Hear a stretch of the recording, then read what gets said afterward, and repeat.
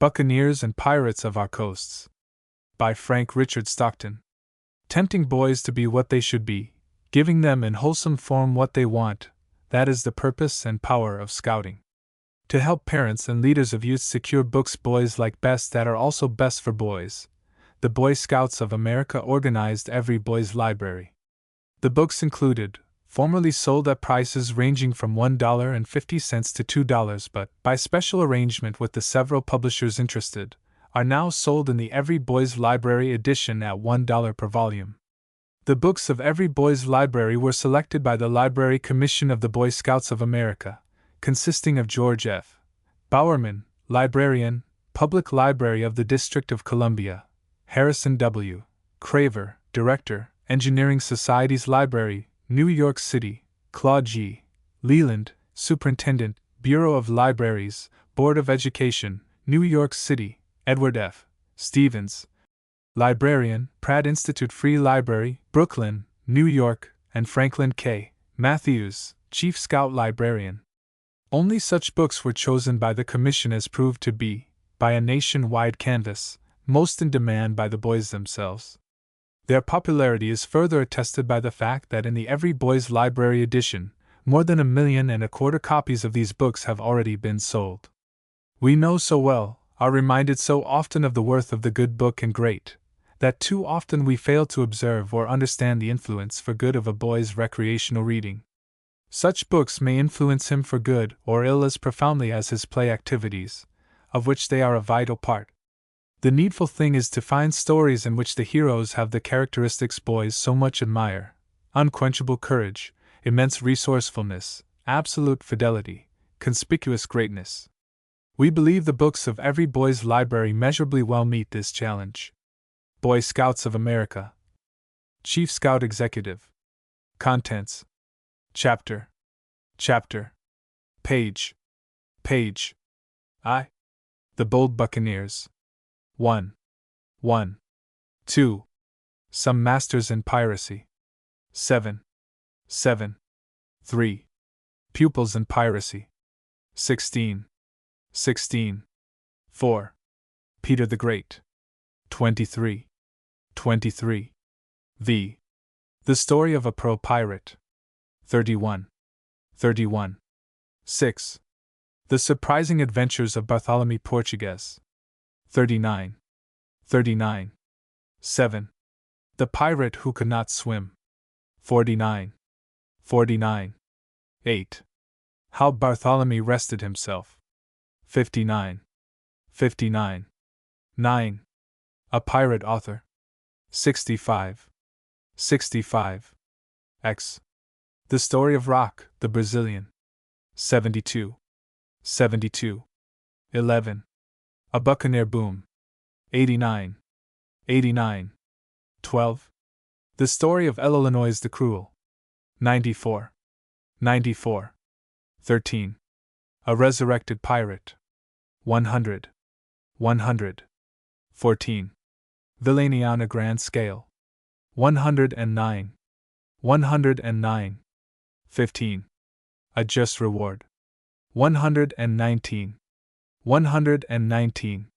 16. A Pirate Potentate. 132. 17. How Morgan Was Helped by Some Religious People. 145. 18. A Piratical Aftermath. 153. 19. A Tight Place for Morgan. 159.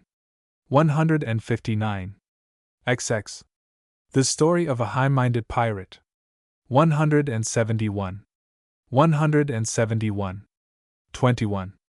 Exit Buccaneer, Enter Pirate. 192.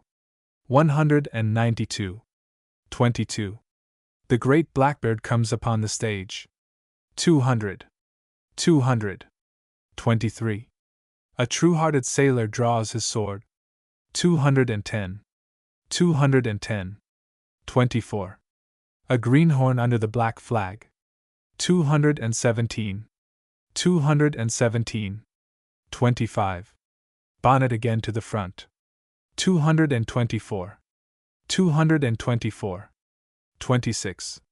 The Battle of the Sandbars. 233. 233. 27. A 6 Weeks Pirate. 243. 243. 28. The Story of 2 Women Pirates. 253. 253. 29. A Pirate from Boyhood. 263. 263. XXX. A Pirate of the Gulf. 277. 277. 31. The Pirate of the Buried Treasure. 291. 291. 32. The Real Captain Kidd. 309. 309. Buccaneers and Pirates of Our Coasts. Chapter 1. The Bold Buccaneers. When I was a boy, I strongly desired to be a pirate, and the reason for this was the absolute independence of that sort of life. Restrictions of all sorts had become onerous to me, and in my reading of the adventures of the bold sea-rovers of the Main, I had unconsciously selected those portions of a pirate's life which were attractive to me, and had totally disregarded all the rest. In fact, I had a great desire to become what might be called a marine Robin Hood. I would take from the rich and give to the poor. I would run my long, low, black craft by the side of the merchantman, and when I had loaded my vessel with the rich stuffs and golden ingots which composed her cargo, I would sail away to some poor village, and make its inhabitants prosperous and happy for the rest of their lives by a judicious distribution of my booty. I would always be as free as a seabird. My men would be devoted to me, and my word would be their law. I would decide for myself whether this or that proceeding would be proper, generous, and worthy of my unlimited power. When tired of sailing, I would retire to my island, the position of which, in a beautiful semi-tropic ocean, would be known only to myself and to my crew, and there I would pass happy days in the company of my books, my works of art, and all the various treasures I had taken from the mercenary vessels which I had overhauled. Such was my notion of a pirate's life. I would kill nobody. The very sight of my black flag would be sufficient to put an end to all thought of resistance on the part of my victims, who would no more think of fighting me than a fat bishop would have thought of lifting his hand against Robin Hood and his merry men, and I truly believe that I expected my conscience to have a great deal more to do in the way of approval of my actions than it had found necessary in the course of my ordinary schoolboy life. I mention these early impressions because I have a notion that a great many people, and not only young people, have an idea of piracy not altogether different from that of my boyhood. They know that pirates are wicked men, that, in fact, they are sea robbers or maritime murderers, but their bold and adventurous method of life, their bravery, daring, and the exciting character of their expeditions give them something of the same charm and interest which belonged to the robber knights of the Middle Ages. The one mounts his mailed steed and clanks his long sword against his iron stirrup, riding forth into the world with the feeling that he can do anything that pleases him, if he finds himself strong enough.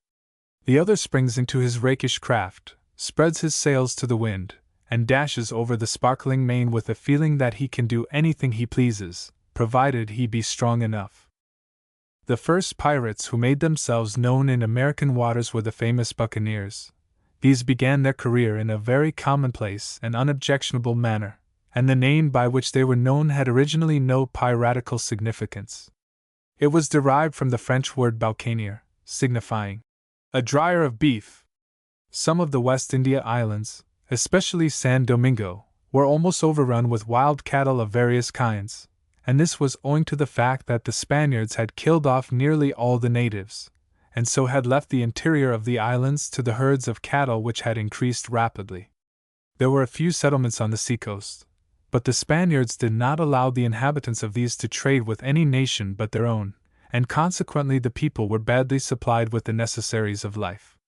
But the trading vessels which sailed from Europe to that part of the Caribbean Sea were manned by bold and daring sailors, and when they knew that San Domingo contained an abundance of beef cattle, they did not hesitate to stop at the little seaports to replenish their stores. The natives of the island were skilled in the art of preparing beef by smoking and drying it, very much in the same way in which our Indians prepare jerked meat for winter use. But so many vessels came to San Domingo for beef that there were not enough people on the island to do all the hunting and drying that was necessary, so these trading vessels frequently anchored in some quiet cove, and the crews went on shore and devoted themselves to securing a cargo of beef, not only enough for their own use, but for trading purposes. Thus they became known as beef dryers, or buccaneers. When the Spaniards heard of this new industry which had arisen within the limits of their possessions, they pursued the vessels of the buccaneers wherever they were seen, and relentlessly destroyed them and their crews. But there were not enough Spanish vessels to put down the trade in dried beef. More European vessels, generally English and French, stopped at San Domingo. More bands of hunting sailors made their way into the interior. When these daring fellows knew that the Spaniards were determined to break up their trade, they became more determined that it should not be broken up, and they armed themselves and their vessels so that they might be able to make a defense against the Spanish men of war. Thus gradually and almost imperceptibly a state of maritime warfare grew up in the waters of the West Indies between Spain and the beef traders of other nations, and from being obliged to fight, the buccaneers became glad to fight, provided that it was Spain they fought.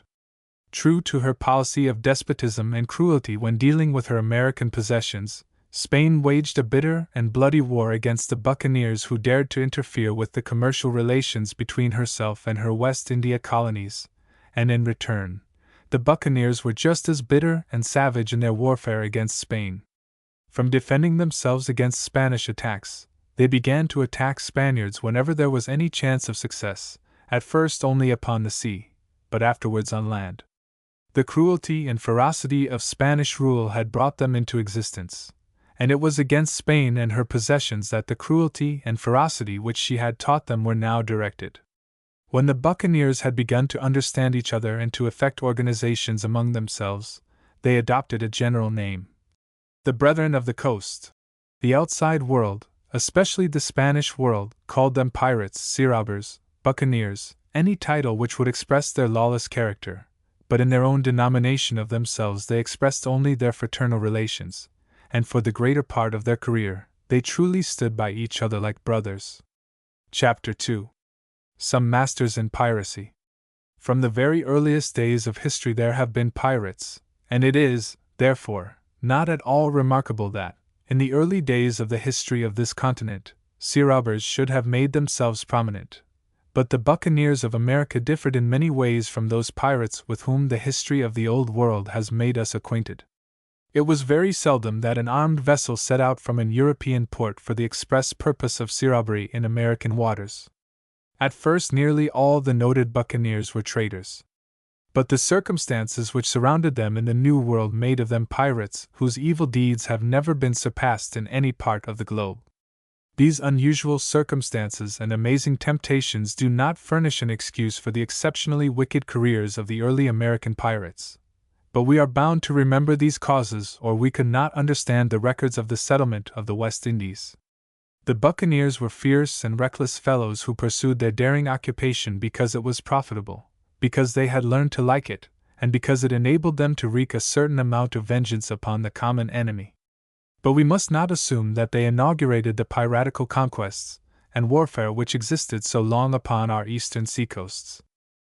Before the buccaneers began their careers, there had been great masters of piracy who had opened their schools in the Caribbean Sea, and in order that the condition of affairs in this country during parts of the 16th and 17th centuries may be clearly understood, we will consider some of the very earliest noted pirates of the West Indies. When we begin a judicial inquiry into the condition of our fellow beings, we should try to be as courteous as we can, but we must be just. Consequently, a man's fame and position must not turn us aside, when we are acting as historical investigators. Therefore, we shall be bold and speak the truth, and although we shall take off our hats and bow very respectfully, we must still assert that Christopher Columbus was the first who practiced piracy in American waters. When he sailed with his 3 little ships to discover unknown lands, he was an accredited explorer for the court of Spain, and was bravely sailing forth with an honest purpose, and with the same regard for law and justice as is possessed by any explorer of the present day. But when he discovered some unknown lands, rich in treasure and outside of all legal restrictions, the views and ideas of the great discoverer gradually changed.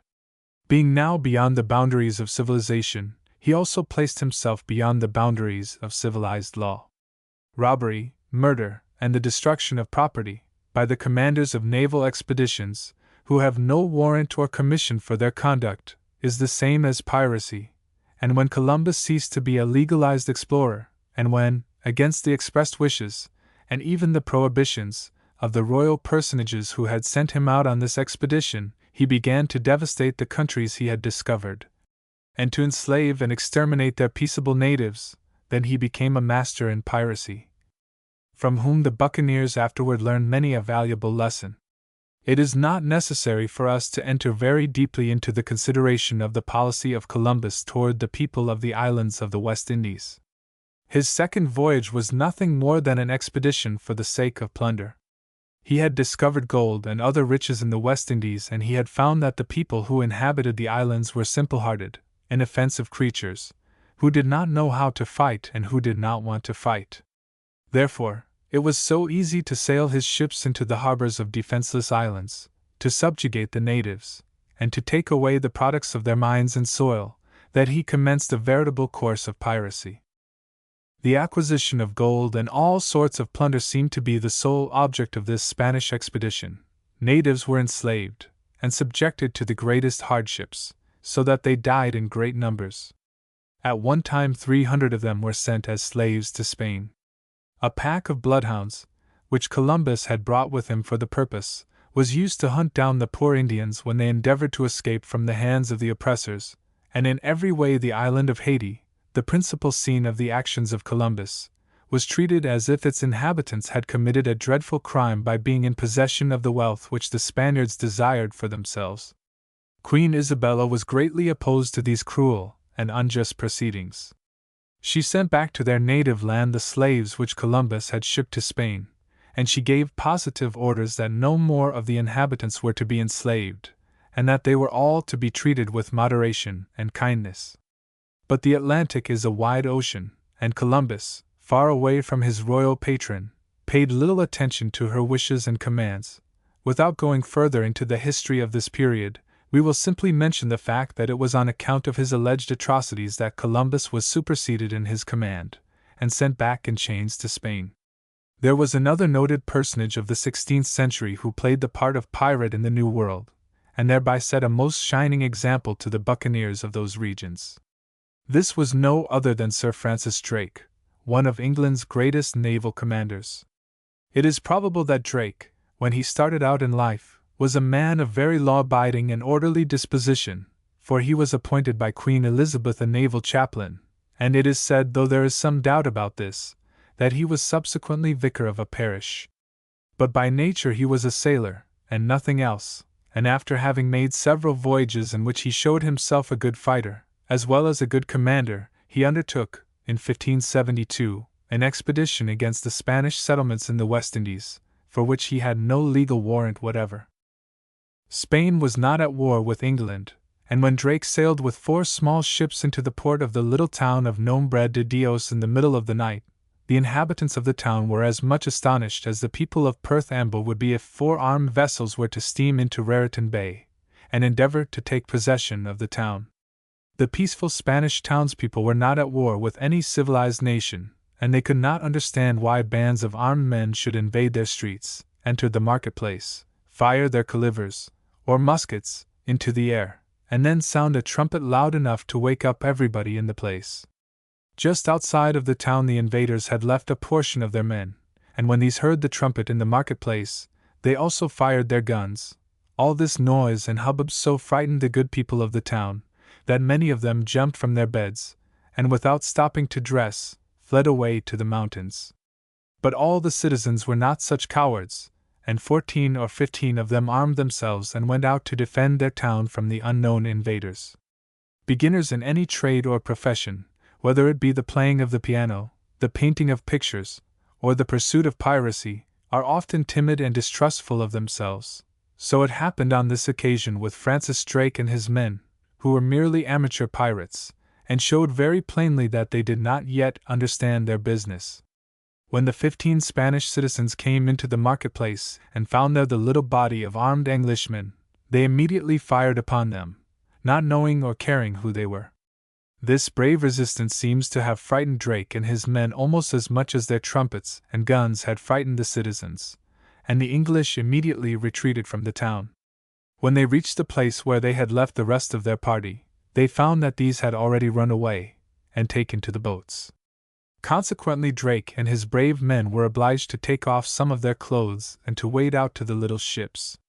The Englishmen secured no booty whatever, and killed only one Spaniard, who was a man who had been looking out of a window to see what was the matter. Whether or not Drake's conscience had anything to do with the bungling manner in which he made this first attempt at piracy, we cannot say, but he soon gave his conscience a holiday, and undertook some very successful robbing enterprises. He received information from some natives that a train of mules was coming across the Isthmus of Panama loaded with gold and silver bullion, and guarded only by their drivers, for the merchants who owned all this treasure had no idea that there was any one in that part of the world who would commit a robbery upon them. But Drake and his men soon proved that they could hold up a train of mules as easily as some of the masked robbers in our western country hold up a train of cars.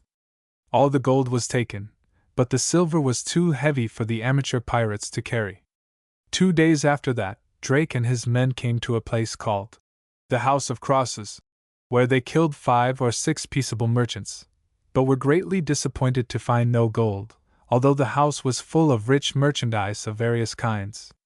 As his men had no means of carrying away heavy goods, he burned up the house and all its contents, and went to his ships, and sailed away with the treasure he had already obtained. Whatever this gallant ex-chaplain now thought of himself, he was considered by the Spaniards as an out-and-out pirate, and in this opinion they were quite correct. During his great voyage around the world, which he began in 1577, he came down upon the Spanish-American settlements like a storm from the sea. He attacked towns, carried off treasure, captured merchant vessels, and in fact showed himself to be a thoroughbred and accomplished pirate of the first class. It was in consequence of the rich plunder with which his ships were now loaded that he made his voyage around the world. He was afraid to go back the way he came, for fear of capture, and so, having passed the Straits of Magellan, and having failed to find a way out of the Pacific in the neighborhood of California, he doubled the Cape of Good Hope, and sailed along the western coast of Africa to European waters. This grand piratical expedition excited great indignation in Spain, which country was still at peace with England, and even in England there were influential people who counseled the Queen that it would be wise and prudent to disavow Drake's actions, and compel him to restore to Spain the booty he had taken from his subjects. But Queen Elizabeth was not the woman to do that sort of thing. She liked brave men and brave deeds, and she was proud of Drake.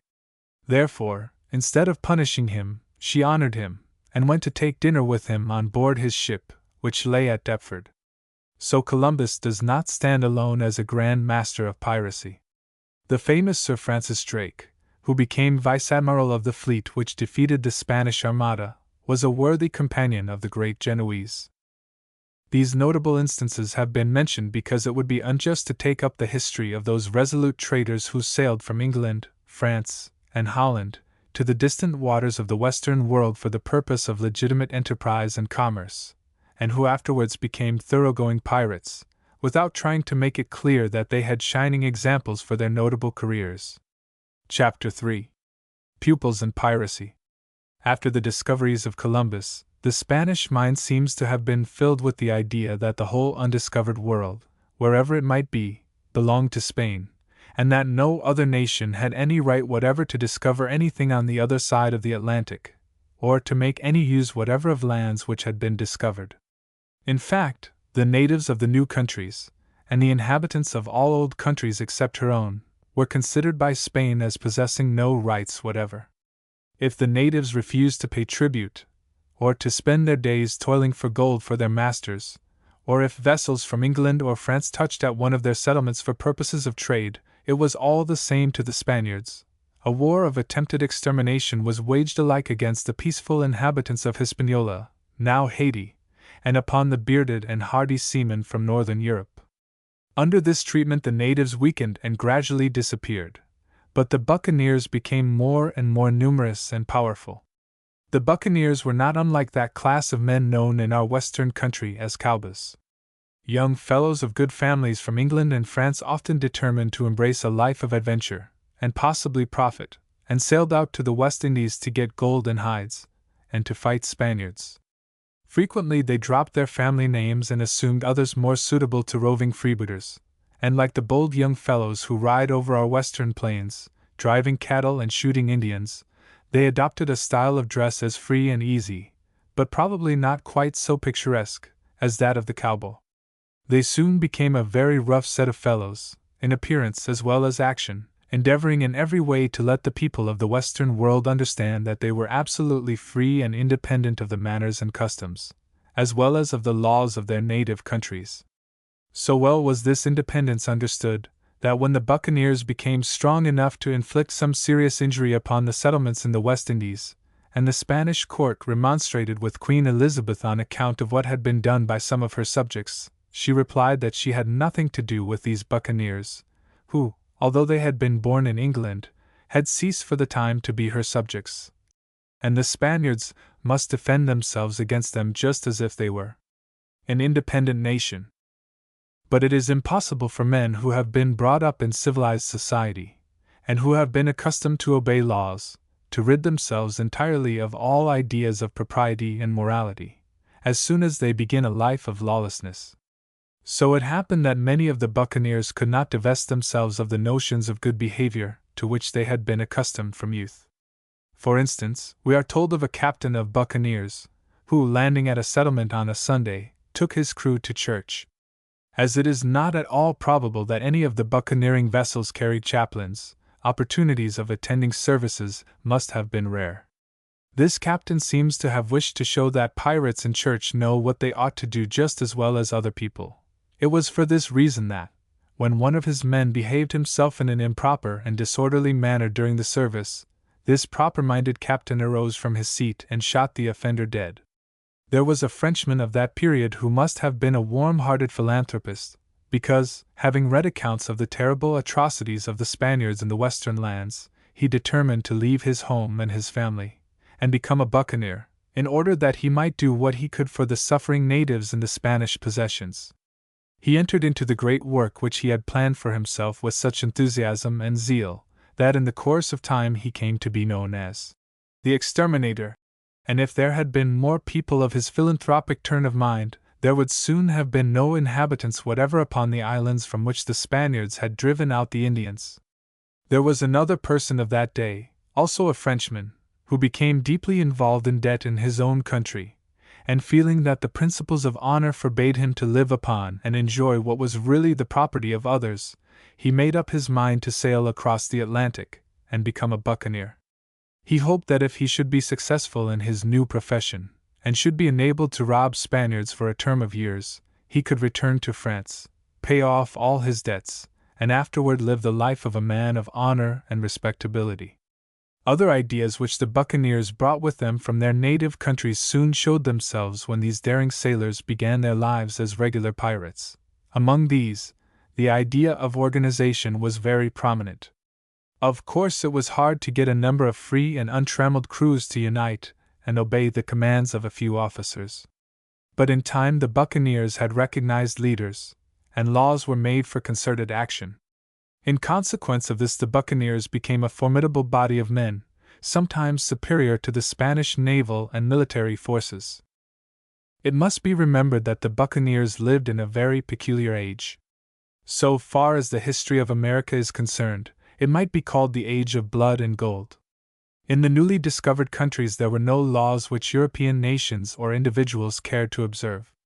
In the West Indies and the adjacent mainlands there were gold and silver, and there were also valuable products of other kinds, and when the Spaniards sailed to their part of the New World, these treasures were the things for which they came. The natives were weak and not able to defend themselves. All the Spaniards had to do was to take what they could find, and when they could not find enough they made the poor Indians find it for them. Here was a part of the world, and an age of the world, wherein it was the custom for men to do what they pleased, provided they felt themselves strong enough, and it was not to be supposed that any one European nation could expect a monopoly of this state of mind. Therefore it was that while the Spaniards robbed and ruined the natives of the lands they discovered, the English, French, and Dutch buccaneers robbed the robbers. Great vessels were sent out from Spain, carrying nothing in the way of merchandise to America, but returning with all the precious metals and valuable products of the newly discovered regions, which could in any way be taken from the unfortunate natives. The gold mines of the New World had long been worked, and yielded handsome revenues, but the native method of operating them did not satisfy the Spaniards, who forced the poor Indians to labor incessantly at the difficult task of digging out the precious metals, until many of them died under the cruel oppression. Sometimes the Indians were kept 6 months underground, working in the mines, and at one time, when it was found that the natives had died off, or had fled from the neighborhood of some of the rich gold deposits, it was proposed to send to Africa and get a cargo of Negroes to work the mines. Now it is easy to see that all this made buccaneering a very tempting occupation. To capture a great treasure ship, after the Spaniards had been at so much trouble to load it, was a grand thing, according to the pirates' point of view, and although it often required reckless bravery and almost superhuman energy to accomplish the feats necessary in this dangerous vocation, these were qualities which were possessed by nearly all the sea robbers of our coast. The stories of some of the most interesting of these wild and desperate fellows, men who did not combine piracy with discoveries and explorations, but who were out-and-out sea robbers, and gained in that way all the reputation they ever possessed, will be told in subsequent chapters. Chapter 4. Peter the Great. Very prominent among the early regular buccaneers was a Frenchman who came to be called Peter the Great. This man seems to have been one of those adventurers who were not buccaneers in the earlier sense of the word, by which I mean they were not traders who touched at Spanish settlements to procure cattle and hides, and who were prepared to fight any Spaniards who might interfere with them, but they were men who came from Europe on purpose to prey upon Spanish possessions, whether on land or sea. Some of them made a rough sort of settlement on the island of Tortuga, and then it was that Peter the Great seems to have come into prominence. He gathered about him a body of adherents, but although he had a great reputation as an individual pirate, it seems to have been a good while before he achieved any success as a leader. The fortunes of Peter and his men must have been at a pretty low ebb when they found themselves cruising in a large, canoe-shaped boat not far from the island of Hispaniola. There were 29 of them in all, and they were not able to procure a vessel suitable for their purpose. They had been a long time floating about in an aimless way, hoping to see some Spanish merchant vessel which they might attack and possibly capture, but no such vessel appeared. Their provisions began to give out, the men were hungry, discontented, and grumbling.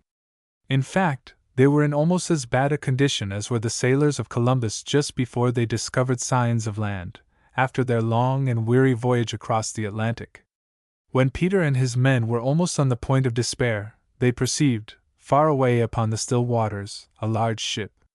With a great jump, hope sprang up in the breast of every man. They seized the oars and pulled in the direction of the distant craft. But when they were near enough, they saw that the vessel was not a merchantman, probably piled with gold and treasure, but a man of war belonging to the Spanish fleet. In fact, it was the vessel of the vice-admiral. This was an astonishing and disheartening state of things. It was very much as if a lion, hearing the approach of probable prey, had sprung from the thicket where he had been concealed, and had beheld before him, not a fine, fat deer, but an immense and scrawny elephant. But the 29 buccaneers in the crew were very hungry. They had not come out upon those waters to attack men of war, but more than that, they had not come out to perish by hunger and thirst. There could be no doubt that there was plenty to eat and to drink on that tall Spanish vessel, and if they could not get food and water they could not live more than a day or two longer. Under the circumstances it was not long before Peter the Great made up his mind that if his men would stand by him, he would endeavor to capture that Spanish war vessel. When he put the question to his crew they all swore that they would follow him and obey his orders as long as life was left in their bodies. To attack a vessel armed with cannon, and manned by a crew very much larger than their little party, seemed almost like throwing themselves upon certain death. But still, there was a chance that in some way they might get the better of the Spaniards. whereas, if they rowed away again into the solitudes of the ocean, they would give up all chance of saving themselves from death by starvation. Steadily, therefore, they pulled toward the Spanish vessel, and slowly, for there was but little wind, she approached them. The people in the man-of-war did not fail to perceive the little boat far out on the ocean, and some of them sent to the captain and reported the fact. The news, however, did not interest him, for he was engaged in playing cards in his cabin, and it was not until an hour afterward that he consented to come on deck and look out toward the boat which had been sighted, and which was now much nearer. Taking a good look at the boat, and perceiving that it was nothing more than a canoe, the captain laughed at the advice of some of his officers, who thought it would be well to fire a few cannon shot and sink the little craft. The captain thought it would be a useless proceeding.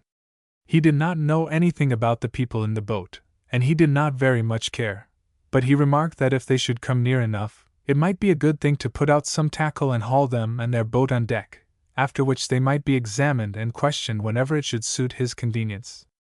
Then he went down to his cards. If Peter the Great and his men could have been sure that if they were to row alongside the Spanish vessel they would have been quietly hauled on deck and examined, they would have been delighted at the opportunity. With cutlasses, pistols, and knives they were more than ready to demonstrate to the Spaniards what sort of fellows they were, and the captain would have found hungry pirates uncomfortable persons to question. But it seemed to Peter and his crew a very difficult thing indeed to get themselves on board the man-of-war, so they curbed their ardor and enthusiasm, and waited until nightfall before approaching nearer. As soon as it became dark enough they slowly and quietly paddled toward the great ship, which was now almost becalmed. There were no lights in the boat, and the people on the deck of the vessel saw and heard nothing on the dark waters around them. When they were very near the man-of-war, the captain of the Buccaneers, according to the ancient accounts of this adventure, ordered his chirurgeon, or surgeon, to bore a large hole in the bottom of their canoe. It is probable that this officer, with his saws and other surgical instruments, was expected to do carpenter work when there were no duties for him to perform in the regular line of his profession. At any rate, he went to work, and noiselessly bored the hole. This remarkable proceeding showed the desperate character of these pirates. A great, almost impossible task was before them, and nothing but absolute recklessness could enable them to succeed. If his men should meet with strong opposition from the Spaniards in the proposed attack, and if any of them should become frightened and try to retreat to the boat, Peter knew that all would be lost, and consequently he determined to make it impossible for any man to get away in that boat. If they could not conquer the Spanish vessel, they must die on her decks. When the half-sunken canoe touched the sides of the vessel, the pirates, seizing every rope or projection on which they could lay their hands, climbed up the sides of the man-of-war, as if they had been 29 cats, and springing over the rail, dashed upon the sailors who were on deck. These men were utterly stupefied and astounded. They had seen nothing, they had heard nothing, and all of a sudden they were confronted with savage fellows with cutlasses and pistols. Some of the crew looked over the sides to see where these strange visitors had come from, but they saw nothing, for the canoe had gone to the bottom. Then they were filled with a superstitious horror, believing that the wild visitors were devils who had dropped from the sky, for there seemed no other place from which they could come. Making no attempt to defend themselves, the sailors, wild with terror, tumbled below and hid themselves, without even giving an alarm. The Spanish captain was still playing cards, and whether he was winning or losing, the old historians do not tell us, but very suddenly a newcomer took a hand in the game. This was Peter the Great, and he played the ace of trumps. With a great pistol in his hand, he called upon the Spanish captain to surrender. That noble commander glanced around. There was a savage pirate holding a pistol at the head of each of the officers at the table. He threw up his cards. The trick was won by Peter and his men. The rest of the game was easy enough. When the pirates spread themselves over the vessel, the frightened crew got out of sight as well as they could. Some, who attempted to seize their arms in order to defend themselves, were ruthlessly cut down or shot, and when the hatches had been securely fastened upon the sailors who had fled below, Peter the Great was captain and owner of that tall Spanish man-of-war. It is quite certain that the first thing these pirates did to celebrate their victory was to eat a rousing good supper, and then they took charge of the vessel, and sailed her triumphantly over the waters on which, not many hours before, they had feared that a little boat would soon be floating, filled with their emaciated bodies. This most remarkable success of Peter the Great worked a great change, of course, in the circumstances of himself and his men. But it worked a greater change in the career, and possibly in the character of the captain. He was now a very rich man, and all his followers had plenty of money. The Spanish vessel was amply supplied with provisions, and there was also on board a great quantity of gold bullion, which was to be shipped to Spain. In fact, Peter and his men had booty enough to satisfy any sensible pirate. Now we all know that sensible pirates, and people in any sphere of life who are satisfied when they have enough, are very rare indeed, and therefore it is not a little surprising that the bold buccaneer, whose story we are now telling, should have proved that he merited, in a certain way, the title his companions had given him. Sailing his prize to the shores of Hispaniola, Peter put on shore all the Spaniards whose services he did not desire. The rest of his prisoners he compelled to help his men work the ship, and then, without delay, he sailed away to France, and there he retired entirely from the business of piracy, and set himself up as a gentleman of wealth and leisure. Chapter 5. The Story of a Pro-Pirate. The ordinary story of the pirate, or the wicked man in general, no matter how successful he may have been in his criminal career, nearly always ends disastrously, and in that way points a moral which doubtless has a good effect on a large class of people, who would be very glad to do wrong, provided no harm was likely to come to them in consequence. But the story of Peter the Great, which we have just told, contains no such moral. In fact, its influence upon the adventurers of that period was most unwholesome. When the wonderful success of Peter the Great became known, the buccaneering community at Tortuga was wildly excited. Every bushy-bearded fellow who could get possession of a small boat, and induce a score of other bushy-bearded fellows to follow him, wanted to start out and capture a rich Spanish galleon, as the great ships, used alike for war and commerce, were then called. But not only were the French and English sailors and traders who had become buccaneers excited and stimulated by the remarkable good fortune of their companion, but many people of adventurous mind, who had never thought of leaving England for purposes of piracy, now became firmly convinced that there was no business which promised better than that of a buccaneer. And some of them crossed the ocean for the express purpose of getting rich by capturing Spanish vessels homeward bound. As there were not enough suitable vessels in Tortuga for the demands of the recently stimulated industry, the buccaneer settlers went to other parts of the West Indies to obtain suitable craft, and it is related that in about a month after the great victory of Peter the Great, 2 large Spanish vessels, loaded with silver bullion, and 2 other heavily laden merchantmen were brought into Tortuga by the buccaneers. One of the adventurers who set out about this time on a cruise after gold-laden vessels was a Frenchman who was known to his countrymen as Pierre François, and to the English as Peter Francis. He was a good sailor, and ready for any sort of a sea fight, but for a long time he cruised about without seeing anything which it was worth while to attempt to capture. At last, when his provisions began to give out, and his men became somewhat discontented, Pierre made up his mind that rather than return to Tortuga empty-handed, he would make a bold and novel stroke for fortune. At the mouth of one of the large rivers of the mainland the Spaniards had established a pearl fishery, for there was no kind of wealth or treasure, on the land, underground, or at the bottom of the sea, that the Spaniards did not get if it were possible for them to do so.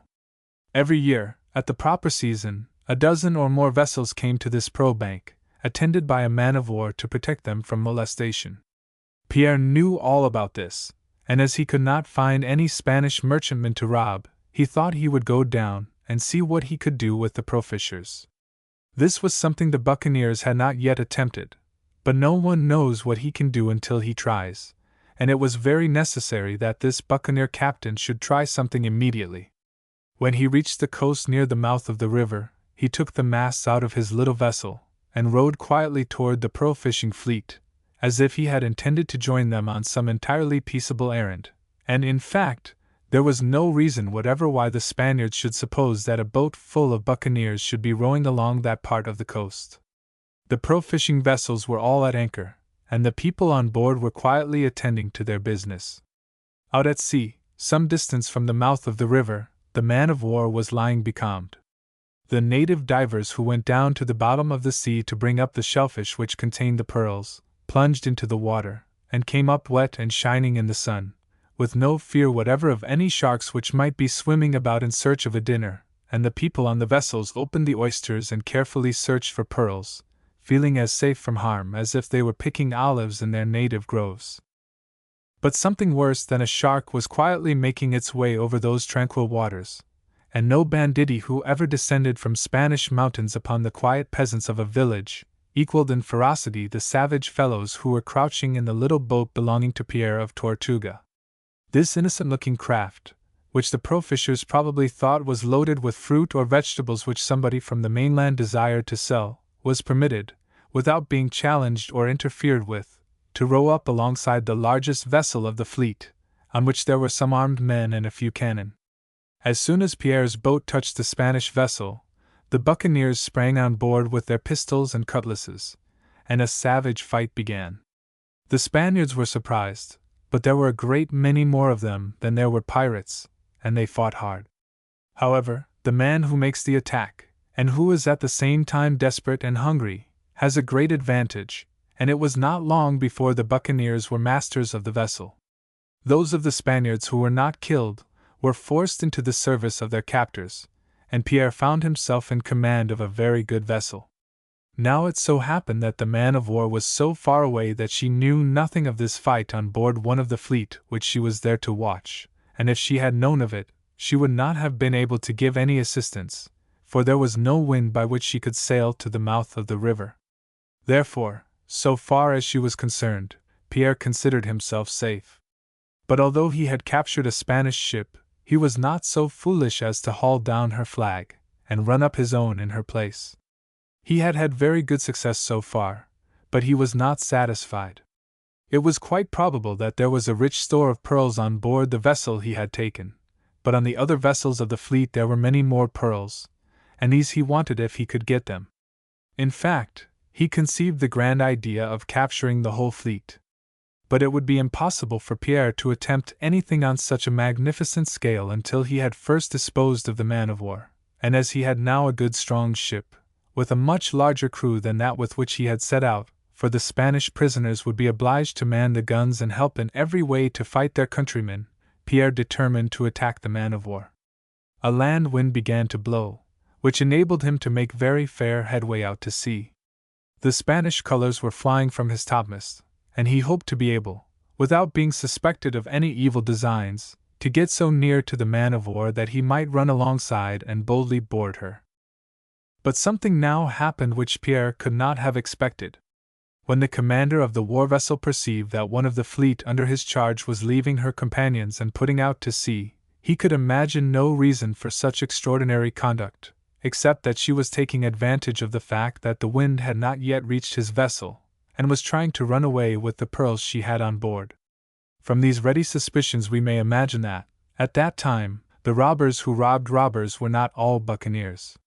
Soon after the Spanish captain perceived that one of his fleet was making his way out of the river, the wind reached his vessel, and he immediately set all sail and started in pursuit of the rascals, whom he supposed to be his dishonest countrymen. The breeze freshened rapidly, and when Pierre and his men saw that the man-of-war was coming toward them at a good rate of speed, showing plainly that she had suspicions of them, they gave up all hope of running alongside of her and boarding her, and concluded that the best thing they could do would be to give up their plan of capturing the pearl-fishing fleet, and get away with the ship they had taken, and whatever it had on board. So they set all sail, and there was a fine sea chase. The now frightened buccaneers were too anxious to get away. They not only put on all the sail which the vessel could carry, but they put on more. The wind blew harder, and suddenly down came the mainmast with a crash. This stopped the chase, and the next act in the performance would have to be a sea fight. Pierre and his buccaneers were good at that sort of thing, and when the man-of-war came up, there was a terrible time on board those two vessels. But the Spaniards were the stronger, and the buccaneers were defeated. There must have been something in the daring courage of this Frenchman and his little band of followers, which gave him favor in the eyes of the Spanish captain, for there was no other reason for the good treatment which the buccaneers received. They were not put to the sword nor thrown overboard, not sent on shore and made to work as slaves, three very common methods of treating prisoners in those days. But they were all set free, and put on land, where they might go where they pleased. This unfortunate result of the bold enterprise undertaken by Pierre-François was deeply deplored, not only at Tortuga, but in England and in France. If this bold buccaneer had captured the Pearl Fleet, it would have been a victory that would have made a hero of him on each side of the Atlantic, but had he even been able to get away with the one vessel he had seized, he would have been a rich man, and might have retired to a life of ease and affluence. The vessel he had captured proved to be one of the richest laden of the whole fleet, and not only in the heart of Pierre and his men, but among his sympathizers in Europe and America. There was great disappointment at the loss of that mainmast, which, until it cracked, was carrying him forward to fame and fortune. Chapter 6. The surprising adventures of Bartholomew Portuguese. As we have seen that the buccaneers were mainly English, French, and Dutch sailors, who were united to make a common piratical warfare upon the Spaniards in the West Indies, it may seem a little strange to find a man from Portugal who seemed to be on the wrong side of this peculiar fight which was going on in the New World between the sailors of northern and southern Europe. But although Portugal is such a close neighbor of Spain, the two countries have often been at war with each other, and their interests are by no means the same. The only advantage that Portugal could expect from the newly discovered treasures of the West were those which her seafaring men, acting with the seafaring men of other nations, should wrest from Spanish vessels homeward bound. Consequently, there were Portuguese among the pirates of those days. Among these was a man named Bartholomew Portuguese, a famous flibustier. It may be here remarked that the name of buccaneer was chiefly affected by the English adventurers on our coast, while the French members of the profession often preferred the name of flibustier. This word, which has since been corrupted into our familiar filibuster, is said to have been originally a corruption, being nothing more than the French method of pronouncing the word freebooters, which title had long been used for independent robbers. Thus, although Bartholomew called himself a flibustier, he was really a buccaneer, and his name came to be known all over the Caribbean Sea. From the accounts we have of him it appears that he did not start out on his career of piracy as a poor man. He had some capital to invest in the business, and when he went over to the West Indies he took with him a small ship, armed with 4 small cannon, and manned by a crew of picked men, many of them no doubt professional robbers, and the others anxious for practice in this most alluring vocation, for the gold fields of California were never more attractive to the bold and hardy adventurers of our country than were the gold fields of the sea to the buccaneers and flibustiers of the 17th century. When Bartholomew reached the Caribbean Sea he probably first touched at Tortuga, the pirates' headquarters, and then sailed out very much as if he had been a fisherman going forth to see what he could catch on the sea. He cruised about on the track generally taken by treasure ships going from the mainland to the Havanas, or the island of Hispaniola, and when at last he sighted a vessel in the distance, it was not long before he and his men had made up their minds that if they were to have any sport that day it would be with what might be called most decidedly a game fish, for the ship slowly sailing toward them was a large Spanish vessel, and from her portholes there protruded the muzzles of at least 20 cannon. Of course, they knew that such a vessel would have a much larger crew than their own, and altogether, Bartholomew was very much in the position of a man who should go out to harpoon a sturgeon, and who should find himself confronted by a vicious swordfish. The Spanish merchantmen of that day were generally well armed, for getting home safely across the Atlantic was often the most difficult part of the treasure seeking. There were many of these ships, which, although they did not belong to the Spanish Navy, might almost be designated as men of war, and it was one of these with which our flibustier had now met. But pirates and fishermen cannot afford to pick and choose. They must take what comes to them and make the best of it, and this is exactly the way in which the matter presented itself to Bartholomew and his men. They held one of their councils around the mast, and after an address from their leader, they decided that come what may, they must attack that Spanish vessel. So the little pirates sailed boldly toward the big Spaniard, and the latter vessel, utterly astonished at the audacity of this attack, for the pirates' flag was flying, lay to, head to the wind, and waited, the gunners standing by their cannon. When the pirates had come near enough to see and understand the size and power of the vessel they had thought of attacking, they did not, as might have been expected, put about and sail away at the best of their vessel's speed, but they kept straight on their course as if they had been about to fall upon a great, unwieldy merchantman, manned by common sailors. Perceiving the foolhardiness of the little vessel, the Spanish commander determined to give it a lesson which would teach its captain to understand better the relative power of great vessels and little ones. So, as soon as the pirate's vessel was near enough, he ordered a broadside fired upon it. The Spanish ship had a great many people on board. It had a crew of 70 men, and besides these there were some passengers, and regular marines, and knowing that the captain had determined to fire upon the approaching vessel, everybody had gathered on deck to see the little pirate ship go down. But the 10 great cannonballs which were shot out at Bartholomew's little craft all missed their aim, and before the guns could be reloaded or the great ship be got around so as to deliver her other broadside, the pirate vessel was alongside of her. Bartholomew had fired none of his cannon. Such guns were useless against so huge a foe. What he was after was a hand-to-hand combat on the deck of the Spanish ship. The pirates were all ready for hot work. They had thrown aside their coats and shirts as if each of them were going into a prize fight, and with their cutlasses in their hands, and their pistols and knives in their belts, they scrambled like monkeys up the sides of the great ship. But Spaniards are brave men and good fighters, and there were more than twice as many of them as there were of the pirates, and it was not long before the latter found out that they could not capture that vessel by boarding it. So over the side they tumbled as fast as they could go, leaving some of their number dead and wounded behind them. They jumped into their own vessel, and then they put off to a short distance to take breath and get ready for a different kind of a fight. The triumphant Spaniards now prepared to get rid of this boat-load of half-naked wild beasts, which they could easily do if they should take better aim with their cannon than they had done before. But to their amazement they soon found that they could do nothing with the guns, nor were they able to work their ship so as to get it into position for effectual shots. Bartholomew and his men laid aside their cutlasses and their pistols, and took up their muskets, with which they were well provided.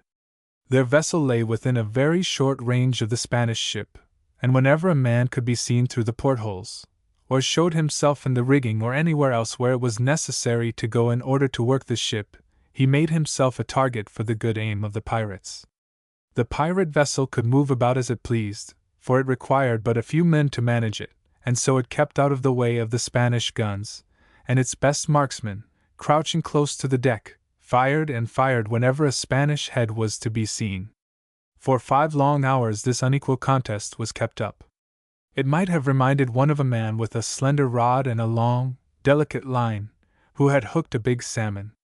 The man could not pull in the salmon, but on the other hand, the salmon could not hurt the man, and in the course of time the big fish would be tired out, and the man would get out his landing net and scoop him in.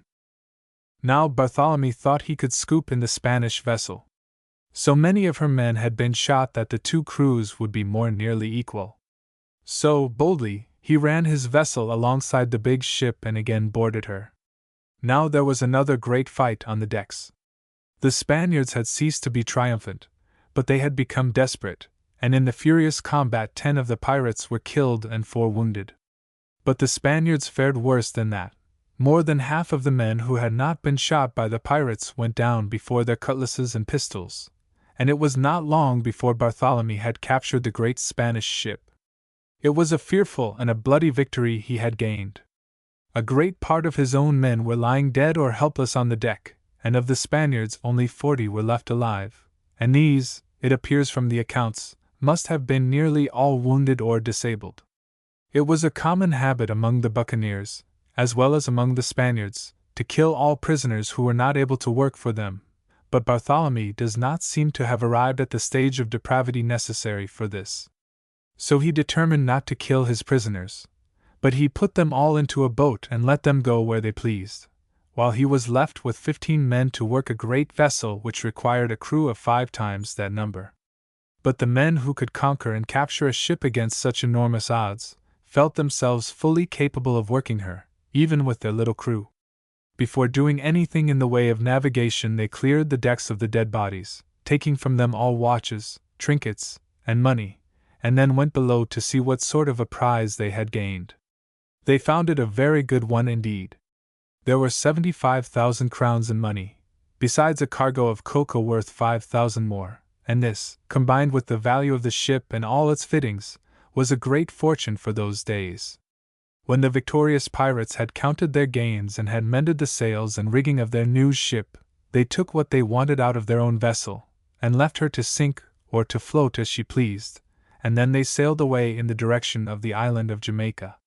But the winds did not suit them, and, as their crew was so very small, they could not take advantage of light breezes as they could have done if they had had men enough. Consequently, they were obliged to stop to get water before they reached the friendly vicinity of Jamaica. They cast anchor at Cape St. Anthony on the west end of Cuba. After a considerable delay at this place, they started out again to resume their voyage. But it was not long before they perceived, to their horror, 3 Spanish vessels coming towards them. It was impossible for a very large ship, manned by an extremely small crew, to sail away from those fully equipped vessels, and as to attempting to defend themselves against the overwhelming power of the antagonists, that was too absurd to be thought of even by such a reckless fellow as Bartholomew. So, when the ship was hailed by the Spanish vessels, he lay to and waited until a boat's crew boarded him. With the eye of a nautical man, the Spanish captain of one of the ships perceived that something was the matter with this vessel, for its sails and rigging were terribly cut up in the long fight through which it had passed, and of course he wanted to know what had happened. When he found that the great ship was in the possession of a very small body of pirates, Bartholomew and his men were immediately made prisoners, taken on board the Spanish ship, stripped of everything they possessed, even their clothes, and shut up in the hold. A crew from the Spanish ships was sent to man the vessel which had been captured, and then the little fleet set sail for San Francisco and Campeche. An hour had worked a very great change in the fortunes of Bartholomew and his men. In the fine cabin of their grand prize they had feasted and sung, and had gloried over their wonderful success, and now, in the vessel of their captor, they were shut up in the dark, to be enslaved or perhaps executed.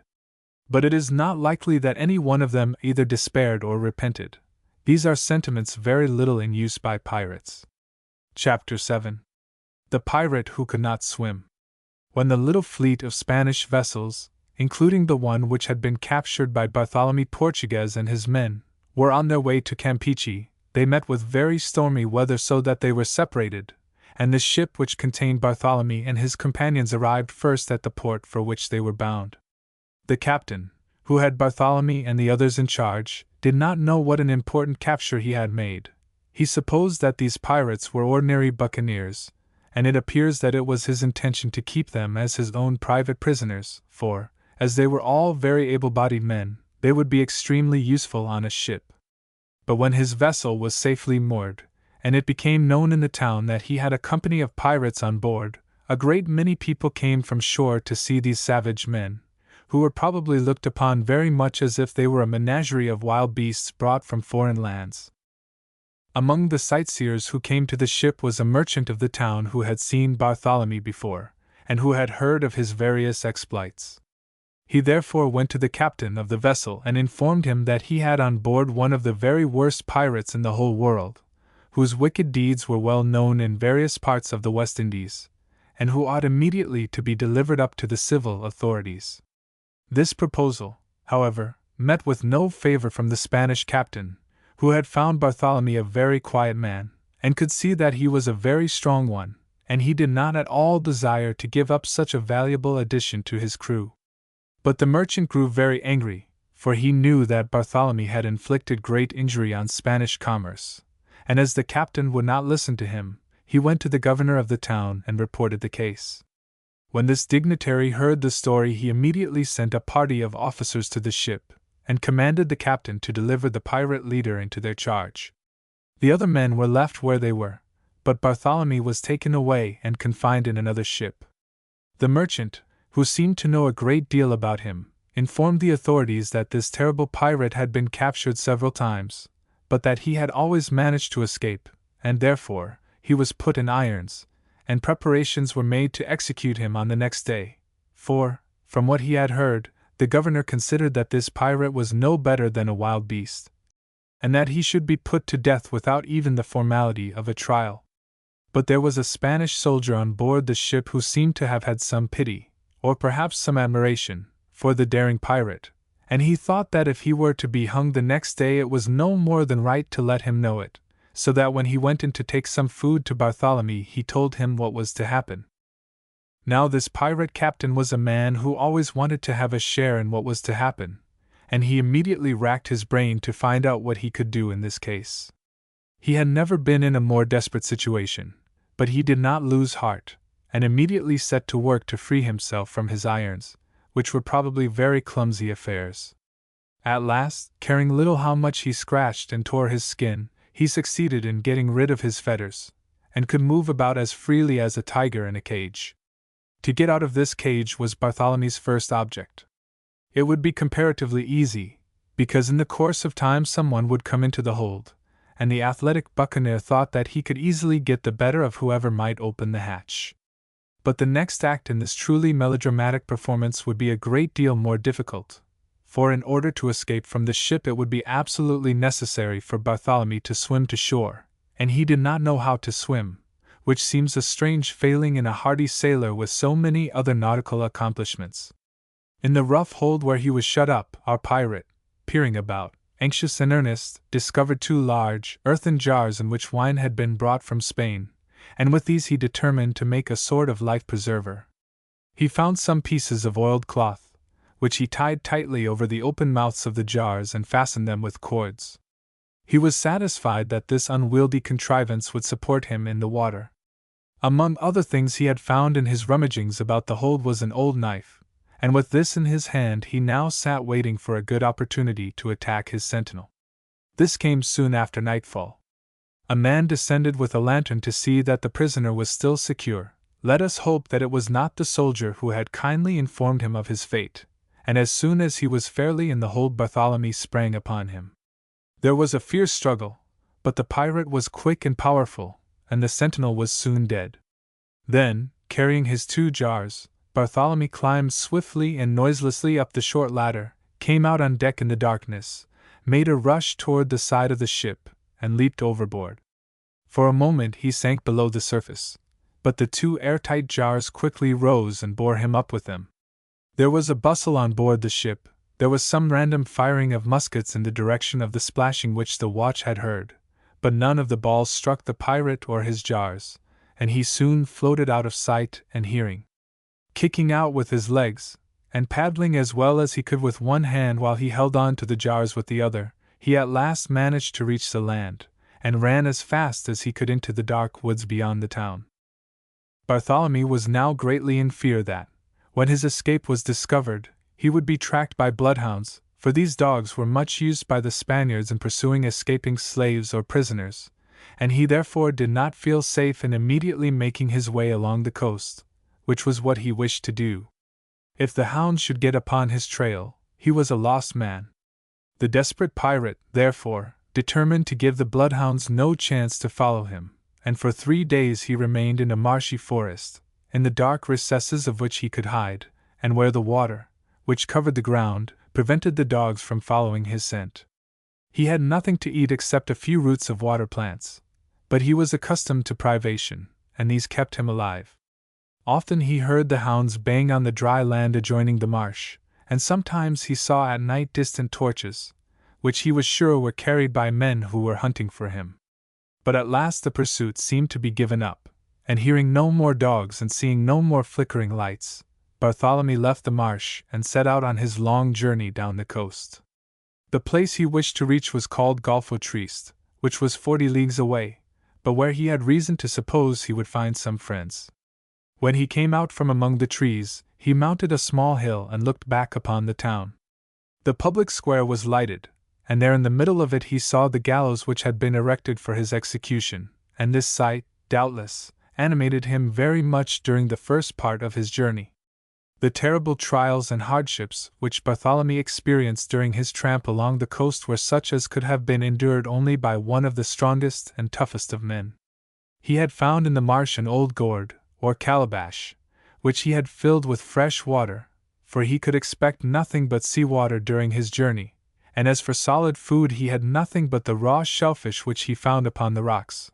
But after a diet of roots, shellfish must have been a very agreeable change, and they gave him all the strength and vigor he needed. Very often he found streams and inlets which he was obliged to ford, and as he could see that they were always filled with alligators, the passage of them was not very pleasant. His method of getting across one of these narrow streams was to hurl rocks into the water until he had frightened away the alligators immediately in front of him, and then, when he had made for himself what seemed to be a free passage, he would dash in and hurry across. At other times great forests stretched down to the very coast, and through these he was obliged to make his way, although he could hear the roars and screams of wild beasts all about him. Any one who is afraid to go down into a dark cellar to get some apples from a barrel at the foot of the stairs can have no idea of the sort of mind possessed by Bartholomew Portuguese. The animals might howl around him and glare at him with their shining eyes, and the alligators might lash the water into foam with their great tails, but he was bound for Golfo Triste and was not to be stopped on his way by anything alive. But at last he came to something not alive, which seemed to be an obstacle which would certainly get the better of him. This was a wide river, flowing through the inland country into the sea. He made his way up the shore of this river for a considerable distance, but it grew but little narrower, and he could see no chance of getting across. He could not swim, and he had no wine jars now with which to buoy himself up, and if he had been able to swim he would probably have been eaten up by alligators soon after he left the shore.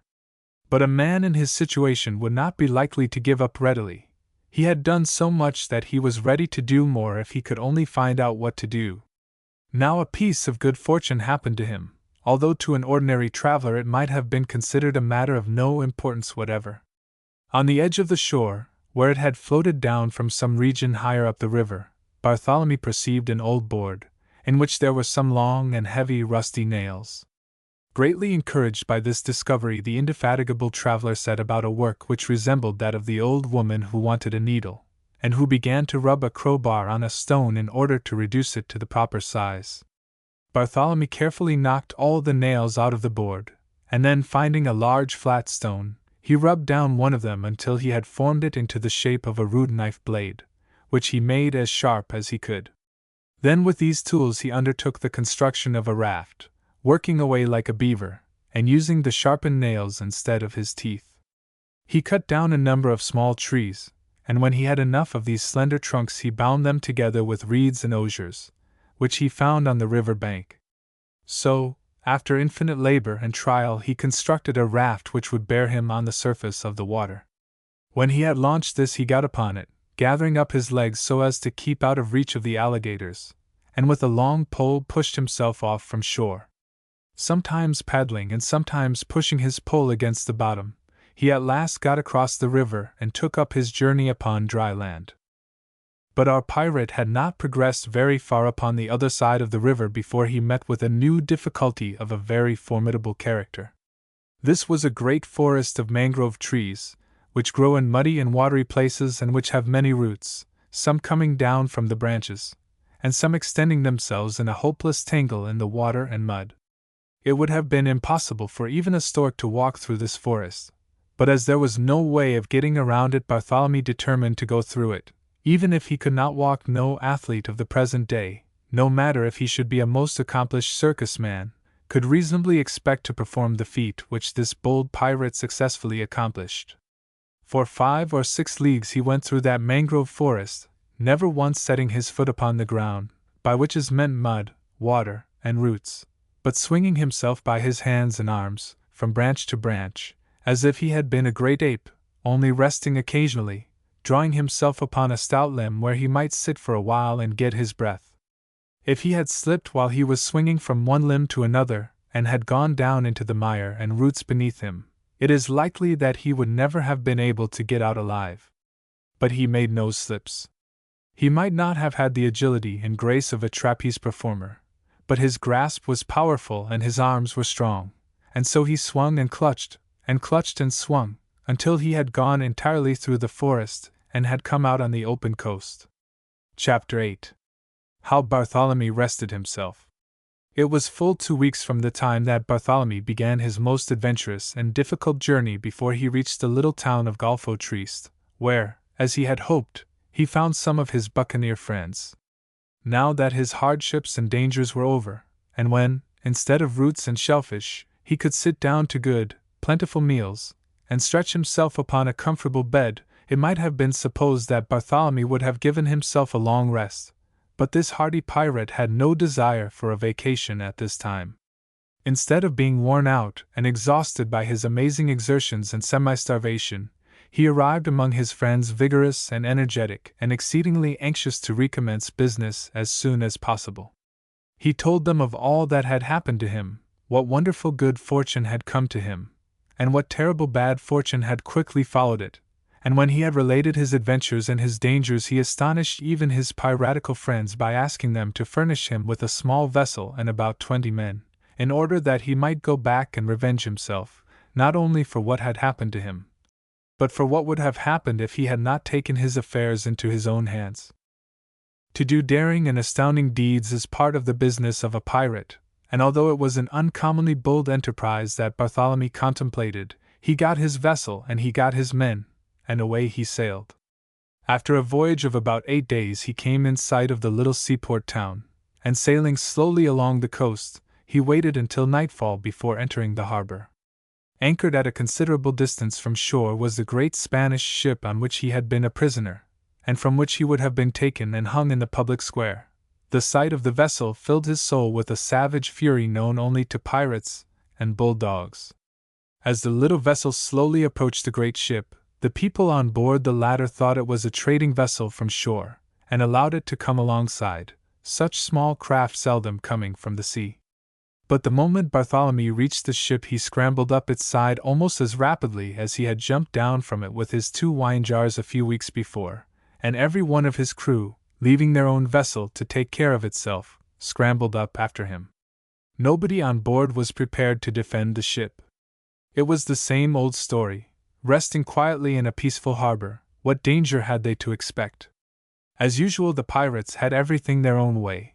They were ready to fight, and the others were not, and they were led by a man who was determined to take that ship without giving even a thought to the ordinary alternative of dying in the attempt.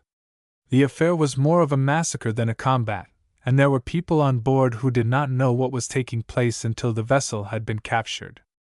As soon as Bartholomew was master of the great vessel he gave orders to slip the cable and hoist the sails, for he was anxious to get out of that harbor as quickly as possible.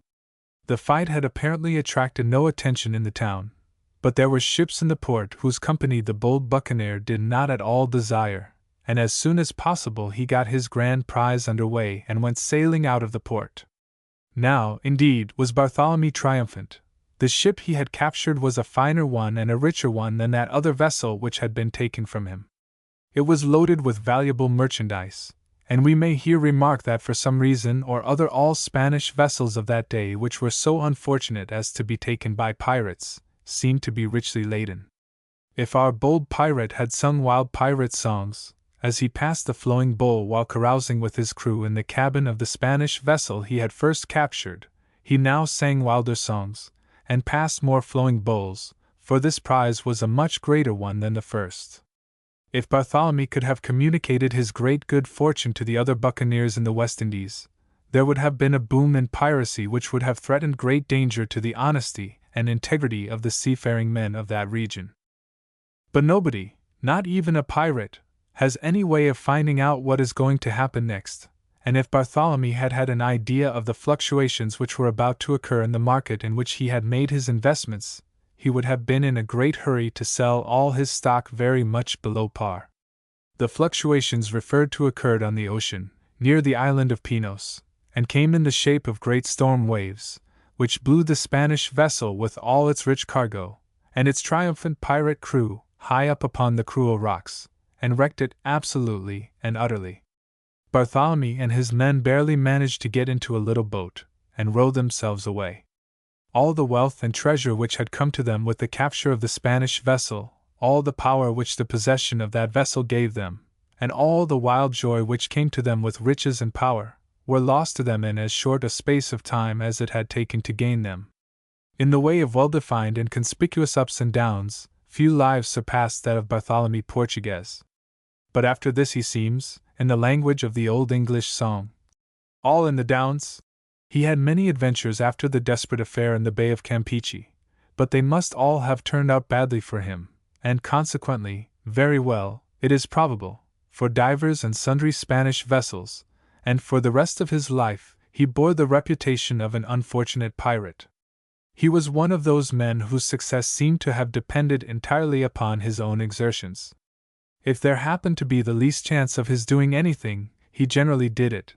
Spanish cannon, well-armed Spanish crews, manacles, imprisonment, the dangers of the ocean to a man who could not swim, bloodhounds, alligators, wild beasts, awful forests impenetrable to common men, all these were bravely met and triumphed over by Bartholomew.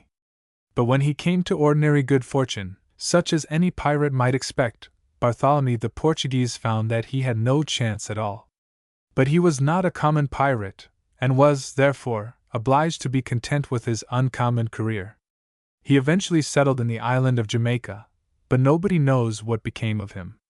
If it so happened that he found himself obliged to make his living by some simple industry, such as the selling of fruit upon a street corner, it is likely he never disposed of a banana or an orange unless he jumped at the throat of a passer-by and compelled him to purchase. As for sitting still and waiting for customers to come to him, such a man as Bartholomew would not be likely to do anything so commonplace. Chapter 9. A Pirate Author. In the days which we are considering there were all sorts of pirates, some of whom gained much reputation in one way and some in another, but there was one of them who had a disposition different from that of any of his fellows. He was a regular pirate, but it is not likely that he ever did much fighting, for, as he took great pride in the brave deeds of the brethren of the coast, he would have been sure to tell us of his own if he had ever performed any. He was a mild-mannered man, and although he was a pirate, he eventually laid aside the pistol, the musket, and the cutlass, and took up the pen, a very uncommon weapon for a buccaneer. This man was John Esquemeling, supposed by some to be a Dutchman, and by others a native of France. He sailed to the West Indies in the year 1666, in the service of the French West India Company. He went out as a peaceable merchant clerk, and had no more idea of becoming a pirate than he had of going into literature, although he finally did both.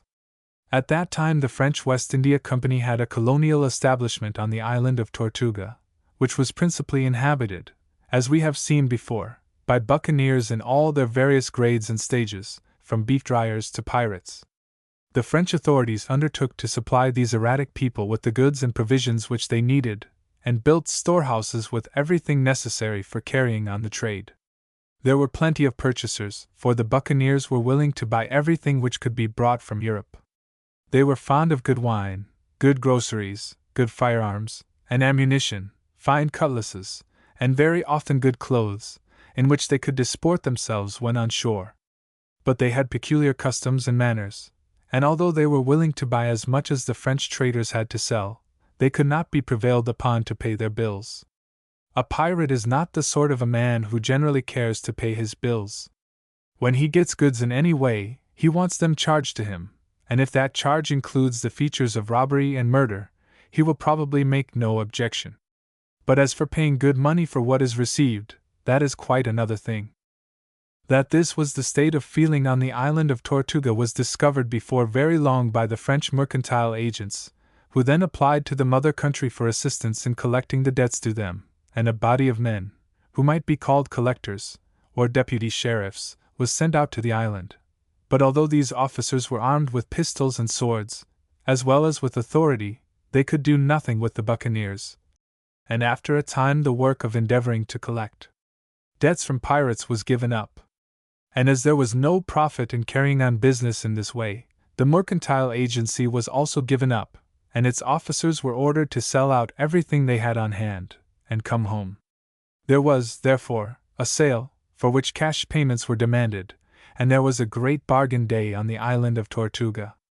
Everything was disposed of, the stock of merchandise on hand, the tables, the desks, the stationery, the bookkeepers, the clerks, and the errand boys.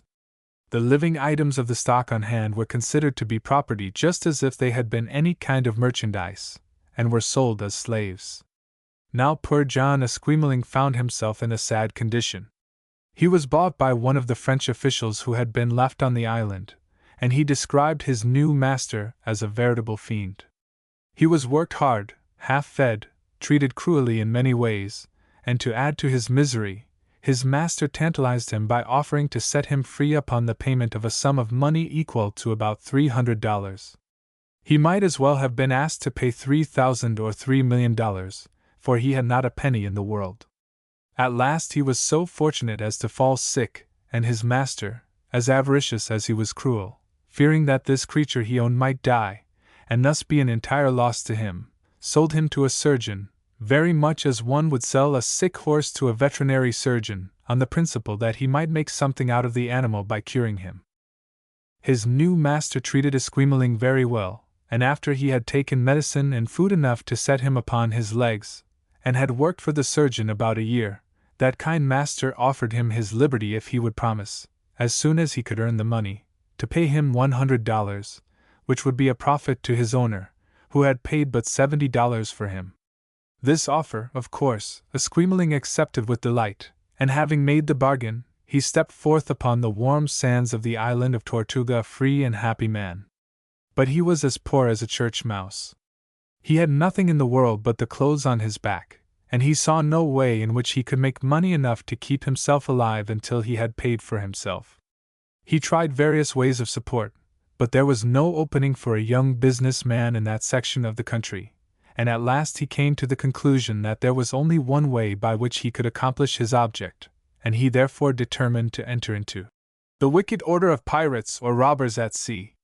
It must have been a strange thing for a man accustomed to pens and ink, to yardsticks and scales, to feel obliged to enroll himself into a company of bloody, big-bearded pirates. But a man must eat, and buccaneering was the only profession open to our ex-clerk. For some reason or other, certainly not on account of his bravery and daring, Esquemeling was very well received by the pirates of Tortuga. Perhaps they liked him because he was a mild-mannered man, and so different from themselves. Nobody was afraid of him, every one felt superior to him, and we are all very apt to like people to whom we feel superior. As for Esquemeling himself, he soon came to entertain the highest opinion of his pirate companions. He looked upon the Buccaneers who had distinguished themselves as great heroes, and it must have been extremely gratifying to those savage fellows to tell Esquemeling all the wonderful things they had done. In the whole of the West Indies there was no one who was in the habit of giving such intelligent attention to the accounts of piratical depredations and savage sea fights, as was Esquemeling, and if he had demanded a salary as a listener there is no doubt that it would have been paid to him. It was not long before his intense admiration of the Buccaneers and their performances began to produce in him the feeling that the history of these great exploits should not be lost to the world, and so he set about writing the lives and adventures of many of the buccaneers with whom he became acquainted. He remained with the pirates for several years, and during that time worked very industriously getting material together for his history. When he returned to his own country in 1672, having done as much literary work as was possible among the uncivilized surroundings of Tortuga, he there completed a book, which he called The Buccaneers of America, or the True Account of the Most Remarkable Assaults Committed of Late Years upon the Coasts of the West Indies by the Buccaneers, etc., by John Esquemeling, one of the Buccaneers, who was present at those tragedies. From this title it is probable that our literary pirate accompanied his comrades on their various voyages and assaults, in the capacity of reporter, and although he states he was present at many of those tragedies, he makes no reference to any deeds of valor or cruelty performed by himself, which shows him to have been a wonderfully conscientious historian. There are persons, however, who doubt his impartiality, because, as he liked the French, he always gave the pirates of that nationality the credit for most of the bravery displayed on their expeditions, and all of the magnanimity and courtesy, if there happened to be any, while the surliness, brutality, and extraordinary wickednesses were all ascribed to the English. But be this as it may, Esquemeling's history was a great success. It was written in Dutch and was afterwards translated into English, French, and Spanish. It contained a great deal of information regarding buccaneering in general, and most of the stories of pirates which we have already told, and many of the surprising narrations which are to come have been taken from the book of this Buccaneer historian. Chapter 10. The Story of Rock, the Brazilian.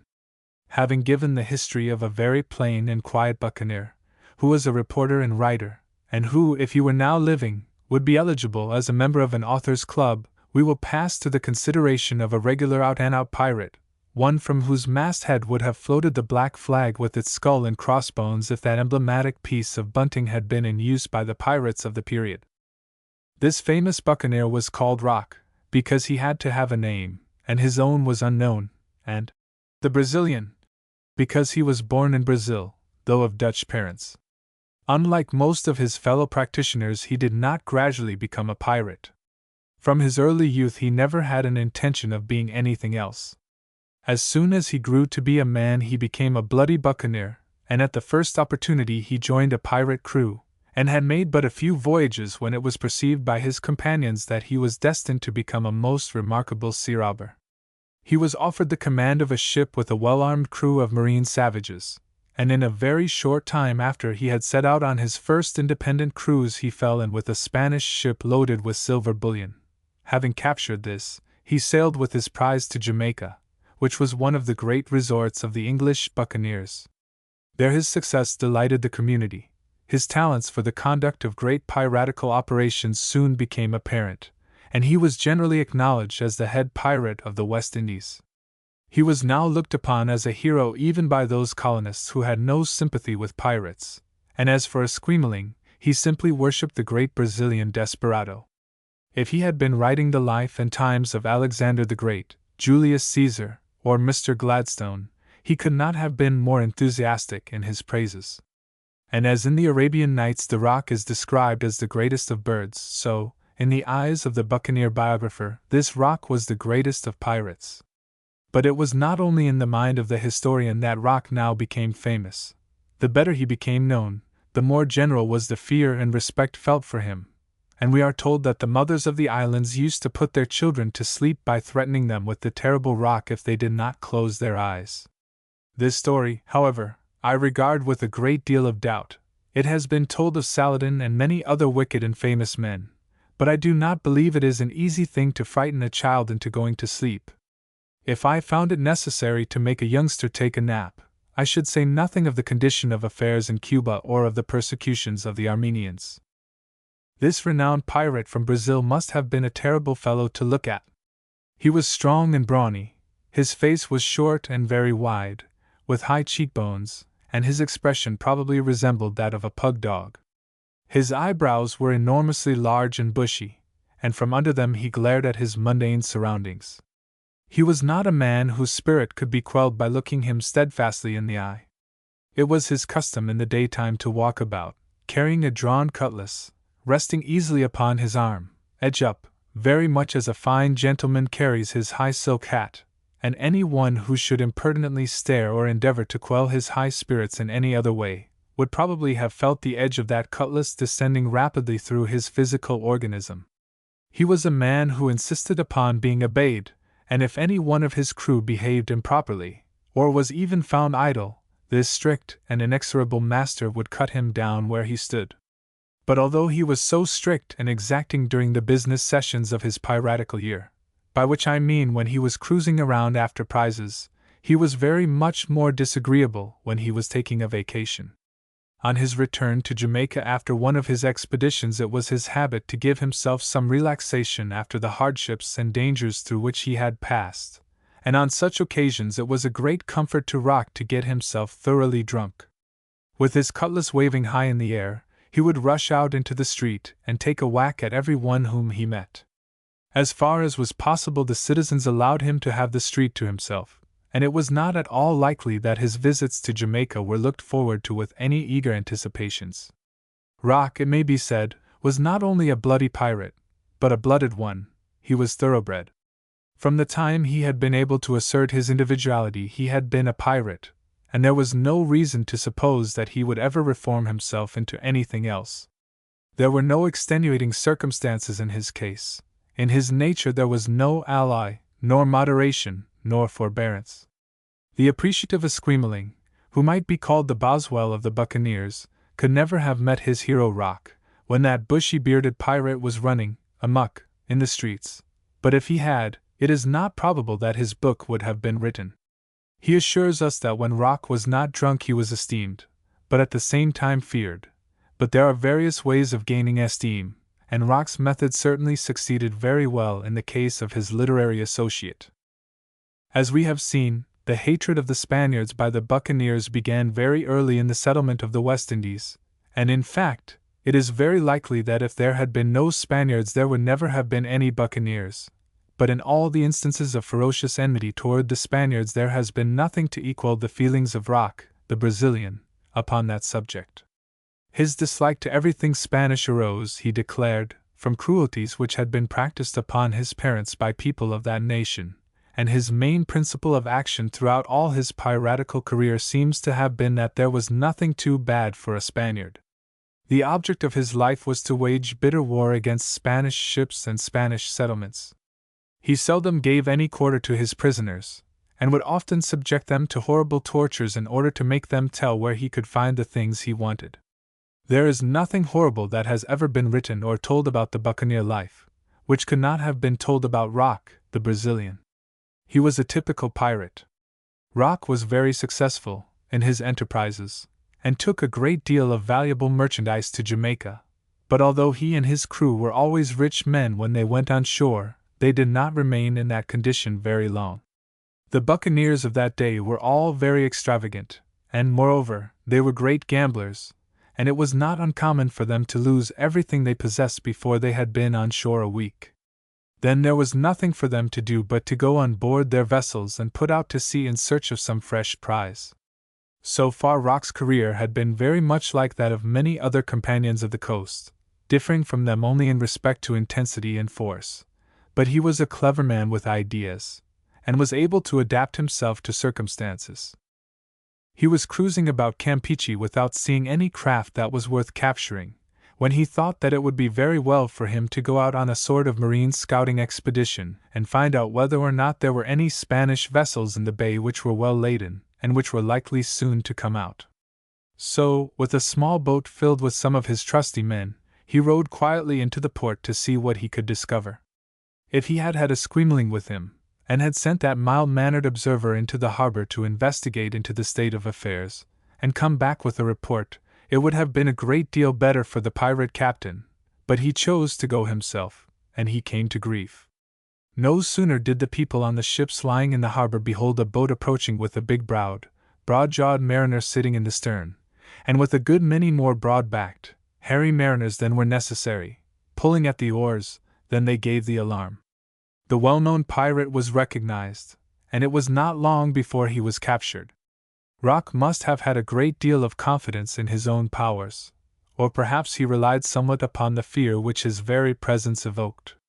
But he made a mistake this time. He had run into the lion's jaw, and the lion had closed his teeth upon him. When the pirate captain and his companions were brought before the governor, he made no pretense of putting them to trial. Buccaneers were outlawed by the Spanish, and were considered as wild beasts to be killed without mercy wherever caught. Consequently, Rock and his men were thrown into a dungeon and condemned to be executed. If, however, the Spanish governor had known what was good for himself, he would have had them killed that night. During the time that preparations were going on for making examples of these impertinent pirates, who had dared to enter the port of Campeche, Rock was racking his brains to find some method of getting out of the terrible scrape into which he had fallen. This was a branch of the business in which a capable pirate was obliged to be proficient. If he could not get himself out of scrapes, he could not expect to be successful. In this case there was no chance of cutting down sentinels, or jumping overboard with a couple of wine jars for a life preserver, or of doing any of those ordinary things which pirates were in the habit of doing when escaping from their captors. Rock and his men were in a dungeon on land, inside of a fortress, and if they escaped from this, they would find themselves unarmed in the midst of a body of Spanish soldiers. Their stout arms and their stout hearts were of no use to them now, and they were obliged to depend upon their wits if they had any. Rock had plenty of wit, and he used it well. There was a slave, probably not a Negro nor a native, but most likely some European who had been made prisoner, who came in to bring him food and drink, and by the means of this man the pirate hoped to play a trick upon the governor. He promised the slave that if he would help him, and he told him it would be very easy to do so, he would give him money enough to buy his freedom and to return to his friends. And this, of course, was a great inducement to the poor fellow, who may have been an Englishman or a Frenchman in good circumstances at home. The slave agreed to the proposals, and the first thing he did was to bring some writing materials to Rock, who thereupon began the composition of a letter upon which he based all his hopes of life and freedom. When he was coming into the bay, Rock had noticed a large French vessel that was lying at some distance from the town, and he wrote his letter as if it had come from the captain of this ship. In the character of this French captain he addressed his letter to the governor of the town, and in it he stated that he had understood that certain companions of the coast, for whom he had great sympathy, for the French and the Buccaneers were always good friends, had been captured by the governor, who, he heard, had threatened to execute them. Then the French captain, by the hand of Rock, went on to say that if any harm should come to these brave men, who had been taken and imprisoned when they were doing no harm to anybody, he would swear, in his most solemn manner, that never, for the rest of his life, would he give quarter to any Spaniard who might fall into his hands, and he, moreover, threatened that any kind of vengeance which should become possible for the Buccaneers and French united, to inflict upon the Spanish ships, or upon the town of Campeche, should be taken as soon as possible after he should hear of any injury that might be inflicted upon the unfortunate men who were then lying imprisoned in the fortress. When the slave came back to Rock, the letter was given to him with very particular directions as to what he was to do with it. He was to disguise himself as much as possible, so that he should not be recognized by the people of the place, and then in the night he was to make his way out of the town, and early in the morning he was to return as if he had been walking along the shore of the harbor, when he was to state that he had been put on shore from the French vessel in the offing, with a letter which he was to present to the governor. The slave performed his part of the business very well. The next day, wet and bedraggled, from making his way through the weeds and mud of the coast, he presented himself at the fortress with his letter, and when he was allowed to take it to the governor, no one suspected that he was a person employed about the place. Having fulfilled his mission, he departed, and when seen again he was the same servant whose business it was to carry food to the prisoners. The governor read the letter with a disquieted mind. He knew that the French ship which was lying outside the harbor was a powerful vessel, and he did not like French ships, anyway. The town had once been taken and very badly treated by a little fleet of French and English buccaneers, and he was very anxious that nothing of the kind should happen again. There was no great Spanish force in the harbor at that time, and he did not know how many buccaneering vessels might be able to gather together in the bay if it should become known that the great pirate Rock had been put to death in Campeche. It was an unusual thing for a prisoner to have such powerful friends so near by, and the governor took Rock's case into most earnest consideration. A few hours' reflection was sufficient to convince him that it would be very unsafe to tamper with such a dangerous prize as the pirate Rock, and he determined to get rid of him as soon as possible.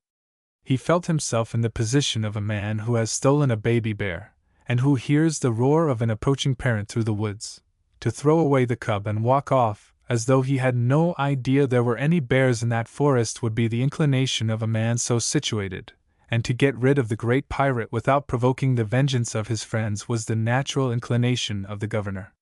Now Rock and his men were treated well, and having been brought before the governor, were told that in consequence of their having committed no overt act of disorder they would be set at liberty and shipped to England, upon the single condition that they would abandon piracy and agree to become quiet citizens in whatever respectable vocation they might select. To these terms Rock and his men agreed without argument. They declared that they would retire from the buccaneering business, and that nothing would suit them better than to return to the ways of civilization and virtue. There was a ship about to depart for Spain, and on this the governor gave Rock and his men free passage to the other side of the ocean. There is no doubt that our buccaneers would have much preferred to have been put on board the French vessel, but as the Spanish governor had started his prisoners on the road to reform, he did not wish to throw them into the way of temptation by allowing them to associate with such wicked companions as Frenchmen, and Rock made no suggestion of the kind. knowing very well how greatly astonished the French captain would be if the governor were to communicate with him on the subject. On the voyage to Spain, Rock was on his good behavior, and he was a man who knew how to behave very well when it was absolutely necessary.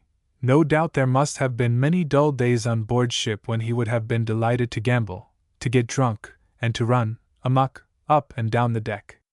But he carefully abstained from all these recreations, and showed himself to be such an able-bodied and willing sailor that the captain allowed him to serve as one of the crew. Rock knew how to do a great many things. Not only could he murder and rob, but he knew how to turn an honest penny when there was no other way of filling his purse. He had learned among the Indians how to shoot fish with bow and arrows, and on this voyage across the Atlantic he occupied all his spare time in sitting in the rigging and shooting the fish which disported themselves about the vessel. These fish he sold to the officers, and we are told that in this way he earned no less than 500 crowns, perhaps that many dollars. If this account is true, fish must have been very costly in those days, but it showed plainly that if Rock had desired to get into an honest business, he would have found fish shooting a profitable occupation. In every way Rock behaved so well that for his sake all his men were treated kindly and allowed many privileges. But when this party of reformed pirates reached Spain and were allowed to go where they pleased, they thought no more of the oaths they had taken to abandon piracy than they thought of the oaths which they had been in the habit of throwing right and left when they had been strolling about on the island of Jamaica. They had no ship, and not enough money to buy one, but as soon as they could manage it they sailed back to the West Indies, and eventually found themselves in Jamaica, as bold and as bloody buccaneers as ever they had been. Not only did Rock cast from him every thought of reformation and a respectable life, but he determined to begin the business of piracy on a grander scale than ever before. He made a compact with an old French buccaneer, named Tributer, and with a large company of buccaneers he actually set out to take a town. Having lost everything he possessed, and having passed such a long time without any employment more profitable than that of shooting fish with a bow and arrows, our doughty pirate now desired to make a grand strike, and if he could take a town and pillage it of everything valuable it contained, he would make a very good fortune in a very short time, and might retire, if he chose, from the active practice of his profession. The town which Rock and Tributer determined to attack was Merida, in Yucatan, and although this was a bold and rash undertaking, the two pirates were bold and rash enough for anything. Rock had been a prisoner in Merida, and on account of his knowledge of the town he believed that he and his followers could land upon the coast, and then quietly advance upon the town without their approach being discovered. If they could do this, it would be an easy matter to rush upon the unsuspecting garrison, and, having annihilated these, make themselves masters of the town. But their plans did not work very well.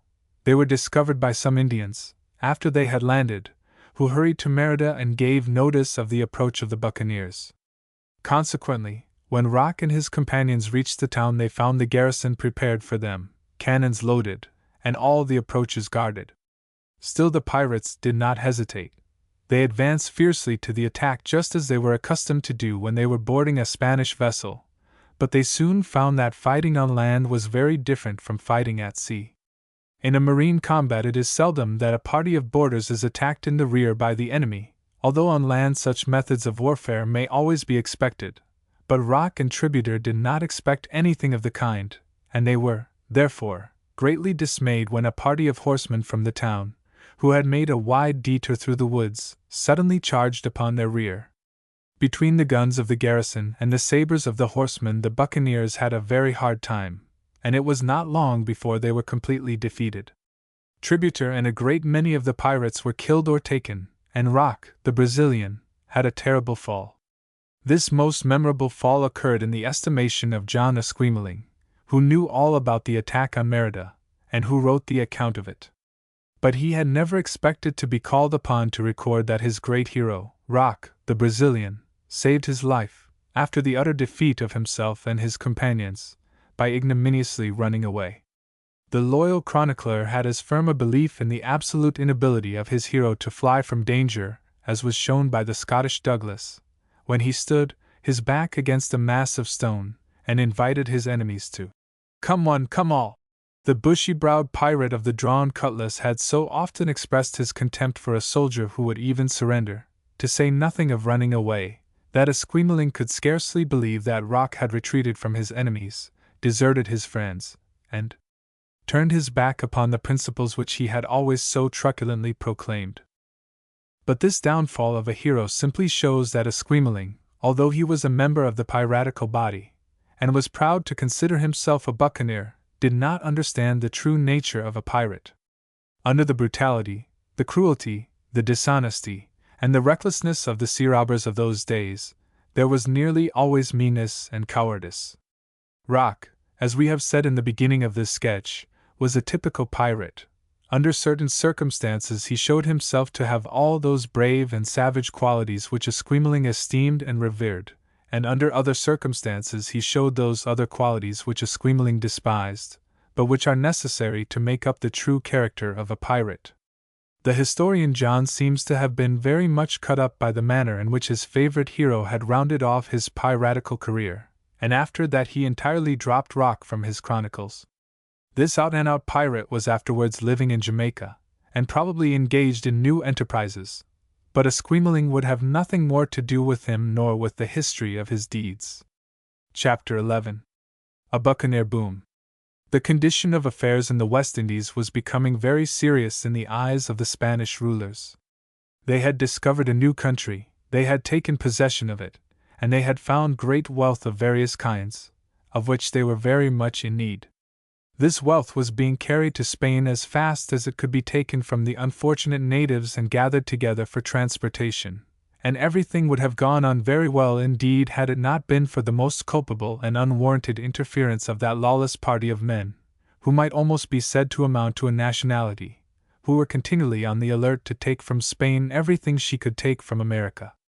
The English, French, and Dutch governments were generally at peace with Spain, but they sat by quietly and saw their sailor subjects band themselves together and make war upon Spanish commerce, a very one-sided commerce, it is true. It was of no use for Spain to complain of the buccaneers to her sister maritime nations. It is not certain that they could have done anything to interfere with the operations of the sea robbers who originally sailed from their coasts, but it is certain they did not try to do anything. Whatever was to be done, Spain must do herself. The pirates were as slippery as they were savage, and although the Spaniards made a regular naval war upon them, they seemed to increase rather than to diminish. Every time that a Spanish merchantman was taken, and its gold and silver and valuable goods carried off to Tortuga or Jamaica, and divided among a lot of savage and rollicking fellows, the greater became the enthusiasm among the brethren of the coast, and the wider spread the buccaneering boom. More ships laden almost entirely with stalwart men, well provided with arms, and very badly furnished with principles, came from England and France, and the Spanish ships of war in the West Indies found that they were confronted by what was, in many respects, a regular naval force. The buccaneers were afraid of nothing, they paid no attention to the rules of war. A little ship would attack a big one without the slightest hesitation, and more than that, would generally take it, and in every way Spain was beginning to feel as if she were acting the part of provider to the pirate seamen of every nation. Finding that she could do nothing to diminish the number of the buccaneering vessels, Spain determined that she would not have so many richly laden ships of her own upon these dangerous seas. Consequently, a change was made in regard to the shipping of merchandise and the valuable metals from America to her home ports. The cargoes were concentrated, and what had previously been placed upon 3 ships was crowded into the holds and between the decks of one great vessel, which was so well armed and defended as to make it almost impossible for any pirate ship to capture it. In some respects this plan worked very well, although when the buccaneers did happen to pounce upon one of these richly laden vessels, in such numbers and with such swift ferocity, that they were able to capture it, they rejoiced over a prize far more valuable than anything the pirate's soul had ever dreamed of before. But it was not often that one of these great ships was taken, and for a time the results of Spanish robbery and cruelty were safely carried to Spain. But it was very hard to get the better of the buccaneers. Their lives and their fortunes depended upon this boom, and if in one way they could not get the gold out of the Spaniards, which the latter got out of the natives, they would try another. When the miners in the gold fields find they can no longer wash out with their pans a paying quantity of the precious metal, they go to work on the rocks and break them into pieces and crush them into dust. So, when the Buccaneers found it did not pay to devote themselves to capturing Spanish gold on its transit across the ocean, many of them changed their methods of operation and boldly planned to seize the treasures of their enemy before it was put upon the ships. Consequently, the Buccaneers formed themselves into larger bodies commanded by noted leaders, and made attacks upon the Spanish settlements and towns. Many of these were found nearly defenseless, and even those which boasted fortifications often fell before the reckless charges of the Buccaneers. The pillage, the burning, and the cruelty on shore exceeded that which had hitherto been known on the sea.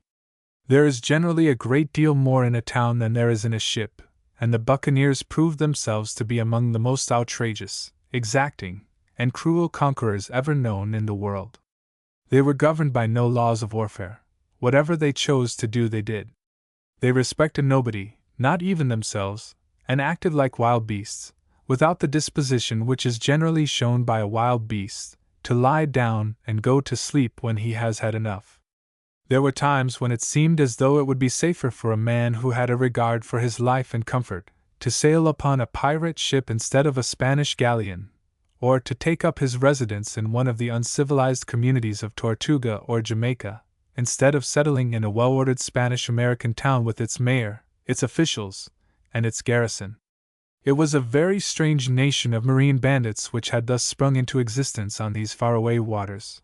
It was a nation of grown-up men, who existed only for the purpose of carrying off that which other people were taking away. It was a nation of second-hand robbers, who carried their operations to such an extent that they threatened to do away entirely with that series of primary robberies to which Spain had devoted herself. I do not know that there were any companies formed in those days for the prosecution of buccaneering, but I am quite sure that if there had been, their shares would have gone up to a very high figure. Chapter 12. The Story of Illinois the Cruel. In the preceding chapter we have seen that the Buccaneers had at last become so numerous and so formidable that it was dangerous for a Spanish ship laden with treasure from the New World to attempt to get out of the Caribbean Sea into the Atlantic, and that thus failing to find enough richly laden vessels to satisfy their ardent cravings for plunder, the Buccaneers were forced to make some change in their methods of criminal warfare, and from capturing Spanish galleons they formed themselves into well-organized bodies and attacked towns. Among the buccaneer leaders who distinguished themselves as land pirates was a thoroughbred scoundrel by the name of Francis Illinois, who was born in France. In those days it was the custom to enforce servitude upon people who were not able to take care of themselves. Unfortunate debtors and paupers of all classes were sold to people who had need of their services. The only difference sometimes between master and servant depended entirely upon the fact that one had money, and the other had none. Boys and girls were sold for a term of years, somewhat as if they had been apprentices, and it so happened that the boy Illinois was sold to a master who took him to the West Indies. There he led the life of a slave until he was of age, and then, being no longer subject to ownership, he became one of the freest and most independent persons who ever walked this earth. He began his career on the island of Hispaniola, where he took up the business of hunting and butchering cattle. But he very soon gave up this life for that of a pirate, and enlisted as a common sailor on one of their ships. Here he gave signs of such great ability, as a brave and unscrupulous scoundrel, that one of the leading pirates on the island of Tortuga gave him a ship and a crew, and set him up in business on his own account. The piratical career of Illinois was very much like that of other buccaneers of the day, except that he was so abominably cruel to the Spanish prisoners whom he captured that he gained a reputation for vile humanity, surpassing that of any other rascal on the western continent. When he captured a prisoner, it seemed to delight his soul as much to torture and mutilate him before killing him as to take away whatever valuables he possessed. His reputation for ingenious wickedness spread all over the West Indies, so that the crews of Spanish ships, attacked by this demon, would rather die on their decks or sink to the bottom in their ships than be captured by Illinois. All the barbarities, the brutalities, and the fiendish ferocity which have ever been attributed to the pirates of the world were united in the character of this inhuman wretch, who does not appear to be so good an example of the true pirate as Rock, the Brazilian. He was not so brave, he was not so able, and he was so utterly base that it would be impossible for any one to look upon him as a hero. After having attained in a very short time the reputation of being the most bloody and wicked pirate of his day, Illinois was unfortunate enough to be wrecked upon the coast, not far from the town of Campeche. He and his crew got safely to shore, but it was not long before their presence was discovered by the people of the town, and the Spanish soldiers thereupon sallied out and attacked them. There was a fierce fight, but the Spaniards were the stronger, and the Buccaneers were utterly defeated. Many of them were killed, and most of the rest wounded or taken prisoners. Among the wounded was Illinois, and as he knew that if he should be discovered he would meet with no mercy, he got behind some bushes, scooped up several handfuls of sand, mixed it with his blood, and with it rubbed his face so that it presented the pallor of a corpse. Then he lay down among the bodies of his dead companions, and when the Spaniards afterwards walked over the battlefield, he was looked upon as one of the common pirates whom they had killed. When the soldiers had retired into the town with their prisoners, the make-believe corpse stealthily arose and made his way into the woods, where he stayed until his wounds were well enough for him to walk about. He divested himself of his great boots, his pistol belt, and the rest of his piratical costume, and adding to his scanty raiment a cloak and hat which he had stolen from a poor cottage, he boldly approached the town and entered it. He looked like a very ordinary person, and no notice was taken of him by the authorities. Here he found shelter and something to eat, and he soon began to make himself very much at home in the streets of Campeche. It was a very gay time in the town, and, as everybody seemed to be happy, Illinois was very glad to join in the general rejoicing, and these hilarities gave him particular pleasure, as he found out that he was the cause of them. The Buccaneers who had been captured, and who were imprisoned in the fortress, had been interrogated over and over again by the Spanish officials in regard to Illinois, their commander, and, as they had invariably answered that he had been killed, the Spanish were forced to believe the glad tidings, and they celebrated the death of the monster as the greatest piece of public good fortune which could come to their community. They built bonfires, they sang songs about the death of the black-hearted buccaneer, and services of thanksgiving were held in their churches. All this was a great delight to Illinois, who joined hands with the young men and women, as they danced around the bonfires. He assisted in a fine bass voice in the choruses which told of his death and his dreadful doom, and he went to church and listened to the priests and the people as they gave thanks for their deliverance from his enormities. But Illinois did not waste all his time chuckling over the baseless rejoicings of the people of the town. He made himself acquainted with some of the white slaves, men who had been brought from England, and finding some of them very much discontented with their lot, he ventured to tell them that he was one of the pirates who had escaped, and offered them riches and liberty if they would join him in a scheme he had concocted. It would have been easy enough for him to get away from the town by himself, but this would have been of no use to him unless he obtained some sort of a vessel, and some men to help him navigate it. So he proposed to the slaves that they should steal a small boat belonging to the master of one of them, and in this, under cover of the night, the little party safely left Campeche and set sail for Tortuga, which, as we have told, was then the headquarters of the Buccaneers, and the common place of refuge of all sorts of wickedness, and the seminary, as it were, of all manner of pirates. Chapter 13. A Resurrected Pirate. When Illinois arrived at Tortuga, he caused great astonishment among his old associates. That he had come back a comparative pauper surprised no one, for this was a common thing to happen to a pirate, but the wonder was that he got back at all. He had no money, but by the exercise of his crafty abilities, he managed to get possession of a ship, which he manned with a crew of about a score of impecunious daredevils who were very anxious to do something to mend their fortunes. Having now become very fond of land fighting, he did not go out in search of ships, but directed his vessel to a little village called the Los Cayos, on the coast of Cuba, for here, he thought, was a chance for a good and easy stroke of business. This village was the abode of industrious people, who were traders in tobacco, hides, and sugar, and who were obliged to carry on their traffic in a rather peculiar manner. The sea near their town was shallow, so that large ships could not approach very near, and thus the villagers were kept busy carrying goods and supplies in small boats, backwards and forwards from the town to the vessels at anchor. Here was a nice little prize that could not get away from him, and Illinois had plenty of time to make his preparations to seize it. As he could not sail a ship directly up to the town, he cruised about the coast at some distance from de Los Cayos, endeavoring to procure 2 small boats in which to approach the town. But although his preparations were made as quietly as possible, the presence of his vessel was discovered by some fishermen. They knew that it was a pirate ship, and some of them who had seen Illinois recognized that dreaded pirate upon the deck. Word of the impending danger was taken to the town, and the people there immediately sent a message by land to Havana, informing the governor of the island that the cruel pirate Illinois was in a ship a short distance from their village, which he undoubtedly intended to attack. When the governor heard this astonishing tale, it was almost impossible for him to believe it. The good news of the death of Illinois had come from Campeche to Havana, and the people of the latter town also rejoiced greatly.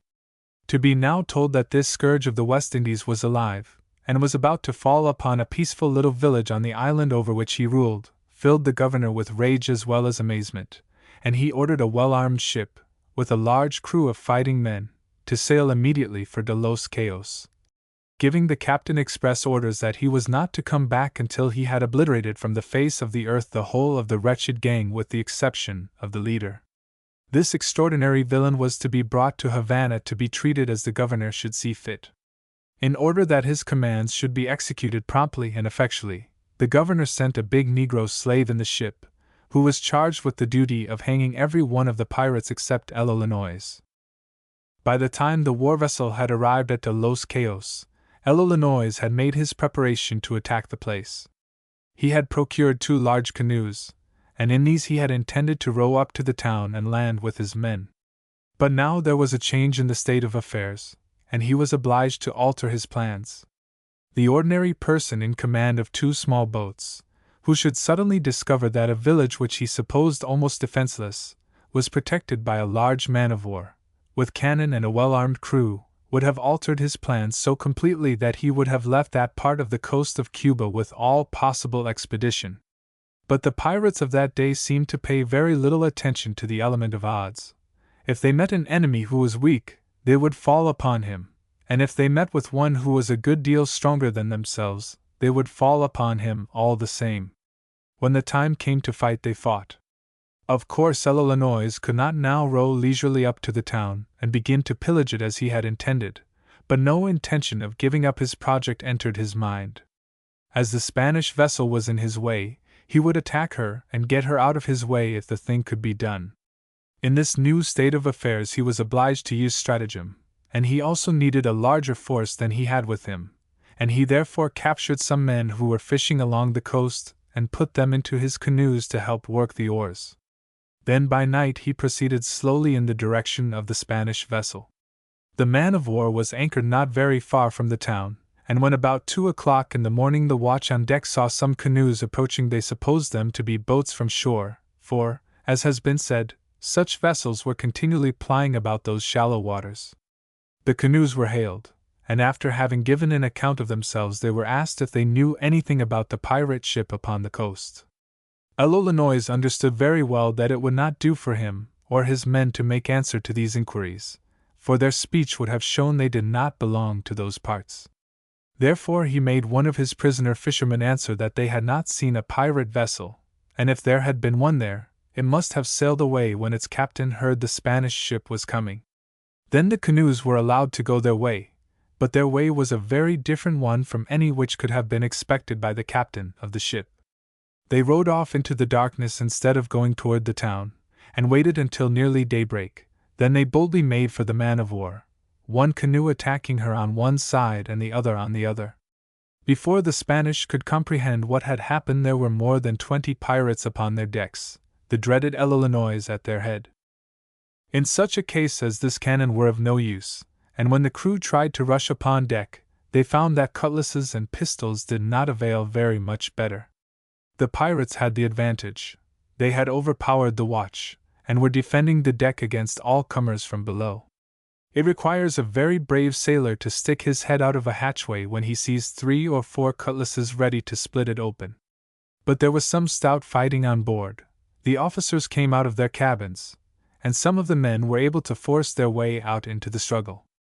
The pirates knew, however, that they were but few and that were their enemies allowed to get on deck they would prove entirely too strong, and they fought, each scoundrel of them, like 3 men, and the savage fight ended by every Spanish sailor or officer who was not killed or wounded being forced to stay below decks, where the hatches were securely fastened down upon them.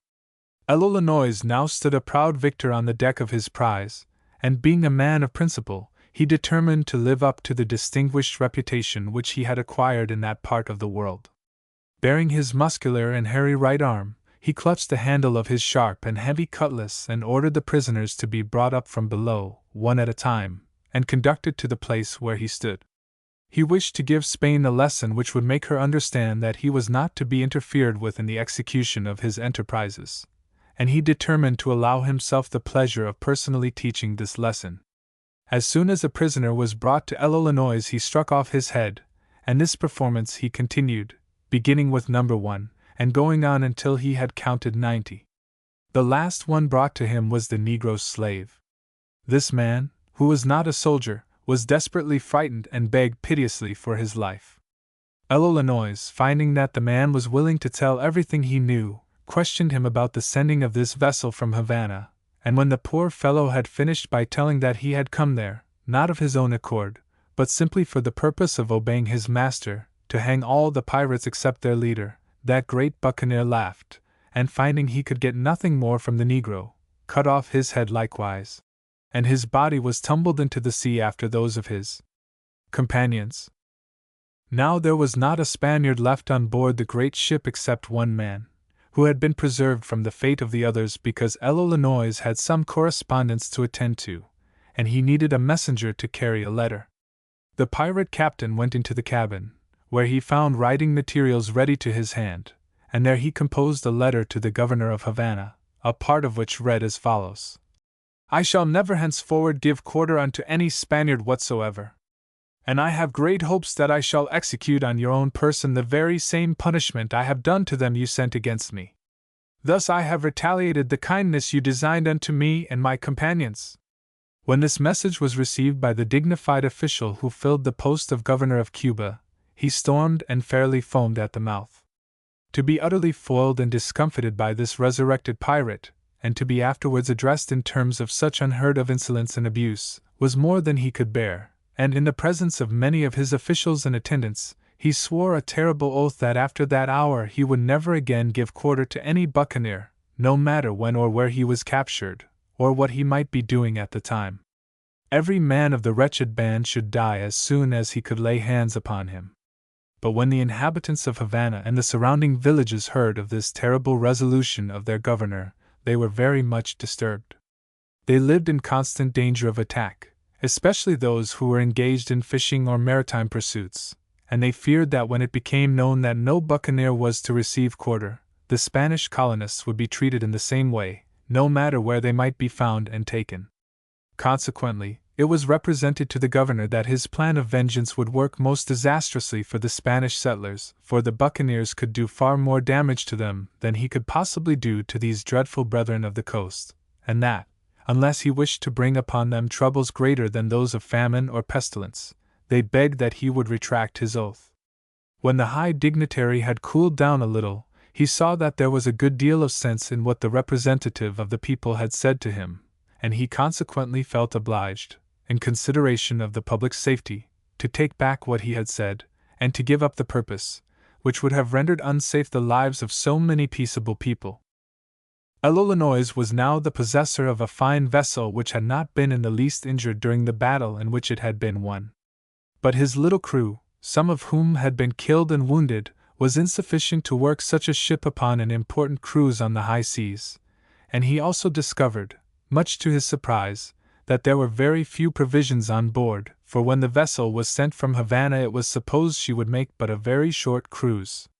This savage swinger of the cutlass thereupon concluded that he would not try to do any great thing for the present, but, having obtained some booty and men from the woebegone town of De Los Cayos, He sailed away, touching at several other small ports for the purpose of pillage, and finally anchoring at Tortuga. Chapter 14. Villainy on a Grand Scale. When Illinois landed on the disreputable shores of Tortuga, he was received by all circles of the vicious society of the island with loud acclamation. He had not only taken a fine Spanish ship, he had not only bearded the governor of Havana in his fortified den, but he had struck off 90 heads with his own hand. Even people who did not care for him before reverenced him now. In all the annals of piracy no hero had ever done such a deed as this, and the best records of human butchering had been broken. Now grand and ambitious ideas began to swell the head of this champion slaughterer, and he conceived the plan of getting up a grand expedition to go forth and capture the important town of Maracaibo, in New Venezuela. This was an enterprise far above the ordinary aims of a buccaneer, and it would require more than ordinary force to accomplish it. He therefore set himself to work to enlist a large number of men and to equip a fleet of vessels, of which he was to be chief commander or admiral. There were a great many unemployed pirates in Tortuga at that time, and many a brawny rascal volunteered to sail under the flag of the daring butcher of the seas. But in order to equip a fleet, money was necessary as well as men, and therefore Illinois thought himself very lucky when he succeeded in interesting the principal piratical capitalist of Tortuga in his undertaking. This was an old and seasoned buccaneer by the name of Michael de Bosco, who had made money enough by his piratical exploits to retire from business and live on his income. He held the position of mayor of the island and was an important man among his fellow miscreants. When de Bosco heard of the great expedition which Illinois was about to undertake, his whole soul was fired and he could not rest tamely in his comfortable quarters when such great things were to be done, and he offered to assist Illinois with funds and join in the expedition if he were made commander of the land forces. This offer was accepted gladly, for de Bosco had a great reputation as a fighter in Europe as well as in America. When everything had been made ready, Illinois set sail for Maracaibo with a fleet of 8 ships. On the way they captured 2 Spanish vessels, both of which were rich prizes, and at last they arrived before the town which they intended to capture. Maracaibo was a prosperous place of 3,000 or 4,000 inhabitants. They were rich people living in fine houses, and many of them had plantations which extended out into the country. In every way the town possessed great attractions to piratical marauders, but there were difficulties in the way. Being such an important place, of course it had important defenses. On an island in the harbor there was a strong fort, or castle, and on another island a little further from the town there was a tall tower, on the top of which a sentinel was posted night and day to give notice of any approaching enemy. Between these 2 islands was the only channel by which the town could be approached from the sea. But in preparing these defenses the authorities had thought only of defending themselves against ordinary naval forces and had not anticipated the extraordinary naval methods of the buccaneers, who used to be merely sea robbers, who fell upon ships after they had left their ports, but who now set out to capture not only ships at sea but towns on land. Illinois had too much sense to run his ships close under the guns of the fortress, against which he could expect to do nothing, for the buccaneers relied but little upon their cannon, and so they paid no more attention to the ordinary harbor than if it had not been there, but sailed into a fresh-water lake at some distance from the town, and out of sight of the tower. There Illinois landed his men, and advancing upon the fort from the rear, easily crossed over to the little island and marched upon the fort. It was very early in the morning. The garrison was utterly amazed by this attack from land, and although they fought bravely for 3 hours, they were obliged to give up the defense of the walls, and as many of them as could do so got out of the fort and escaped to the mainland and the town.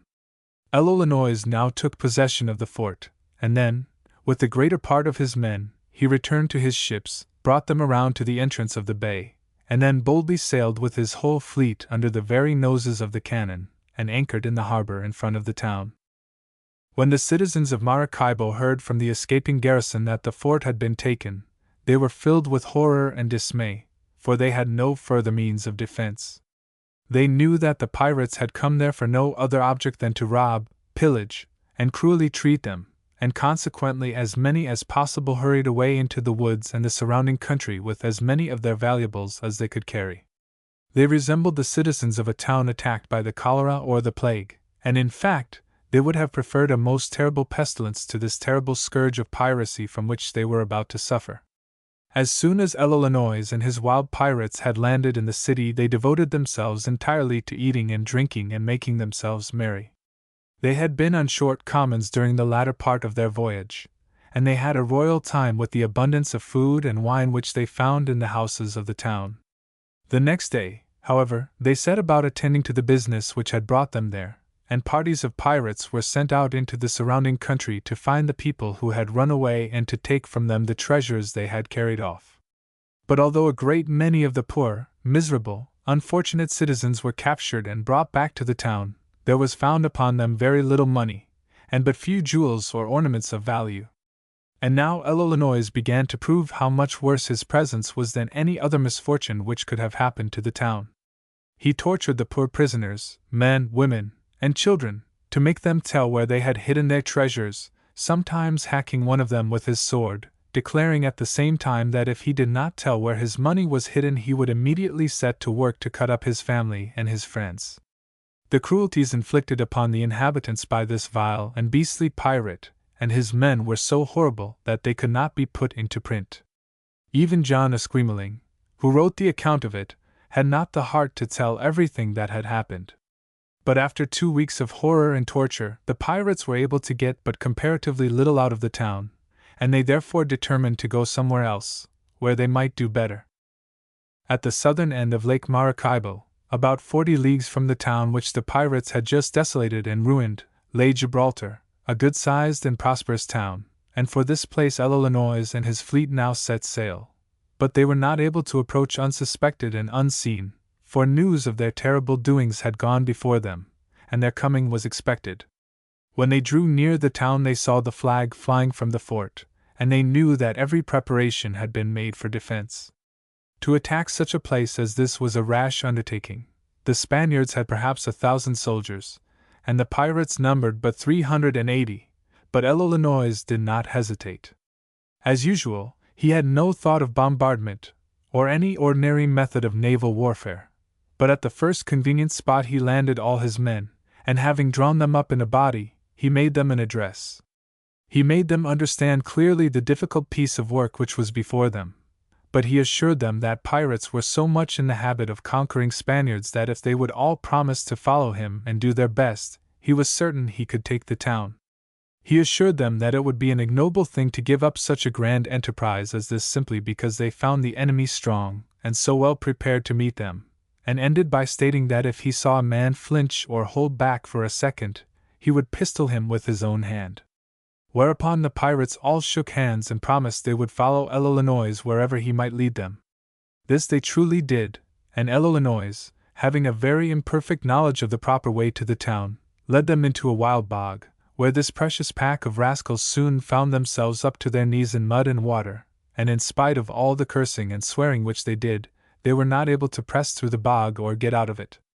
In this plight they were discovered by a body of horsemen from the town, who began firing upon them. The Spaniards must now have thought that their game was almost bagged and that all they had to do was to stand on the edge of the bog and shoot down the floundering fellows who could not get away from them. But these fellows were bloody buccaneers, each one of them a great deal harder to kill than a cat, and they did not propose to stay in the bog to be shot down. With their cutlasses they hewed off branches of trees and threw these down in the bog, making a sort of rude roadway by means of which they were able to get out on solid ground. But here they found themselves confronted by a large body of Spaniards, entrenched behind earthworks. Cannon and musket were opened upon the buccaneers, and the noise and smoke were so terrible they could scarcely hear the commands of their leaders. Never before, perhaps, had pirates been engaged in such a land battle as this. Very soon the Spaniards charged from behind their earthworks, and then Illinois and his men were actually obliged to fly back. If he could have found any way of retreating to his ships, Illinois would doubtless have done so, in spite of his doughty words, when he addressed his men, but this was now impossible, for the Spaniards had felled trees and had made a barricade between the pirates and their ships. The buccaneers were now in a very tight place. Their enemy was behind defenses and firing at them steadily, without showing any intention of coming out to give the pirates a chance for what they considered a fair fight. Every now and then a buccaneer would fall, and Illinois saw that as it would be utterly useless to endeavor to charge the barricade, he must resort to some sort of trickery or else give up the battle. Suddenly he passed the word for every man to turn his back and run away as fast as he could from the earthworks. Away scampered the pirates, and from the valiant Spaniards there came a shout of victory. The soldiers could not be restrained from following the fugitives and putting to death every one of the cowardly rascals. Away went the buccaneers, and after them, hot and furious, came the soldiers. But as soon as the Spaniards were so far away from their entrenchments that they could not get back to them, the crafty Illinois, who ran with one eye turned behind him, called a halt. His men turned, formed into battle array, and began an onslaught upon their pursuing enemy, such as these military persons had never dreamed of in their wildest imagination. We are told that over 200 Spaniards perished in a very short time. Before a furious pirate with a cutlass, a soldier with his musket seemed to have no chance at all, and very soon the Spaniards who were left alive broke and ran into the woods. The buccaneers formed into a body and marched toward the town, which surrendered without firing a gun, and Illinois and his men, who, but an hour before, had been in danger of being shot down by their enemy as if they had been rabbits in a pen, now marched boldly into the center of the town, pulled down the Spanish flag, and hoisted their own in its place. They were the masters of Gibraltar. Never had ambitious villainy been more successful. Chapter 15. A Just Reward. When Illinois and his buccaneers entered the town of Gibraltar, they found that the greater part of the inhabitants had fled, but there were many people left, and these were made prisoners as fast as they were discovered. They were all forced to go into the great church, and then the pirates, fearing that the Spaniards outside of the town might be reinforced and come back again to attack them, carried a number of cannon into the church and fortified the building. When this had been done, they felt safe and began to act as if they had been a menagerie of wild beasts let loose upon a body of defenseless men, women, and children. Not only did these wretched men rush into the houses, stealing everything valuable they could find and were able to carry away, but when they had gathered together all they could discover, they tortured their poor prisoners by every cruel method they could think of, in order to make them tell where more treasures were concealed. Many of these unfortunates had had nothing to hide, and therefore could give no information to their brutal inquisitors, and others died without telling what they had done with their valuables. When the town had been thoroughly searched and sifted, the pirates sent men out into the little villages and plantations in the country, and even hunters and small farmers were captured and made to give up everything they possessed which was worth taking. For nearly 3 weeks these outrageous proceedings continued, and to prove that they were lower than the brute beasts, they allowed the greater number of the prisoners collected in the church to perish of hunger. There were not provisions enough in the town for the pirates' own uses and for these miserable creatures also, and so, with the exception of a small quantity of mule flesh, which many of the prisoners could not eat, they got nothing whatever, and slowly starved. When Illinois and his friends had been in possession of Gibraltar for about a month, they thought it was time to leave, but their greedy souls were not satisfied with the booty they had already obtained, and they therefore sent messages to the Spaniards who were still concealed in the forests, that unless in the course of 2 days a ransom of 10,000 pieces of 8 were paid to them, they would burn the town to the ground. No matter what they thought of this heartless demand, it was not easy for the scattered citizens to collect such a sum as this, and the 2 days passed without the payment of the ransom, and the relentless pirates promptly carried out their threat and set the town on fire in various places. When the poor Spaniards saw this and perceived that they were about to lose even their homes, they sent to the town and promised that if the pirates would put out the fires they would pay the money. In the hope of more money, and not in the least moved by any feeling of kindness, Illinois ordered his men to help put out the fires, but they were not extinguished until a quarter of the town was entirely burned and a fine church reduced to ashes. When the buccaneers found they could squeeze nothing more out of the town, they went on board their ships, carrying with them all the plunder and booty they had collected, and among their spoils were about 500 slaves, of all ages and both sexes, who had been offered an opportunity to ransom themselves, but who, of course, had no money with which to buy their freedom. and who were now condemned to a captivity worse than anything they had ever known before. Now the 8 ships with their demon crews sailed away over the lake toward Maracaibo. It was quite possible for them to get out to sea without revisiting this unfortunate town, but as this would have been a very good thing for them to do, it was impossible for them to do it. No chance to do anything wicked was ever missed by these pirates. Consequently, Illinois gave orders to drop anchor near the city, and then he sent some messengers ashore to inform the already half-ruined citizens that unless they sent him 30,000 pieces of 8 he would enter their town again, carry away everything they had left, and burn the place to the ground. The poor citizens sent a committee to confer with the pirates, and while the negotiations were going on, some of the conscienceless buccaneers went on shore and carried off from one of the great churches its images, pictures, and even its bells. It was at last arranged that the citizens should pay 20,000 pieces of 8, which was the utmost sum they could possibly raise, and in addition to this, 500 head of beef cattle, and the pirates promised that if this were done they would depart and molest the town no more. The money was paid, the cattle were put on board the ships, and to the unspeakable relief of the citizens, the pirate fleet sailed away from the harbor. But it would be difficult to express the horror and dismay of those same citizens when, 3 days afterward, those pirate ships all came back again. Black despair now fell upon the town. There was nothing more to be stolen, and these wretches must have repented that they had left the town standing, and had returned to burn it down. But when one man came ashore in a boat bringing the intelligence that Illinois could not get his largest ship across a bar at the entrance to the lake, and that he wanted a pilot to show him the channel, then the spirits of the people went up like one great united rocket, bursting into the most beautiful coruscations of sparks and colors. There was nothing on earth that they would be so glad to furnish him as a pilot to show him how to sail away from their shores. The pilot was instantly sent to the fleet, and Illinois and his devastating band departed.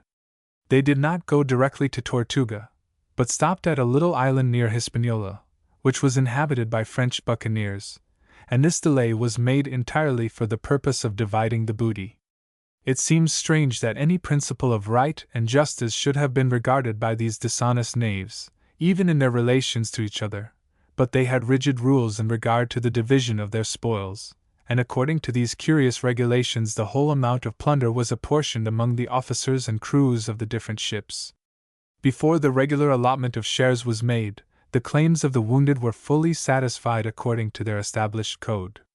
For the loss of a right arm a man was paid about $600 or 6 slaves. For the loss of a left arm, $500 or 5 slaves. For a missing right leg, $500 or 5 slaves. For a missing left leg, $400 or 4 slaves. For an eye or a finger, $100 or 1 slave. Then the rest of the money and spoils were divided among all the buccaneers without reference to what had been paid to the wounded. The shares of those who had been killed were given to friends or acquaintances, who undertook to deliver them to their families. The spoils in this case consisted of $260,000 in money and a great quantity of valuable goods, besides many slaves and precious stones and jewels. These latter were apportioned among the men in the most ridiculous manner, the pirates having no idea of the relative value of the jewels, some of them preferring large and worthless colored stones to smaller diamonds and rubies. When all their wickedly gained property had been divided, the pirates sailed to Tortuga, where they proceeded, without loss of time, to get rid of the wealth they had amassed. They ate, they drank, they gambled, they crowded the taverns as taverns have never been crowded before. They sold their valuable merchandise for a 20th part of its value to some of the more level-headed people of the place, and having rioted, gambled, and committed every sort of extravagance for about 3 weeks, the majority of Illinois' rascally crew found themselves as poor as when they had started off on their expedition. It took them almost as long to divide their spoils as it did to get rid of them. As these precious rascals had now nothing to live upon, it was necessary to start out again and commit some more acts of robbery and ruin, and Illinois, whose rapacious mind seems to have been filled with a desire for town-destroying, projected an expedition to Nicaragua, where he proposed to pillage and devastate as many towns and villages as possible. His reputation as a successful commander was now so high that he had no trouble in getting men, for more offered themselves than he could possibly take. He departed with 700 men and 6 ships, stopping on the way near the coast of Cuba, and robbing some poor fishermen of their boats, which he would need in shallow water. Their voyage was a very long one, and they were beset by calms, and instead of reaching Nicaragua, they drifted into the Gulf of Honduras. Here they found themselves nearly out of provisions, and were obliged to land and scour the country to find something to eat. Leaving their ships, they began a land march through the unfortunate region where they now found themselves. They robbed Indians, they robbed villages, they devastated little towns, taking everything that they cared for, and burning what they did not want, and treating the people they captured with viler cruelties than any in which the Buccaneers had yet indulged. Their great object was to take everything they could find, and then try to make the people confess where other things were hidden. Men and women were hacked to pieces with swords. It was L'Illinois' pleasure, when a poor victim had nothing to tell, to tear out his tongue with his own hands, and it is said that on some occasions his fury was so great that he would cut out the heart of a man and bite at it with his great teeth. No more dreadful miseries could be conceived than those inflicted upon the peaceful inhabitants of the country through which these wretches passed. They frequently met ambuscades of Spaniards, who endeavored to stop their progress, but this was impossible. The pirates were too strong in number and too savage in disposition to be resisted by ordinary Christians, and they kept on their wicked way. At last they reached a town called San Pedro, which was fairly well defended, having around it a great hedge of prickly thorns. But thorns cannot keep out pirates, and after a severe fight the citizens surrendered, on condition that they should have 2 hours' truce. This was given, and the time was occupied by the people in running away into the woods and carrying off their valuables. But when the 2 hours had expired, L'Illinois and his men entered the town, and instead of rummaging around to see what they could find, they followed the unfortunate people into the woods, for they well understood what they wanted when they asked for a truce, and robbed them of nearly everything they had taken away. But the capture of this town was not of much service to L'Illinois, who did not find provisions enough to feed his men. Their supplies ran very low, and it was not long before they were in danger of starvation. Consequently, they made their way by the most direct course to the coast, where they hoped to be able to get something to eat. If they could find nothing else, they might at least catch fish. On their way, every rascal of them prepared himself a net, made out of the fibers of a certain plant, which grew in abundance in those regions, in order that he might catch himself a supper when he reached the sea. After a time the Buccaneers got back to their fleet and remained on the coast about 3 months, waiting for some expected Spanish ships, which they hoped to capture. They eventually met with one, and after a great deal of ordinary fighting and stratagem they boarded and took her, but found her not a very valuable prize.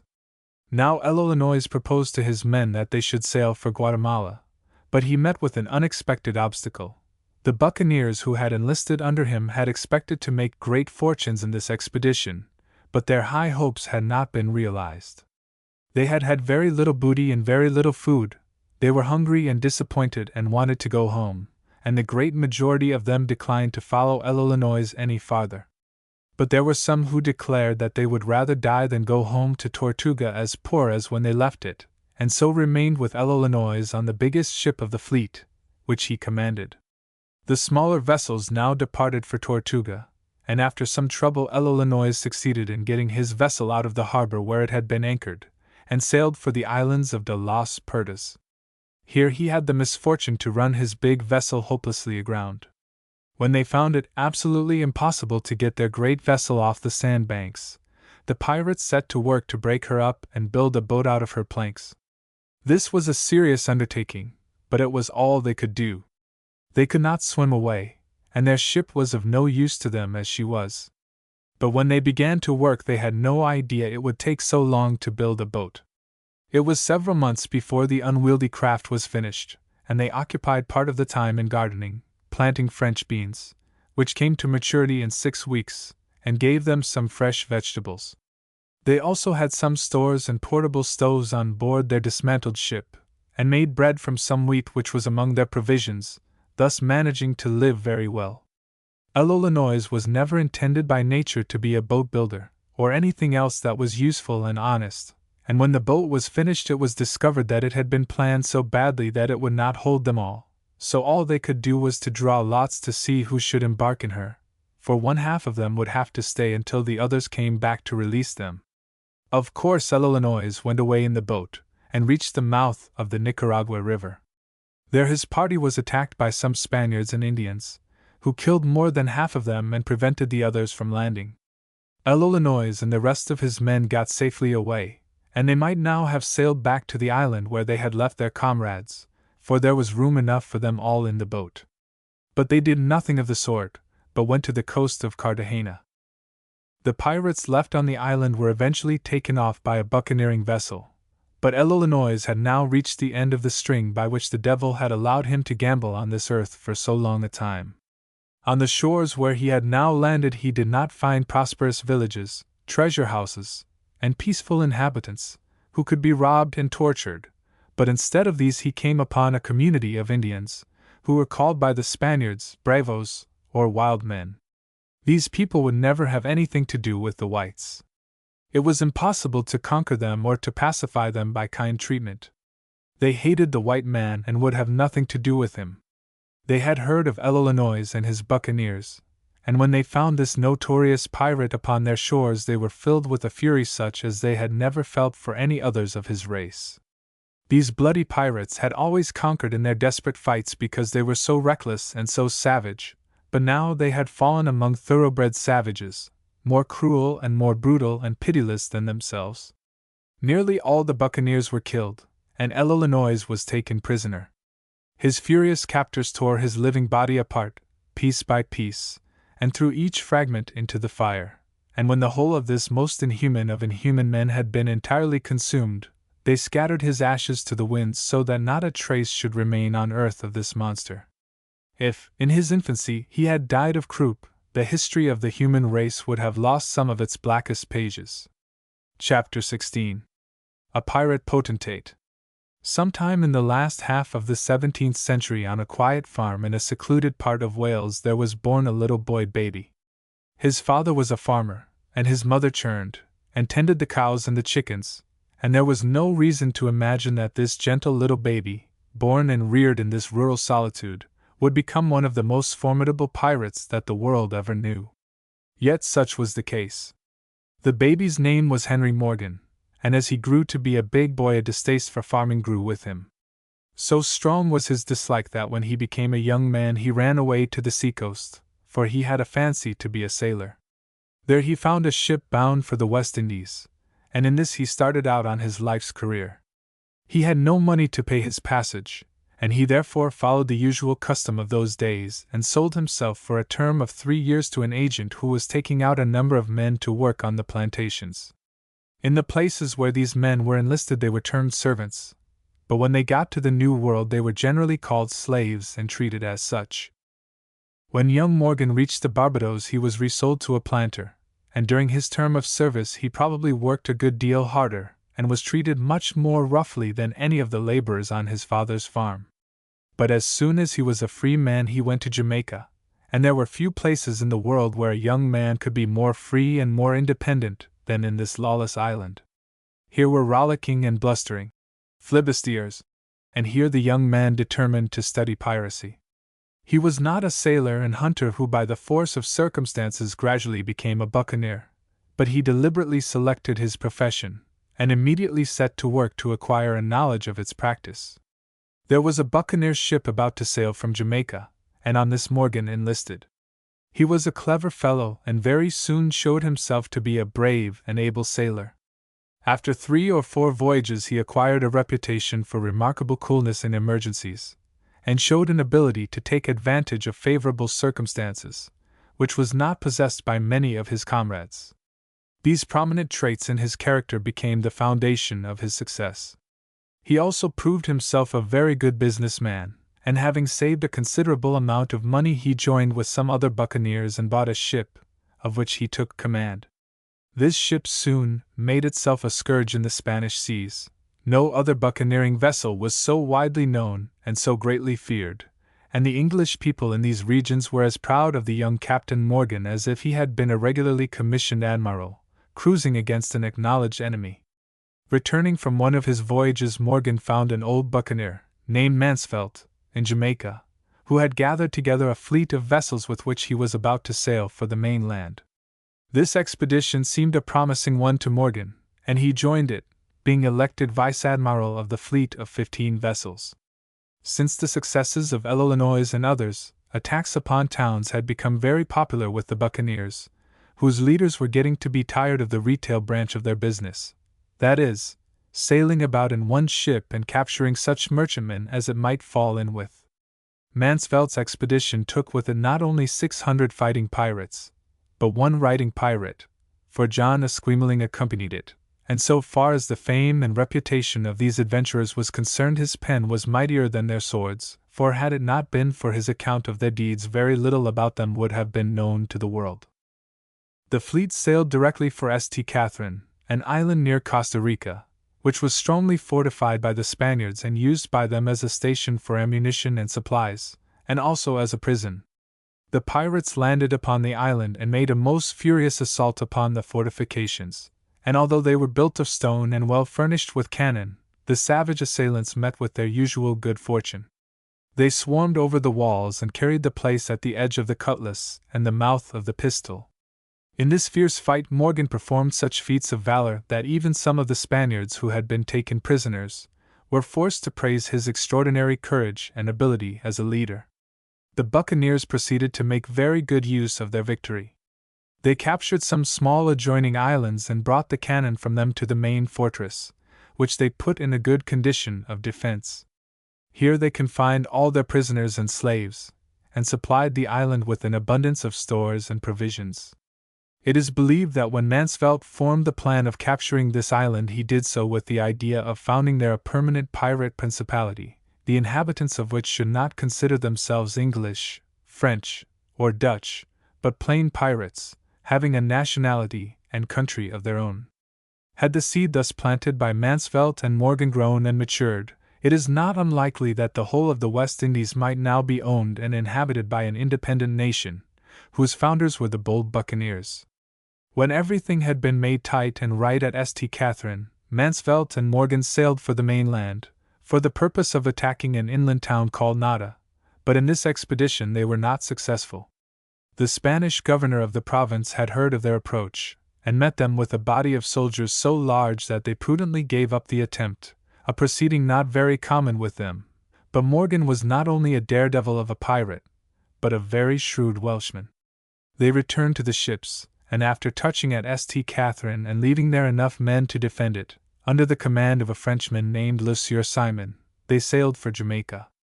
Everything at St. Catherine was arranged for permanent occupation. There was plenty of fresh water, and the ground could be cultivated, and Simon was promised that additional forces should be sent him so that he could hold the island as a regular station for the assembling and fitting out of pirate vessels. The permanent pirate colony never came to anything. No reinforcements were sent. Mansvelt died, and the Spaniards gathered together a sufficient force to retake the island of St. Catherine, and make prisoners of Simon and his men. This was a blow to Morgan, who had had great hopes of the fortified station he thought he had so firmly established, but after the project failed he set about forming another expedition. He was now recognized as buccaneering chief of the West Indies, and he very soon gathered together 12 ships and 700 men. Everything was made ready to sail, and the only thing left to be done was to decide what particular place they should favor with a visit. There were some who advised an attack upon Havana, giving as a reason that in that city there were a great many nuns, monks, and priests, and if they could capture them, they might ask as ransom for them a sum a great deal larger than they could expect to get from the pillage of an ordinary town. But Havana was considered to be too strong a place for a profitable venture, and after several suggestions had been made, at last a deserter from the Spanish army, who had joined them, came forward with a good idea. He told the pirates of a town in Cuba, to which he knew the way. It was named Port-au-Prince, and was situated so far inland that it had never been sacked. When the pirates heard that there existed an entirely fresh and unpillaged town, They were filled with as much excited delight as if they had been a party of schoolboys who had just been told where they might find a tree full of ripe apples which had been overlooked by the men who had been gathering the crop. When Morgan's fleet arrived at the nearest harbor to Port-au-Prince, he landed his men and marched toward the town, but he did not succeed in making a secret attack, as he had hoped. One of his prisoners, a Spaniard, let himself drop overboard as soon as the vessels cast anchor, and swimming ashore, hurried to Port-au-Prince, and informed the governor of the attack which was about to be made on the town. Thus prepared, this able commander knew just what to do.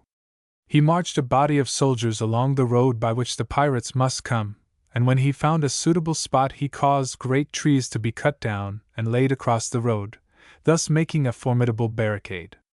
Behind this his soldiers were posted with their muskets and their cannon, and when the pirates should arrive they would find that they would have to do some extraordinary fighting before they could pass this well-defended barrier.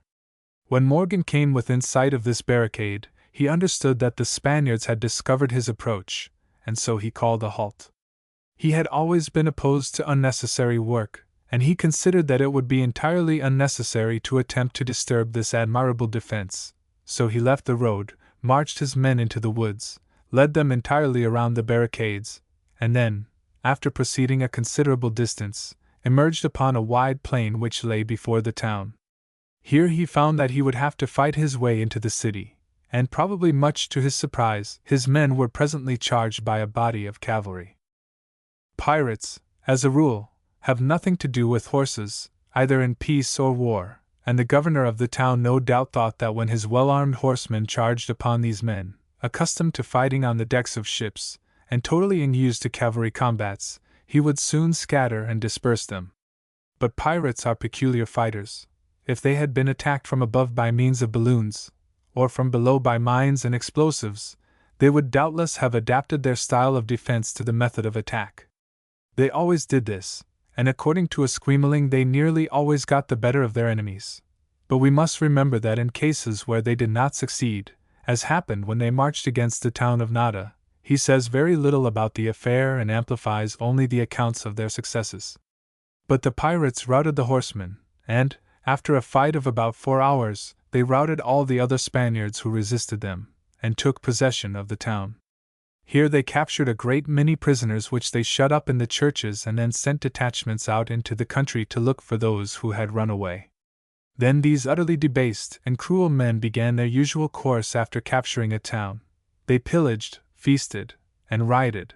They gave no thought to the needs of the prisoners whom they had shut up in the churches, many of whom starved to death.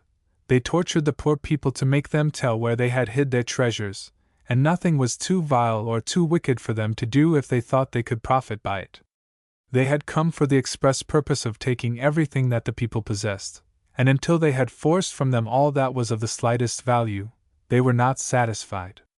Even when the poor citizens seemed to have given up everything they owned, they were informed that if they did not pay 2 heavy ransoms, one to protect themselves from being carried away into slavery, and one to keep their town from being burned, the same punishments would be inflicted upon them. For 2 weeks the pirates waited for the unfortunate citizens to go out into the country, and find some of their townsmen who had escaped with a portion of their treasure. In those days people did not keep their wealth in banks as they do now, but every man was the custodian of most of his own possessions, and when they fled from the visitation of an enemy they took with them everything of value that they could carry.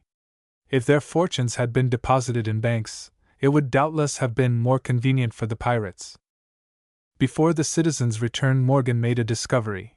A Negro was captured who carried letters from the governor of Santiago, a neighboring city, to some of the citizens of Port-au-Prince, telling them not to be in too great a hurry to pay the ransom demanded by the pirates, because he was coming with a strong force to their assistance. When Morgan read these letters, he changed his mind, and thought it would be a wise thing not to stay in that region any longer than could be helped. So he decided not to wait for the unfortunate citizens to collect the heavy ransom he demanded, but told them that if they would furnish him with 500 head of cattle, and also supply salt and help prepare the meat for shipment, he would make no further demands upon them. This, of course, the citizens were glad enough to do, and when the Buccaneers had carried to the ships everything they had stolen, and when the beef had been put on board, they sailed away. Morgan directed the course of the fleet to a small island on which he wished to land in order that they might take an account of stock and divide the profits. This the pirates always did as soon as possible after they had concluded one of their nefarious enterprises. But his men were not at all satisfied with what happened on the island. Morgan estimated the total value of the booty to be about $50,000, and when this comparatively small sum was divided, many of the men complained that it would not give them enough to pay their debts in Jamaica. They were utterly astonished that after having sacked an entirely fresh town they should have so little, and there is no doubt that many of them believed that their leader was a man who carried on the business of piracy for the purpose of enriching himself, while he gave his followers barely enough to keep them quiet. There was, however, another cause of discontent among a large body of the men. It appears that the men were very fond of marrow bones, and while they were yet at Port-au-Prince, and the prisoners were salting the meat which was to go on the ships, the Buccaneers went about among them and took the marrow bones which they cooked and ate while they were fresh. One of the men, a Frenchman, had selected a very fine bone, and had put it by his side while he was preparing some other tidbits, when an Englishman came along, picked up the bone, and carried it away. Now, even in the chronicles of Mother Goose we are told of the intimate connection between Welshmen, thievery, and marrow bones, for Taffy was a Welshman. Taffy was a thief. Taffy came to my house and stole a leg of beef. I went to Taffy's house. Taffy wasn't home. Taffy went to my house and stole a marrow bone. What happened to Taffy we do not know, but Morgan was a Welshman, Morgan was a thief, and one of his men had stolen a marrow bone. Therefore came trouble. The Frenchman challenged the Englishman, but the latter, being a mean scoundrel, took advantage of his opponent, unfairly stabbed him in the back and killed him. Now all the Frenchmen in the company rose in furious protest, and Morgan, wishing to pacify them, had the English assassin put in chains, and promised that he would take him to Jamaica and deliver him to justice. But the Frenchmen declined to be satisfied. They had received but very little money after they had pillaged a rich town, and they believed that their English companions were inclined to take advantage of them in every way, and consequently the greater part of them banded together and deliberately deserted Morgan, who was obliged to go back to Jamaica with not more than half his regular forces, doubtless wishing that the cattle on the island of Cuba had been able to get along without marrow bones. Chapter 17. How Morgan was helped by some religious people. When the Welsh buccaneer started out on another expedition, his company consisted entirely of Englishmen, and was not nearly so large as it had been. When he announced to his followers that he intended to attack the fortified town of Portobello, on the mainland, there was a general murmuring among the men, for Portobello was one of the strongest towns possessed by the Spaniards, and the Buccaneers did not believe that their comparatively small force would be able to take it. But Morgan made them a speech in which he endeavored to encourage them to follow him in this difficult undertaking. One of his arguments was that although their numbers were small, their hearts were large. But he produced the greatest effect upon them when he said that as they were but a few, each man's share of the booty would be much larger than if it must be divided among a great number. This touched the souls of the pirates, and they vowed to follow their leader wherever he might take them. The Buccaneers found Portobello a very hard nut to crack. They landed and marched upon the town, which was defended by several forts or castles. Even when one of these had been taken by assault, and after it had been blown up with all its garrison, who had been taken prisoners, still the town was not intimidated, and the governor vowed he would never surrender, but would die fighting to the last. The pirates raged like demons. They shot down every man they could see at the cannon or upon the walls, and they made desperate efforts to capture the principal fort, but they did not succeed, and after a long time Morgan began to despair. The garrison was strong and well commanded, and whenever the pirates attempted to scale the wall they were shot down, while firepots full of powder, with stones and other missiles, were hurled upon them. At last the wily Morgan had an idea. He set his men to work to make some ladders high enough to reach to the top of the walls, and wide enough to allow 3 or 4 men to go up abreast. If he could get these properly set up, his crew of desperate tiger cats could make a combined rush and get over the walls. But to carry the ladders and place them would be almost impossible, for the men who bore them would surely be shot down before they could finish the work. But it was not Morgan's plan that his men should carry these ladders. He had captured some convents in the suburbs of the town, with a number of nuns and monks known as religious people, and he now ordered these poor creatures, the women as well as the men, to take up the ladders and place them against the walls, believing that the Spanish governor would not allow his soldiers to fire at these innocent persons whom the pirates had forced to do their will. But the governor was determined to defend the town no matter who had to suffer, and so the soldiers fired at the nuns and monks just as though they were buccaneers or any other enemies. The religious people cried out in terror, and screamed to their friends not to fire upon them, but the soldiers obeyed the commands of the governor, while the pirates were swearing terribly behind them and threatening them with their pistols, and so the poor nuns and monks had to press forward, many of them dropping dead or wounded. They continued their work until the ladders were placed, and then over the walls went the pirates, with yells and howls of triumph, and not long after that the town was taken.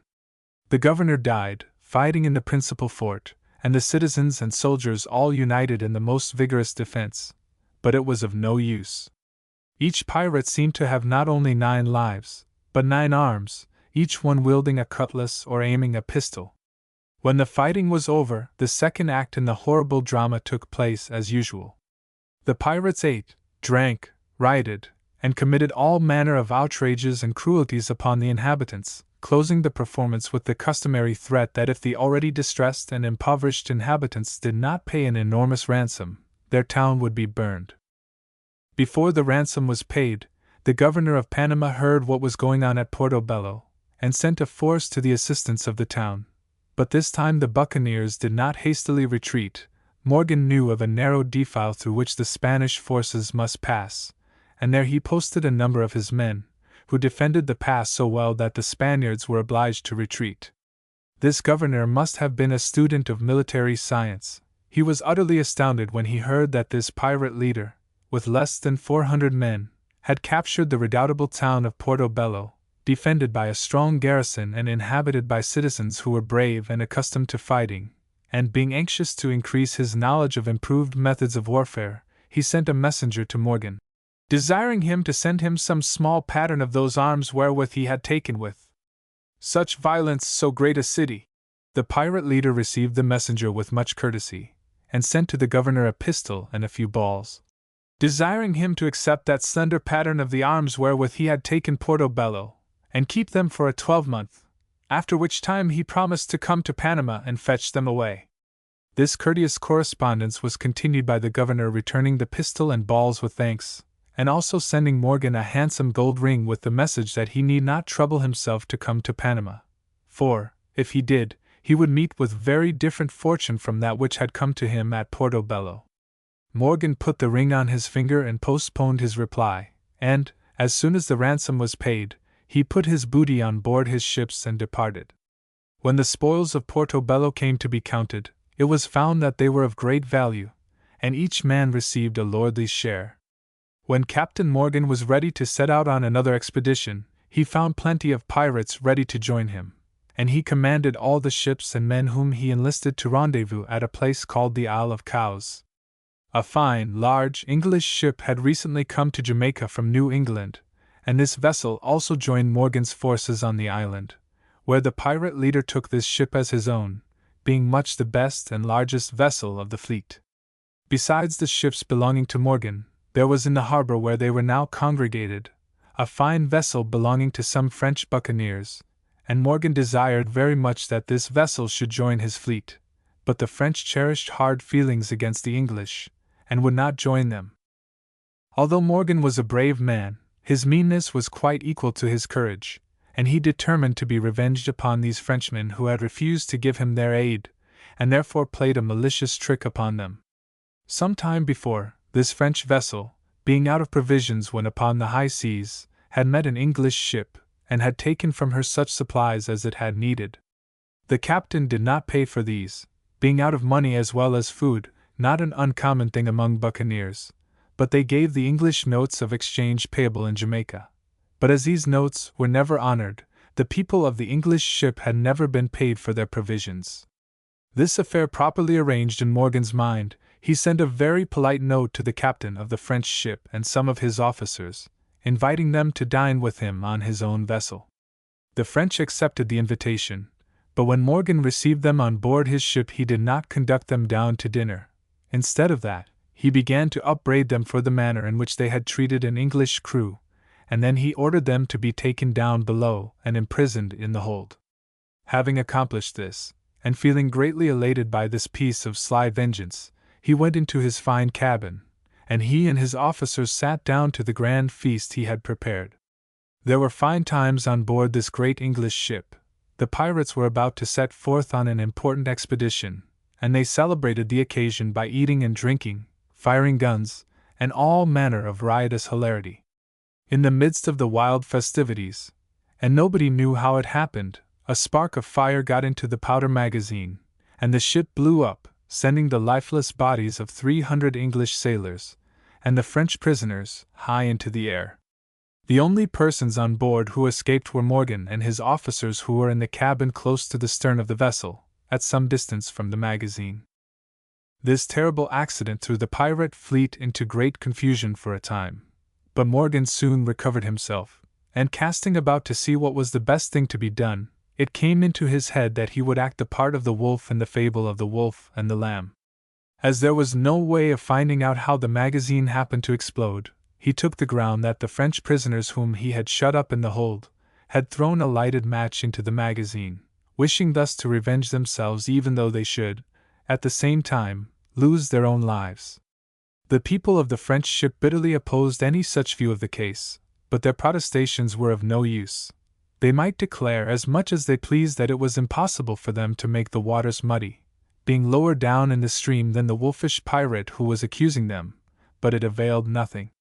Morgan sprang upon them and their ship, and sent them to Jamaica, where, upon his false charge, they were shut up in prison, and so remained for a long time.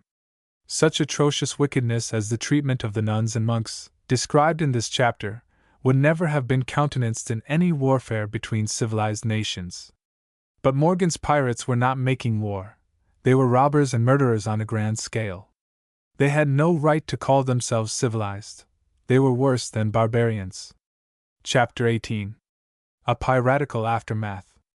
Morgan's destination was the Isle of Savona, near which a great Spanish fleet was expected to pass, and here he hoped to make some rich prizes.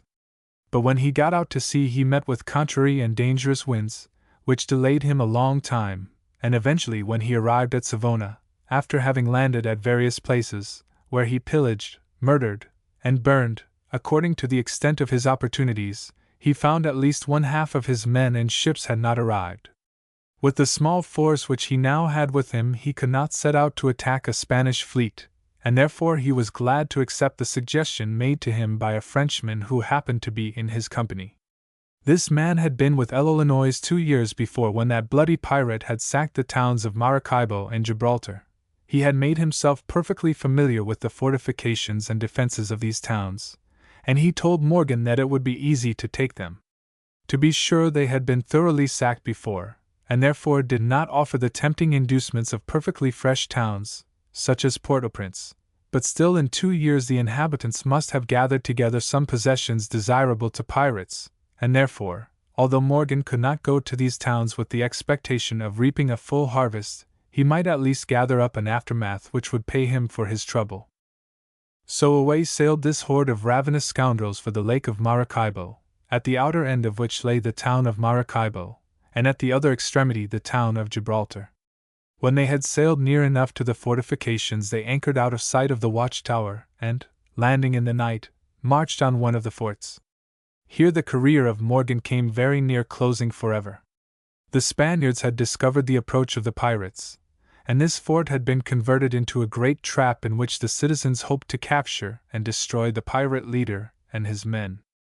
Everybody had left the fort, the gates were open, and a slow match, communicating with the magazine, had been lighted just before the last Spaniard had left. But the oldest and most sagacious of rats would be no more difficult to entrap than was the wily pirate Morgan. When he entered the open gates of the fort, and found everything in perfect order, he suspected a trick, and looking about him he soon saw the smoldering match. Instantly he made a dash at it, seized it, and extinguished the fire. Had he been delayed in this discovery a quarter of an hour longer, he and his men would have been blown to pieces along with the fort. Now the pirates pressed on toward the town, but they met with no resistance. The Spaniards, having failed to blow up their dreaded enemies, had retreated into the surrounding country and had left the town. The triumphant pirates spread themselves everywhere. They searched the abandoned town for people and valuables, and every man who cared to do so took one of the empty houses for his private residence. They made the church the common meeting place where they might all gather together when it was necessary, and when they had spent the night in eating and drinking all the good things they could find, they set out the next day to hunt for the fugitive citizens. For 3 weeks Morgan and his men held a devil's carnival in Maracaibo.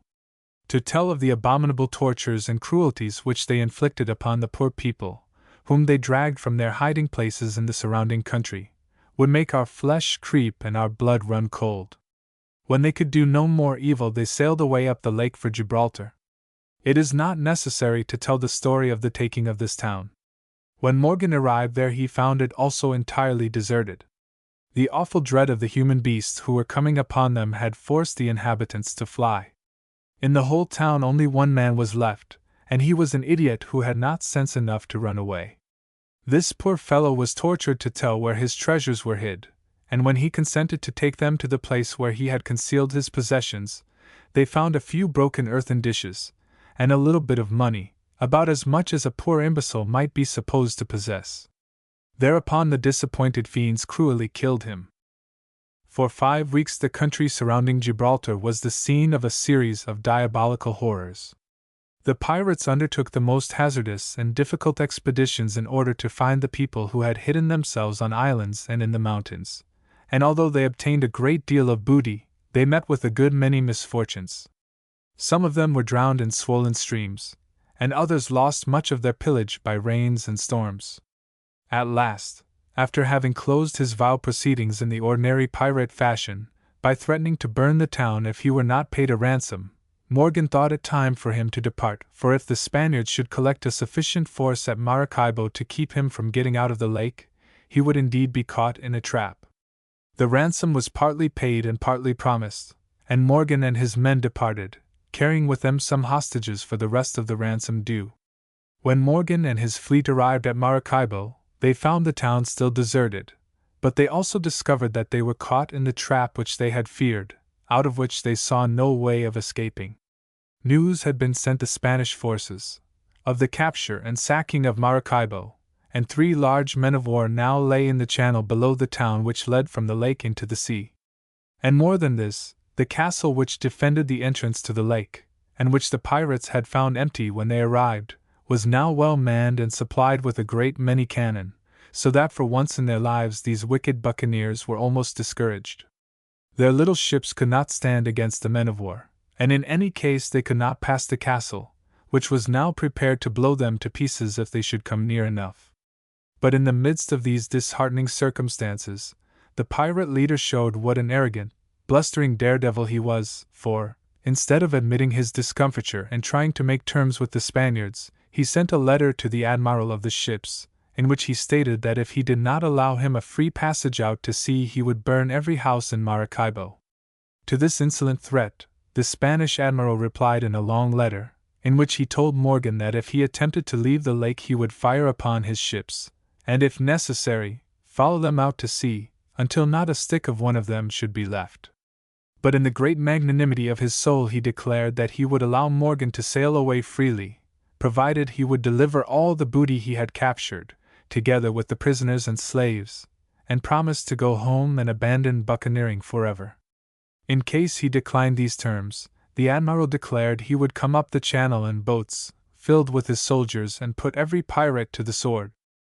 When Morgan received this letter, he called his men together in the public square of the town, and asked them what they would do, and when these fellows heard that they were asked to give up all their booty, they unanimously voted that they would perish rather than do such an unmanly thing as that. So it was agreed that they would fight themselves out of the lake of Maracaibo, or stay there, dead or alive, as the case might be. Chapter 19. A tight place for Morgan. At this important crisis again turned up the man with an idea. This was an inventive buccaneer, who proposed to Morgan that they should take a medium-sized ship which they had captured at the other end of the lake, and make a fire ship of her. In order that the Spaniards might not suspect the character of this incendiary craft, he proposed that they should fit her up like one of the pirate war vessels, for in this case the Spaniards would not try to get away from her, but would be glad to have her come near enough for them to capture her. Morgan was pleased with this plan, and the fire ship was prepared with all haste. All the pitch, tar, and brimstone in the town were put on board of her, together with other combustibles. On the deck were placed logs of wood, which were dressed up in coats and hats to look like men, and by their sides were muskets and cutlasses. Portholes were made, and in these were placed other logs to represent cannon. Thus this merchant vessel, now as inflammable as a pine knot, was made to resemble a somewhat formidable pirate ship. The rest of the fleet was made ready, the valuables and prisoners and slaves were put on board, and they all sailed boldly down toward the Spanish vessels, the fire ship in front. When the Spanish admiral saw this insignificant fleet approaching, he made ready to sink it to the bottom, and when the leading vessel made its way directly toward his own ship, as if with the impudent intention of boarding her, he did not fire at her, but let her come on. The few pirates on board the fire ship ran her up against the side of the great man-of-war, and after making her fast and applying their matches, they immediately slipped overboard, and swam to one of their own vessels before the Spaniards had an idea of what had happened.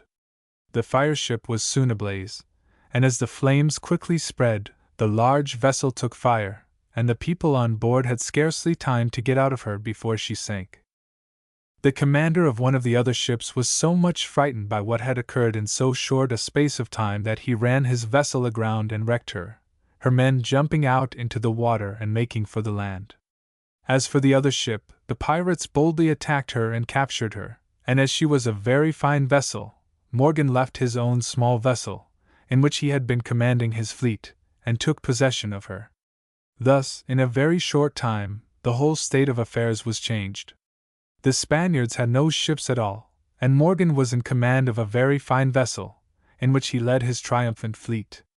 Victory is a grand thing to a pirate as it is to every human being who has been engaged in a conflict, but none of the joys of triumph could equal the sordid rapacity of Morgan and his men.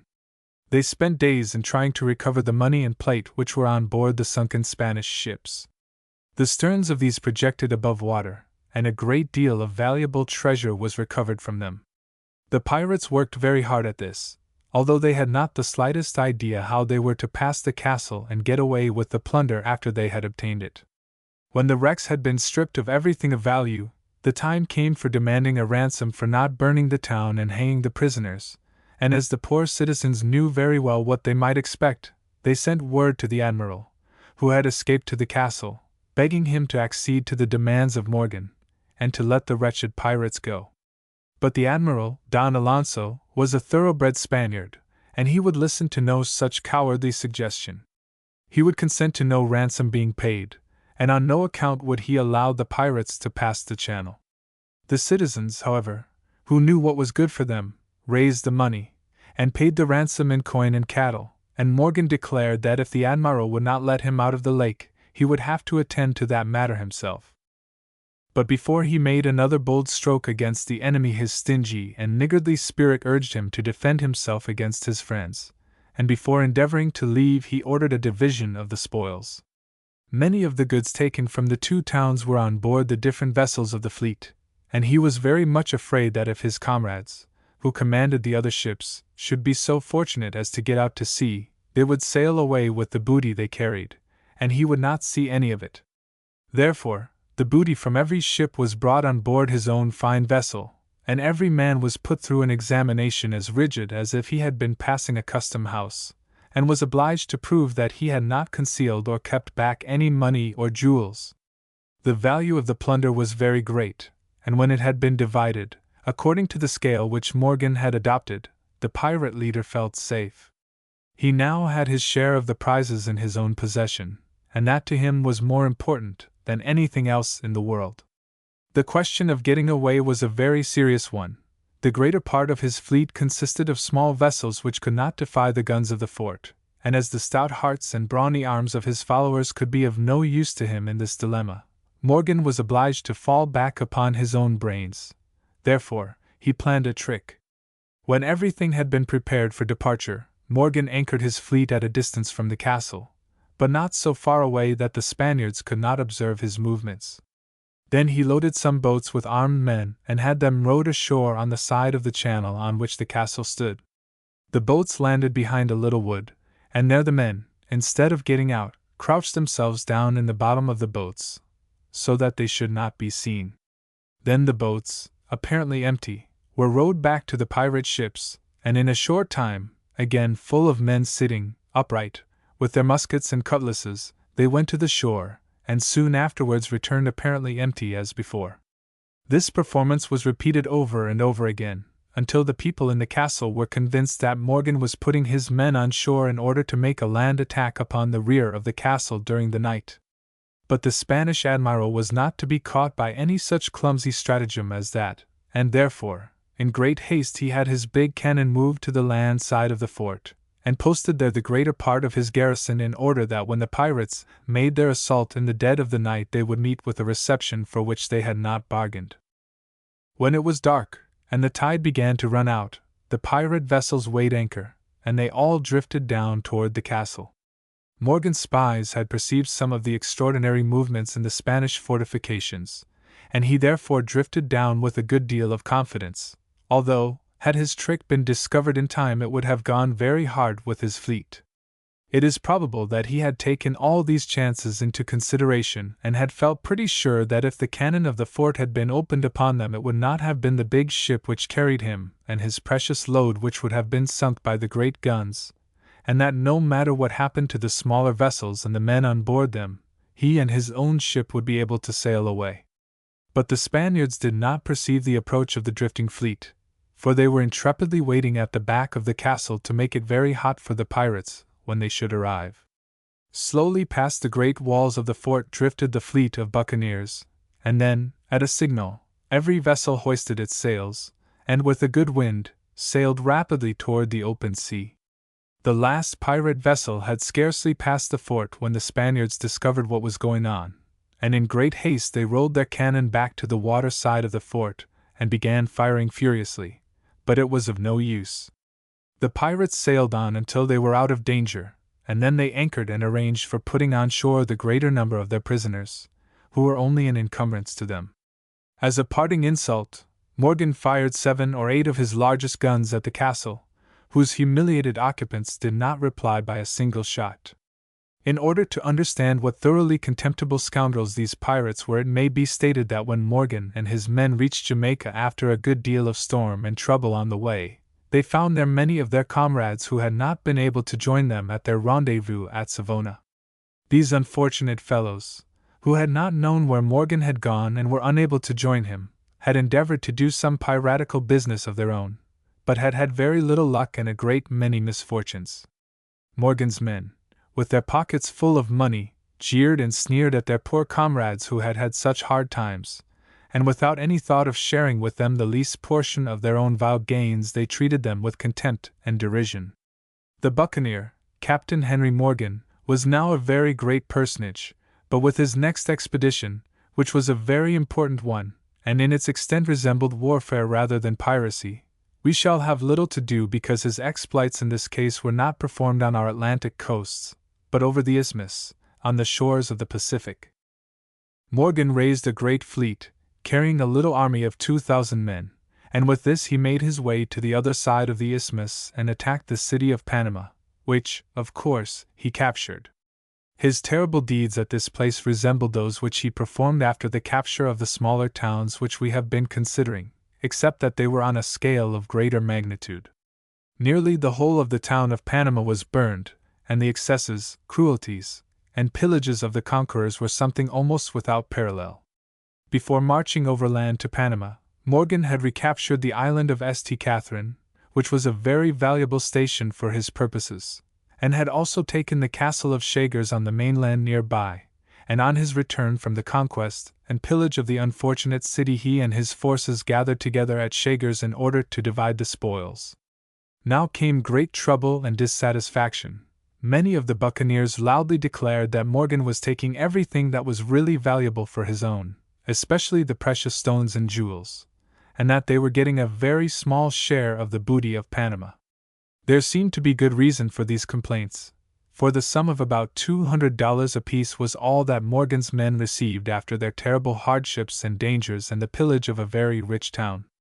The murmurings and complaints against Morgan's peculiar methods became louder and more frequent, and at last the wily Welshman began to be afraid that serious trouble would come to him if he did not take care of himself. This, however, he was very capable of doing. Silently and quietly one night, without giving notice to any of the Buccaneers at Chagres, except a few who were in his secret, Morgan, in his large ship, sailed away for Jamaica, followed by only a few other vessels, containing some of his favored companions. When the great body of the Buccaneers, the principal portion of which were Frenchmen, found that their leader had deserted them, there was a grand commotion, and if they had been able, the furious men who had had this trick played upon them would have followed Morgan to treat him as they had so often treated the Spaniards. But they could not follow. Morgan had taken great care that this should not happen. Their ships were out of order, they had been left very short of provisions and ammunition, and found that not only were they unable to avenge themselves on their traitor leader, but that it would be very hard for them to get away at all. Poor Esquemeling, the literary pirate, was one of those who was left behind, and in his doleful state he made the following reflection, which we quote from his book. Captain Morgan left us all in such a miserable condition as might serve for a lively representation of what rewards attend wickedness at the latter end of life, whence we ought to have learned how to regulate and amend our actions for the future. After Morgan had safely reached Jamaica with all his booty, the idea renewed itself in his mind of returning to St. Catherine, fortifying the place and putting it in complete order, and then occupying it as a station for all pirates, with himself the supreme governor and king of the Buccaneers. But before he had completed his arrangements for doing this, there was a change in the affairs at Jamaica. The King of England, having listened to the complaints of the Spanish crown, had recalled the former governor and put him on trial to answer for the manner in which he allowed the island to be used by the pirates for their wicked purposes against a friendly nation, and had sent a new governor with orders to allow no buccaneers in Jamaica, and in every way to suppress piracy in those parts. Now the shrewd Morgan saw that his present business was likely to become a very undesirable one, and he accordingly determined to give it up. Having brutally pillaged and most cruelly treated the Spaniards as long as he was able to do so, and having cheated and defrauded his friends and companions to the utmost extent possible, he made up his mind to reform, and a more thoroughly base and contemptible reformed scoundrel was never seen on the face of the earth. Morgan was now a rich man, and he lost no time in becoming very respectable. He endeavored to win favor with the new governor, and was so successful that when that official was obliged to return to England on account of his health, he left the ex-pirate in charge of the affairs of the island in the capacity of deputy governor. More than this, King Charles, who apparently had heard of Morgan's great bravery and ability, and had not cared to listen to anything else about him, knighted him, and this preeminent and inhuman water thief became Sir Henry Morgan. In his new official capacity, Morgan was very severe upon his former associates, and when any of them were captured and brought before him, he condemned some to be imprisoned and some to be hung, and in every way apparently endeavored to break up the unlawful business of buccaneering. About this time John Esquemeling betook himself to Europe with all possible dispatch, for he had work to do and things to tell with which the deputy governor would have no sympathy whatever. He got away safely, and he wrote his book, and if he had not had this good fortune, the world would have lost a great part of the story of what happened to the soft little baby who was born among the quiet green fields of Wales. Even during the time that he was deputy governor, Morgan was suspected of sharing in the gains of some buccaneers at the same time that he punished others, and after the death of Charles II, he was sent to England and imprisoned, but what eventually became of him we do not know. If he succeeded in ill-using and defrauding his satanic majesty, there is no record of the fact. Chapter 20. The Story of a High-Minded Pirate. After having considered the extraordinary performances of so many of those execrable wretches, the Buccaneers, it is refreshing and satisfactory to find that there were exceptions even to the rules which governed the conduct and general make-up of the ordinary pirate of the period, and we are therefore glad enough to tell the story of a man who, although he was an out-and-out buccaneer, possessed some peculiar characteristics which give him a place of his own in the history of piracy. In the early part of these sketches we have alluded to a gentleman of France, who, having become deeply involved in debt, could see no way of putting himself in a condition to pay his creditors but to go into business of some kind. He had no mercantile education, he had not learned any profession, and it was therefore necessary for him to do something for which a previous preparation was not absolutely essential. After having carefully considered all the methods of making money which were open to him under the circumstances, he finally concluded to take up piracy and literature. Even at the present day it is considered by many persons that one of these branches of industry is a field of action especially adapted to those who have not had the opportunity of giving the time and study necessary in any other method of making a living. The French gentleman whose adventures we are about to relate was a very different man from John Esquemeling, who was a literary pirate and nothing more. Being of a clerkly disposition, the gentle John did not pretend to use the saber or the pistol. His part in life was simply to watch his companions fight, burn, and steal, while his only weapon was his pen, with which he set down their exploits and thereby murdered their reputations. But Monsieur Raveneau de Lussan was both buccaneer and author, and when he had finished his piratical career he wrote a book in which he gave a full account of it, thus showing that although he had not been brought up to a business life, he had very good ideas about money-making. More than that, he had very good ideas about his own reputation, and instead of leaving his exploits and adventures to be written up by other people, that is, if any one should think it worth while to do so, he took that business into his own hands. He was well educated, he had been brought up in good society, and as he desired to return to that society it was natural for him to wish to paint his own portrait as a buccaneer. Pictures of that kind as they were ordinarily executed were not at all agreeable to the eyes of the cultivated classes of France, and so M. de Lussan determined to give his personal attention not only to his business speculations, but to his reputation. He went out as a buccaneer in order to rob the Spaniards of treasure with which to pay his honest debts, and in order to prevent his piratical career being described in the coarse and disagreeable fashion in which people generally wrote about pirates, he determined to write his own adventures. If a man wishes to appear well before the world, it is often a very good thing for him to write his autobiography, especially if there is anything a little shady in his career, and it may be that de Lussan's reputation as a high-minded pirate depends somewhat on the book he wrote after he had put down the sword and taken up the pen, but if he gave a more pleasing color to his proceedings than they really deserved, we ought to be glad of it. For, even if de Lussan the buccaneer was in some degree a creature of the imagination of de Lussan the author, we have a story which is much more pleasing and, in some respects, more romantic than stories of ordinary pirates could possibly be made unless the writer of such stories abandoned fact altogether and plunged blindly into fiction. Among the good qualities of de Lussan was a pious disposition. He had always been a religious person, and being a Catholic, he had a high regard and veneration for religious buildings, for priests, and for the services of the Church, and when he had crossed the Atlantic in his ship, the crew of which was composed of desperadoes of various nations, and when he had landed upon the western continent, he wished still to conform to the religious manners and customs of the Old World. Having a strong force under his command and possessing, in common with most of the gentlemen of that period, a good military education, it was not long after he landed on the mainland before he captured a small town. The resistance which he met was soon overcome, and our high-minded pirate found himself in the position of a conqueror with a community at his mercy. As his piety now raised itself above all his other attributes, the first thing that he did was to repair to the principal church of the town, accompanied by all his men, and here, in accordance with his commands, a Te Deum was sung and services were conducted by the priests in charge. Then, after having properly performed his religious duties, de Lussan sent his men through the town with orders to rob the inhabitants of everything valuable they possessed. The ransacking and pillaging of the houses continued for some time, but when the last of his men had returned with the booty they had collected, the high-minded chief was dissatisfied. The town appeared to be a good deal poorer than he had expected, and as the collection seemed to be so very small, de Lussan concluded that in some way or other he must pass around the hat again.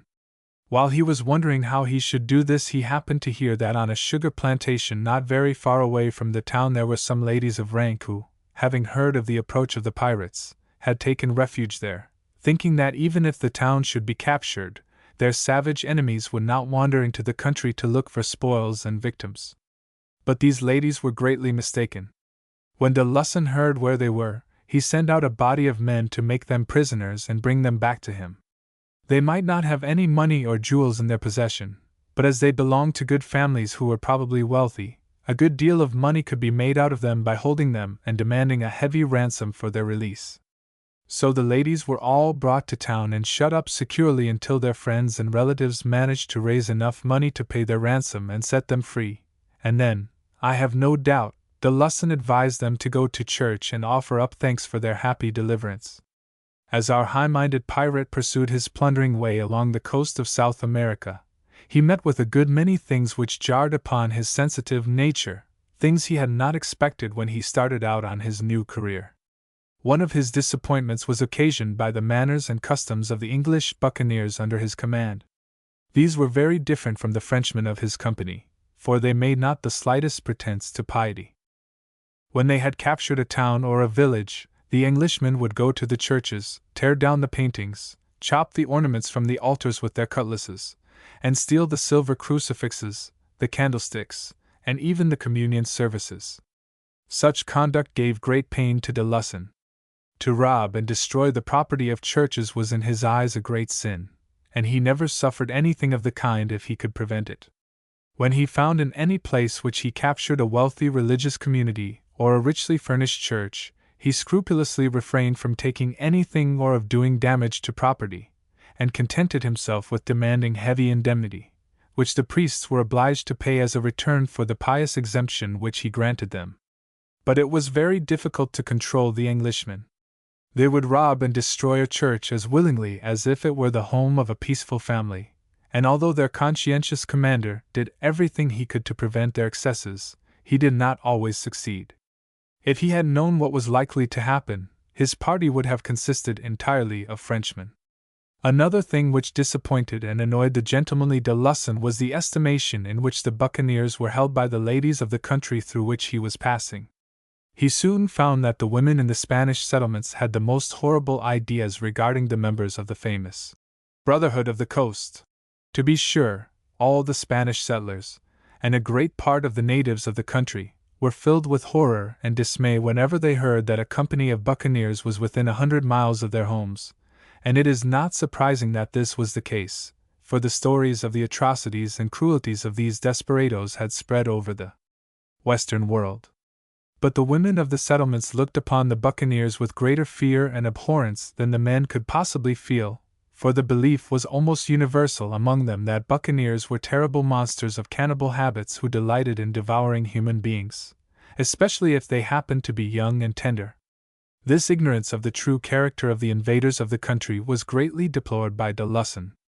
He had a most profound pity for those simple-minded persons who had allowed themselves to be so deceived in regard to the real character of himself and his men, and whenever he had an opportunity, he endeavored to persuade the ladies who fell in his way that sooner than eat a woman he would entirely abstain from food.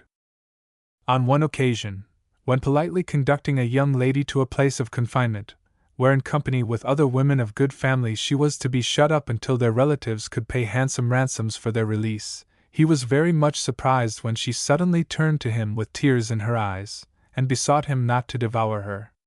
This astonishing speech so wounded the feelings of the gallant Frenchman that for a moment he could not reply, and when he asked her what had put such an unreasonable fear in her mind, she could only answer that she thought he looked hungry, and that perhaps he would not be willing to wait until, and there she stopped, for she could not bring her mind to say, until she was properly prepared for the table. "What?" exclaimed the high-minded pirate. "Do you suppose that I would eat you in the street?" And as the poor girl, who was now crying, would make him no answer, he fell into a somber silence which continued until they had reached their destination. The cruel aspersions which were cast upon his character by the women of the country were very galling to the chivalrous soul of this gentleman of France, and in every way possible he endeavored to show the Spanish ladies that their opinions of him were entirely incorrect, and even if his men were rather a hard lot of fellows, they were not cannibals. The high-minded pirate had now two principal objects before him. One was to lay his hand upon all the treasure he could find, and the other was to show the people of the country, especially the ladies, that he was a gentleman of agreeable manners and a pious turn of mind. It is highly probable that for some time the hero of this story did not succeed in his first object as well as he would have liked. A great deal of treasure was secured, but some of it consisted of property which could not be easily turned into cash or carried away, and he had with him a body of rapacious and conscienceless scoundrels who were continually clamoring for as large a share of the available spoils, such as jewels, money, and small articles of value, as they could induce their commander to allow them, and, in consequence of this greediness of his own men, his share of the plunder was not always as large as it ought to be. But in his other object he was very much more successful, and in proof of this, we have only to relate an interesting and remarkable adventure which befell him. He laid siege to a large town, and, as the place was well defended by fortifications and armed men, a severe battle took place before it was captured. But at last the town was taken, and de Lussan and his men having gone to church to give thanks for their victory, his Englishmen being obliged to attend the services no matter what they did afterward, he went diligently to work to gather from the citizens their valuable and available possessions. In this way he was brought into personal contact with a great many of the people of the town, and among the acquaintances which he made was that of a young Spanish lady of great beauty. The conditions and circumstances in the midst of which this lady found herself after the city had been taken were very peculiar. She had been the wife of one of the principal citizens, the treasurer of the town, who was possessed of a large fortune, and who lived in one of the best houses in the place. But during the battle with the Buccaneers, her husband, who fought bravely in defense of the place, was killed, and she now found herself not only a widow, but a prisoner in the hands of those ruthless pirates, whose very name had struck terror into the hearts of the Spanish settlers. Plunged into misery and despair, it was impossible for her to foresee what was going to happen to her. As has been said, the religious services in the church were immediately followed by the pillage of the town. Every house was visited, and the trembling inhabitants were obliged to deliver up their treasures to the savage fellows who tramped through their halls and rooms, swearing savagely when they did not find as much as they expected, and laughing with wild glee at any unusual discovery of jewels or coin. The buccaneer officers as well as the men assisted in gathering in the spoils of the town, and it so happened that M. Ravenel de Lussan, with his good clothes and his jaunty hat with a feather in it, selected the house of the late treasurer of the city as a suitable place for him to make his investigations. He found there a great many valuable articles and also found the beautiful young widow. The effect produced upon the mind of the lady when the captain of the Buccaneers entered her house was a very surprising one.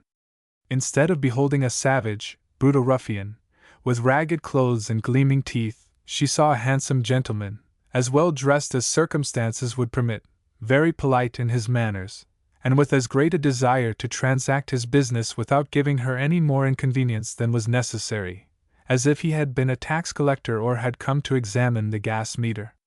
If all the Buccaneers were such agreeable men as this one, she and her friends had been laboring under a great mistake. De Lussan did not complete his examination of the treasurer's house in one visit, and during the next 2 or 3 days the young widow not only became acquainted with the character of buccaneers in general, but she learned to know this particular buccaneer very well, and to find out what an entirely different man he was from the savage fellows who composed his company. She was grateful to him for his kind manner of appropriating her possessions. She was greatly interested in his society, for he was a man of culture and information, and in less than 3 days she found herself very much in love with him. There was not a man in the whole town who, in her opinion, could compare with this gallant commander of buccaneers. It was not very long before de Lussan became conscious of the favor he had found in the eyes of this lady, for as a buccaneer could not be expected to remain very long in one place, it was necessary, If this lady wished the captor of her money and treasure to know that he had also captured her heart, that she must not be slow in letting him know the state of her affections. And being a young person of a very practical mind, she promptly informed de Lussan that she loved him and desired him to marry her. The gallant Frenchman was very much amazed when this proposition was made to him, which was in the highest degree complimentary. It was very attractive to him, but he could not understand it. The lady's husband had been dead but a few days. He had assisted in having the unfortunate gentleman properly buried, and it seemed to him very unnatural that the young widow should be in such an extraordinary hurry to prepare a marriage feast before the funeral baked meats had been cleared from the table. There was but one way in which he could explain to himself this remarkable transition from grief to a new affection. He believed that the people of this country were like their fruits and their flowers. The oranges might fall from the trees, but the blossoms would still be there. Husband and wives or lovers might die, but in the tropical hearts of these people it was not necessary that new affections should be formed, for they were already there, and needed only someone to receive them. As he did not undertake his present expedition for the purpose of marrying ladies, no matter how beautiful they might be, it is quite natural that de Lussan should not accept the proffered hand of the young widow. But when she came to detail her plans, he found that it would be well worth his while to carefully consider her project. The lady was by no means a thoughtless young creature, carried away by a sudden attachment. Before making known to de Lussan her preference for him above all other men, she had given the subject her most careful and earnest consideration, and had made plans which in her opinion would enable the buccaneer captain and herself to settle the matter to the satisfaction of all parties. When de Lussan heard the lady's scheme, he was as much surprised by her businesslike ability as he had been by the declaration of her affection for him. She knew very well that he could not marry her and take her with him. Moreover, she did not wish to go. She had no fancy for such wild expeditions and such savage companions. Her plans were for peace and comfort, and a happy domestic life. In a word, she desired that the handsome de Lussan should remain with her. Of course the gentleman opened his eyes very wide when he heard this, but she had a great deal to say upon the subject, and she had not omitted any of the details which would be necessary for the success of her scheme. The lady knew just as well as the buccaneer captain knew that the men under his command would not allow him to remain comfortably in that town with his share of the plunder, while they went on without a leader to undergo all sorts of hardships and dangers, perhaps defeat and death. If he announced his intention of withdrawing from the band, his enraged companions would probably kill him. Consequently, a friendly separation between himself and his buccaneer followers was a thing not to be thought of, and she did not even propose it. Her idea was a very different one. Just as soon as possible, that very night, de Lussan was to slip quietly out of the town, and make his way into the surrounding country. She would furnish him with a horse, and tell him the way he should take, and he was not to stop until he had reached a secluded spot, where she was quite sure the buccaneers would not be able to find him, no matter how diligently they might search. When they had entirely failed in every effort to discover their lost captain, who they would probably suppose had been killed by wandering Indians, for it was impossible that he could have been murdered in the town without their knowledge, they would give him up as lost and press on in search of further adventures. When the buccaneers were far away, and all danger from their return had entirely passed, then the brave and polite Frenchman, now no longer a buccaneer, could safely return to the town, where the young widow would be most happy to marry him, to lodge him in her handsome house, and to make over to him all the large fortune and estates which had been the property of her late husband. This was a very attractive offer surely, a beautiful woman, and a handsome fortune. But she offered more than this. She knew that a gentleman who had once captured and despoiled the town might feel a little delicacy in regard to marrying and settling there and becoming one of its citizens, and therefore she was prepared to remove any objections which might be occasioned by such considerate sentiments on his part. She assured him that if he would agree to her plan, she would use her influence with the authorities, and would obtain for him the position of city treasurer, which her husband had formerly held. And when he declared that such an astounding performance must be utterly impossible, she started out immediately, and having interviewed the governor of the town and other municipal officers, secured their signature to a paper in which they promised that if M. de Lussan would accept the proposals which the lady had made, he would be received most kindly by the officers and citizens of the town, that the position of treasurer would be given to him, and that all the promises of the lady should be made good. Now our high-minded pirate was thrown into a great quandary, and although at first he had had no notion whatever of accepting the pleasant proposition which had been made to him by the young widow, he began to see that there were many good reasons why the affection, the high position, and the unusual advantages which she had offered to him might perhaps be the very best fortune which he could expect in this world. In the first place, if he should marry this charming young creature and settle down as a respected citizen and an officer of the town, he would be entirely freed from the necessity of leading the life of a buccaneer, and this life was becoming more and more repugnant to him every day, not only on account of the highly disagreeable nature of his associates and their reckless deeds, but because the country was becoming aroused, and the resistance to his advances was growing stronger and stronger. In the next attack he made upon a town or village he might receive a musket ball in his body, which would end his career and leave his debts in France unpaid. More than that, he was disappointed, as has been said before, in regard to the financial successes he had expected. At that time he saw no immediate prospect of being able to go home with money enough in his pocket to pay off his creditors, and if he did not return to his native land under those conditions, he did not wish to return there at all. Under these circumstances it seemed to be wise and prudent, that if he had no reason to expect to be able to settle down honorably and peaceably in France, to accept this opportunity to settle honorably, peaceably, and in every way satisfactorily in America. It is easy to imagine the pitching and the tossing in the mind of our French buccaneer.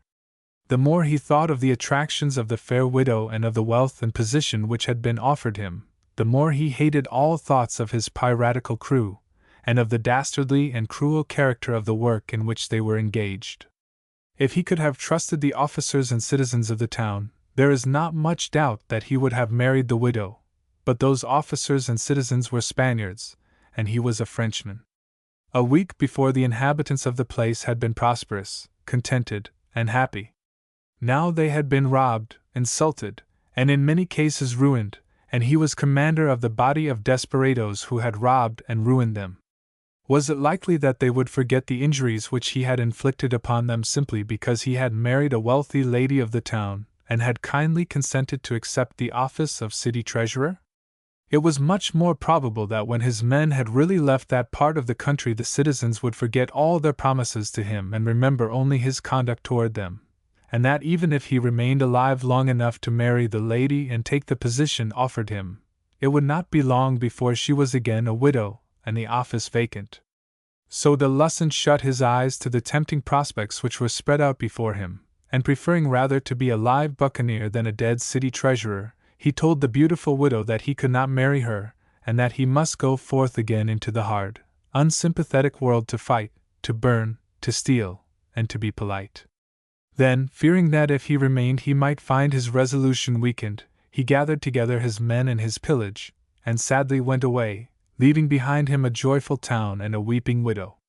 If the affection of the young Spanish lady for the buccaneer chief was sufficient to make her take an interest in his subsequent career, she would probably have been proud of him, for the ladies of those days had a high opinion of brave men and successful warriors. De Lussan soon proved that he was not only a good fighter, but that he was also an able general, and his operations on the western coast of South America were more like military campaigns than ordinary expeditions of lawless buccaneers.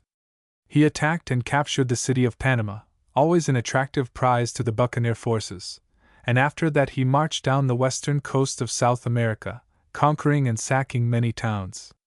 As he now carried on his business in a somewhat wholesale way, it could not fail to bring him in a handsome profit, and in the course of time he felt that he was able to retire from the active practice of his profession and to return to France.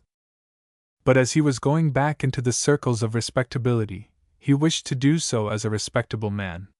He discarded his hat and plume, he threw away his great cutlass and his heavy pistols, and attired in the costume of a gentleman in society he prepared himself to enter again upon his old life. He made the acquaintance of some of the French colonial officers in the West Indies, and obtaining from them letters of introduction to the Treasurer General of France, he went home as a gentleman who had acquired a fortune by successful enterprises in the New World. The pirate who not only possesses a sense of propriety and a sensitive mind, but is also gifted with an ability to write a book in which he describes his own actions and adventures, is to be credited with unusual advantages, and as Raveneau de Lussan possessed these advantages, he has come down to posterity as a high-minded pirate. Chapter 21. Exit Buccaneer, Enter Pirate. The buccaneers of the West Indies and South America had grown to be a most formidable body of reckless freebooters. From merely capturing Spanish ships, laden with the treasures taken from the natives of the New World, they had grown strong enough to attack Spanish towns and cities. But when they became soldiers and marched in little armies, the patience of the civilized world began to weaken. Panama, for instance, was an important Spanish city. England was at peace with Spain. Therefore, when a military force composed mainly of Englishmen, and led by a British subject, captured and sacked the said Spanish city, England was placed in an awkward position. If she did not interfere with her buccaneers, she would have a quarrel to settle with Spain. Therefore it was that a new governor was sent to Jamaica with strict orders to use every power he possessed to put down the buccaneers and to break up their organization, and it was to this end that he set a thief to catch thieves and empowered the ex-pirate, Morgan, to execute his former comrades. But methods of conciliation, as well as threats of punishment, were used to induce the buccaneers to give up their illegal calling, and liberal offers were made to them to settle in Jamaica and become law-abiding citizens. They were promised grants of land and assistance of various kinds in order to induce them to take up the legitimate callings of planters and traders. But these offers were not at all tempting to the brethren of the coast. From pirates rampant to pirates couchant was too great a change, and some of them, who found it impossible to embark on piratical cruises, on account of the increasing difficulties of fitting out vessels, returned to their original avocations of cattle butchering and beef drying, and some, it is said, chose rather to live among the wild Indians and share their independent lives, than to bind themselves to any form of honest industry. The French had also been very active in suppressing the operations of their buccaneers, and now the Brethren of the Coast, considered as an organization for preying upon the commerce and settlers of Spain, might be said to have ceased to exist. But it must not be supposed that because buccaneering had died out, that piracy was dead. If we tear down a wasp's nest, we destroy the abode of a fierce and pitiless community, but we scatter the wasps, and it is likely that each one of them, in the unrestricted and irresponsible career to which he has been unwillingly forced, will prove a much more angry and dangerous insect than he had ever been before. This is what happened to these buccaneers who would not give up a piratical life. Driven away from Jamaica, from San Domingo, and even from Tortuga, they retained a resting place only at New Providence, an island in the Bahamas, and this they did not maintain very long. Then they spread themselves all over the watery world. They were no longer buccaneers, they were no longer brothers of any sort or kind, they no longer set out merely to pillage and fight the Spaniards, but their attacks were made upon people of every nation. English ships and French ships, once safe from them, were a welcome prey to these new pirates, unrestrained by any kind of loyalty, even by any kind of enmity. They were more rapacious, they were more cruel, they were more like fiends than they had ever been before. They were cowardly, and they no longer proceeded against towns which might be defended, nor ran up alongside of a man-of-war to boldly board her in the very teeth of her guns. They confined themselves to attacks upon peaceable merchant vessels, often robbing them and then scuttling them, delighted with the spectacle of a ship, with all its crew, sinking hopelessly into the sea. The scene of piratical operations in America was now very much changed. The successors of the Brothers of the Coast, no longer united by any bonds of fellowship, but each pirate captain acting independently in his own wicked way, was coming up from the West Indies to afflict the seacoast of our country. The old buccaneers knew all about our southern coast, for they were among the very first white men who ever set foot on the shores of North and South Carolina before that region had been settled by colonists, and when the only inhabitants were the wild Indians. These early buccaneers often used its bays and harbors as convenient ports of refuge, where they could anchor, divide spoils, take in fresh water, and stay as long as they pleased without fear of molestation.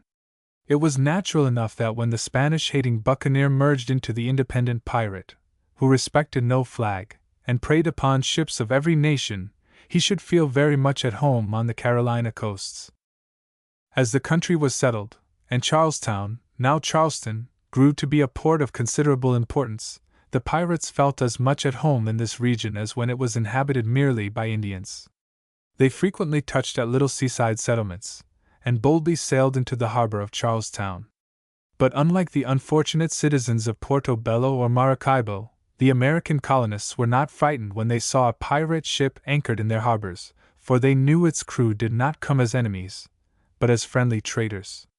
The early English colonists were not as prosperous as they might have been if the mother country had not been so anxious to make money out of them. They were not allowed to import goods from any country but England, and if they had products or crops to export, they must be sold to English merchants. For whatever they bought they had to pay the highest prices, and they could not send into the markets of the world to get the best value for their own productions.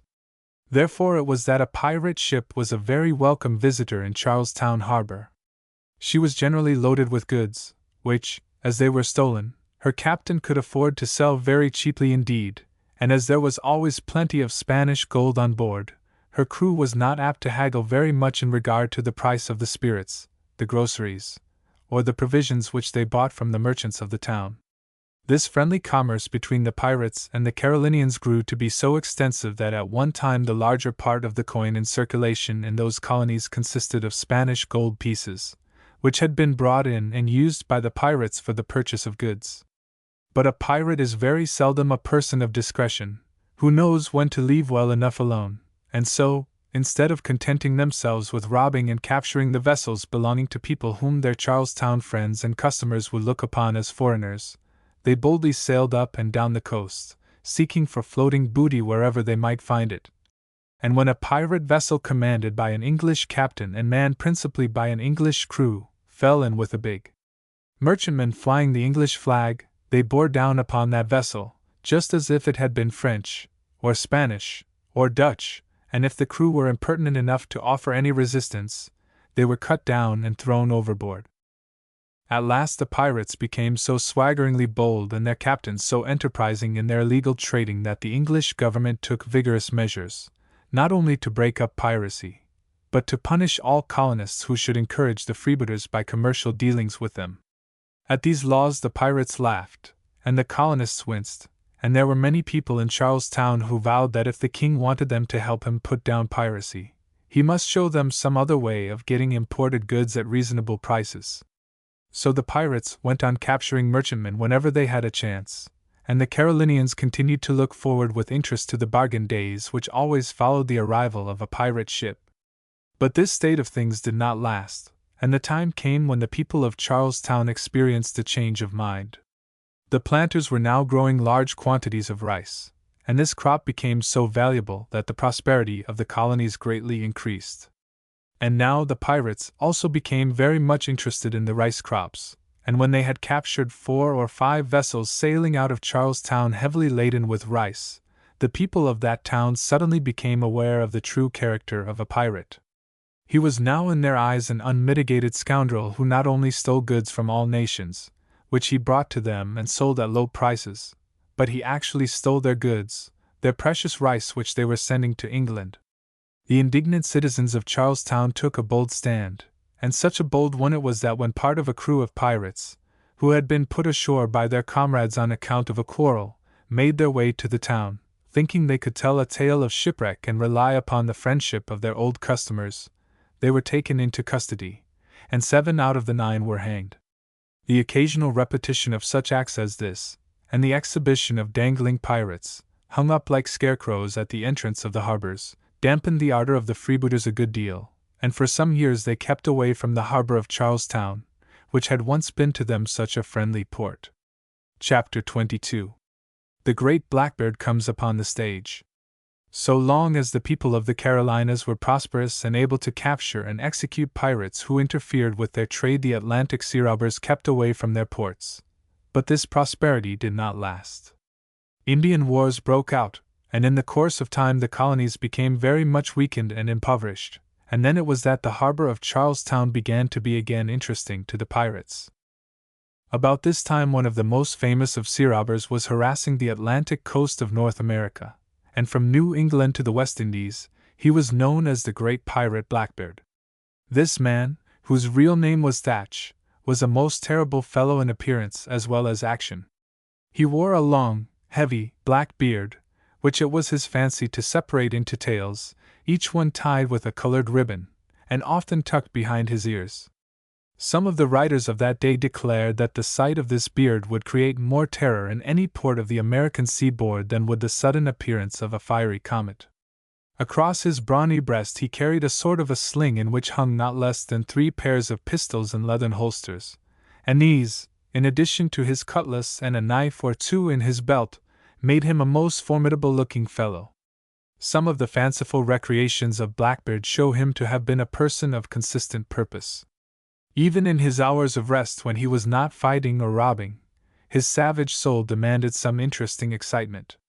Once he was seated at table with his mate and 2 or 3 sailors, and when the meal was over he took up a pair of pistols, and cocking them put them under the table.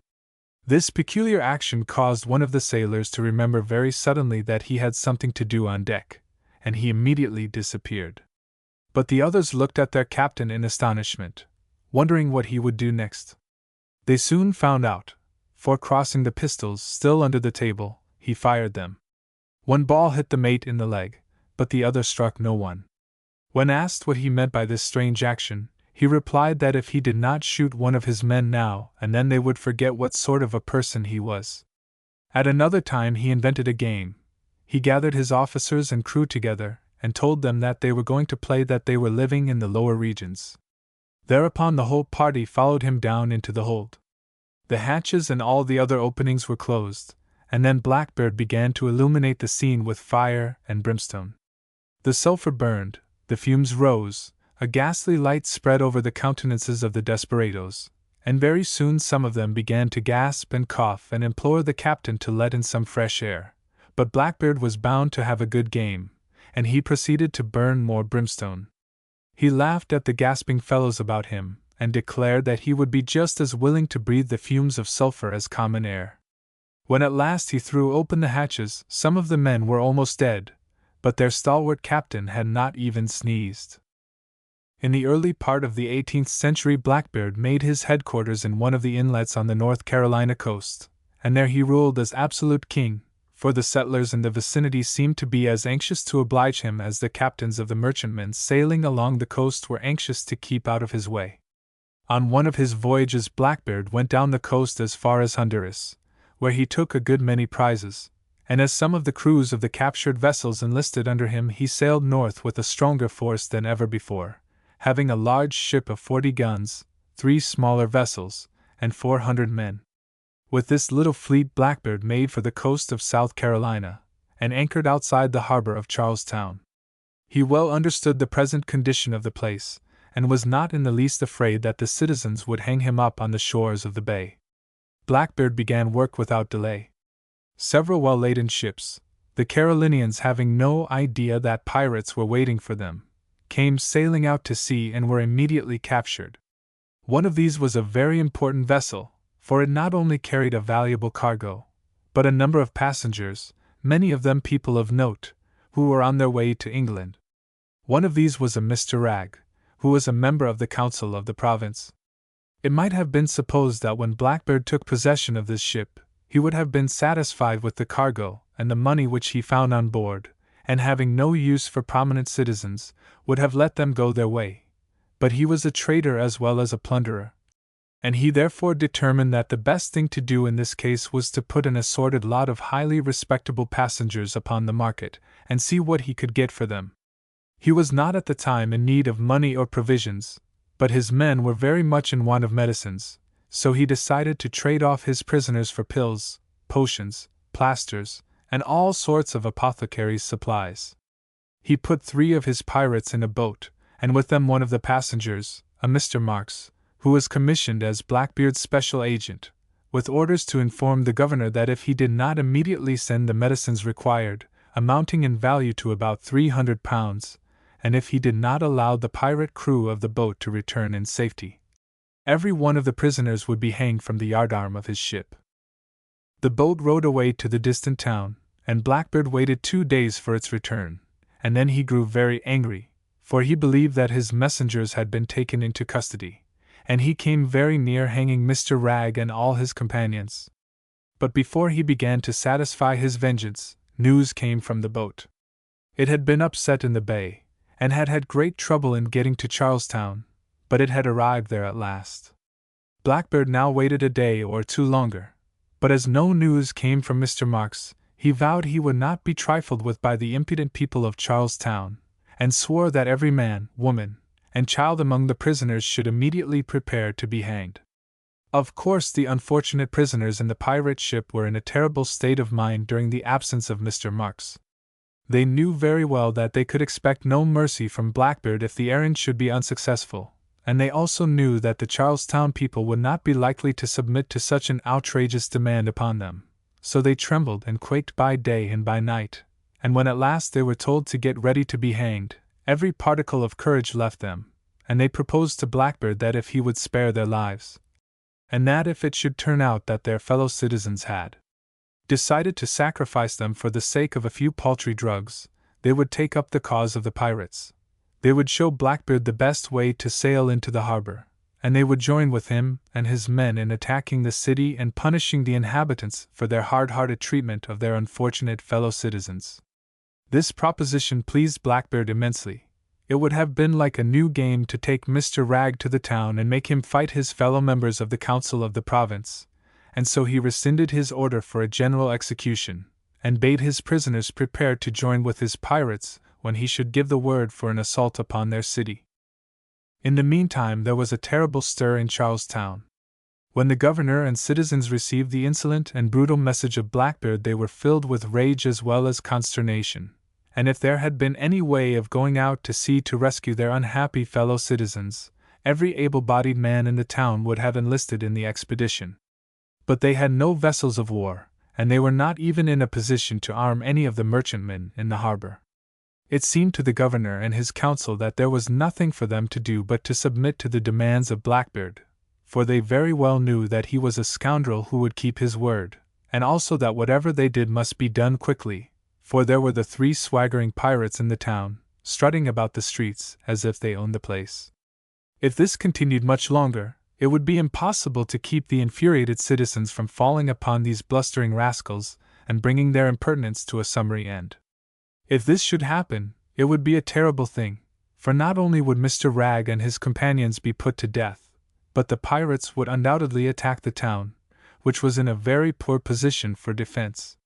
Consequently, the drugs were collected with all possible haste, and Mr. Marks and the pirates were sent with them to Blackbeard. We do not know whether or not that bedizened cutthroat was satisfied with the way things turned out, for having had the idea of going to Charlestown and obliging the prisoners to help him confiscate the drugs and chemicals, he may have preferred this unusual proceeding to a more commonplace transaction. But as the medicine had arrived, he accepted it, and having secured all possible booty and money from the ships he had captured, and had stripped his prisoners of the greater part of their clothing, he set them on shore to walk to Charlestown as well as they could. They had a miserably difficult time, making their way through the woods and marshes, for there were women and children among them who were scarcely equal to the journey. One of the children was a little boy, the son of Mr. Ragg, who afterward became a very prominent man in the colonies. He rose to such a high position, not only among his countrymen, but in the opinion of the English government, that when he died, about the beginning of the Revolution, a tablet to his memory was placed in Westminster Abbey, which is, perhaps, the first instance of such an honor being paid to an American. Having now provided himself with medicines enough to keep his wild crew in good physical condition, no matter how much they might feast and frolic on the booty they had obtained from Charlestown, Blackbeard sailed back to his North Carolina haunts and took a long vacation, during which time he managed to put himself on very good terms with the governor and officials of the country. He had plenty of money and was willing to spend it, and so he was allowed to do pretty much as he pleased, provided he kept his purse open and did not steal from his neighbors. But Blackbeard became tired of playing the part of a make-believe respectable citizen, and having spent the greater part of his money, he wanted to make some more. Consequently, he fitted out a small vessel, and declaring that he was going on a legitimate commercial cruise, he took out regular papers for a port in the West Indies and sailed away, as if he had been a mild-mannered New England mariner going to catch codfish. The officials of the town of Bath, from which he sailed, came down to the ship and shook hands with him and hoped he would have good success. After a moderate absence he returned to Bath, bringing with him a large French merchant vessel, with no people on board, but loaded with a valuable cargo of sugar and other goods. This vessel he declared he had found deserted at sea, and he therefore claimed it as a legitimate prize. Knowing the character of this bloody pirate, and knowing how very improbable it was that the captain and all the crew of a valuable merchant vessel, with nothing whatever the matter with her, would go out into their boats and row away, leaving their ship to become the property of any one who might happen along, it may seem surprising that the officials of Bath appeared to have no doubt of the truth of Blackbeard's story, and allowed him freely to land the cargo on the French ship and store it away as his own property. But people who consort with pirates cannot be expected to have very lively consciences, and although there must have been persons in the town with intelligence enough to understand the story of pitiless murder told by that empty vessel, whose very decks and masts must have been regarded as silent witnesses that her captain and crew did not leave her of their own free will, no one in the town interfered with the thrifty Blackbeard or caused any public suspicion to fall upon the propriety of his actions. Chapter 23. A true-hearted sailor draws his sword. Feeling now quite sure that he could do what he pleased on shore as well as at sea, Blackbeard swore more, swaggered more, and whenever he felt like it, sailed up and down the coast and took a prize or two to keep the pot boiling for himself and his men. On one of these expeditions he went to Philadelphia, and having landed, he walked about to see what sort of a place it was, but the governor of the state, hearing of his arrival, quickly arranged to let him know that the Quaker city allowed no black-hearted pirate, with a ribbon-bedecked beard, to promenade on Chestnut and Market streets, and promptly issued a warrant for the sea robber's arrest. But Blackbeard was too sharp and too old a criminal to be caught in that way, and he left the city with great dispatch. The people along the coast of North Carolina became very tired of Blackbeard and his men. All sorts of depredations were committed on vessels, large and small, and whenever a ship was boarded and robbed or whenever a fishing vessel was laid under contribution, Blackbeard was known to be at the bottom of the business, whether he personally appeared or not.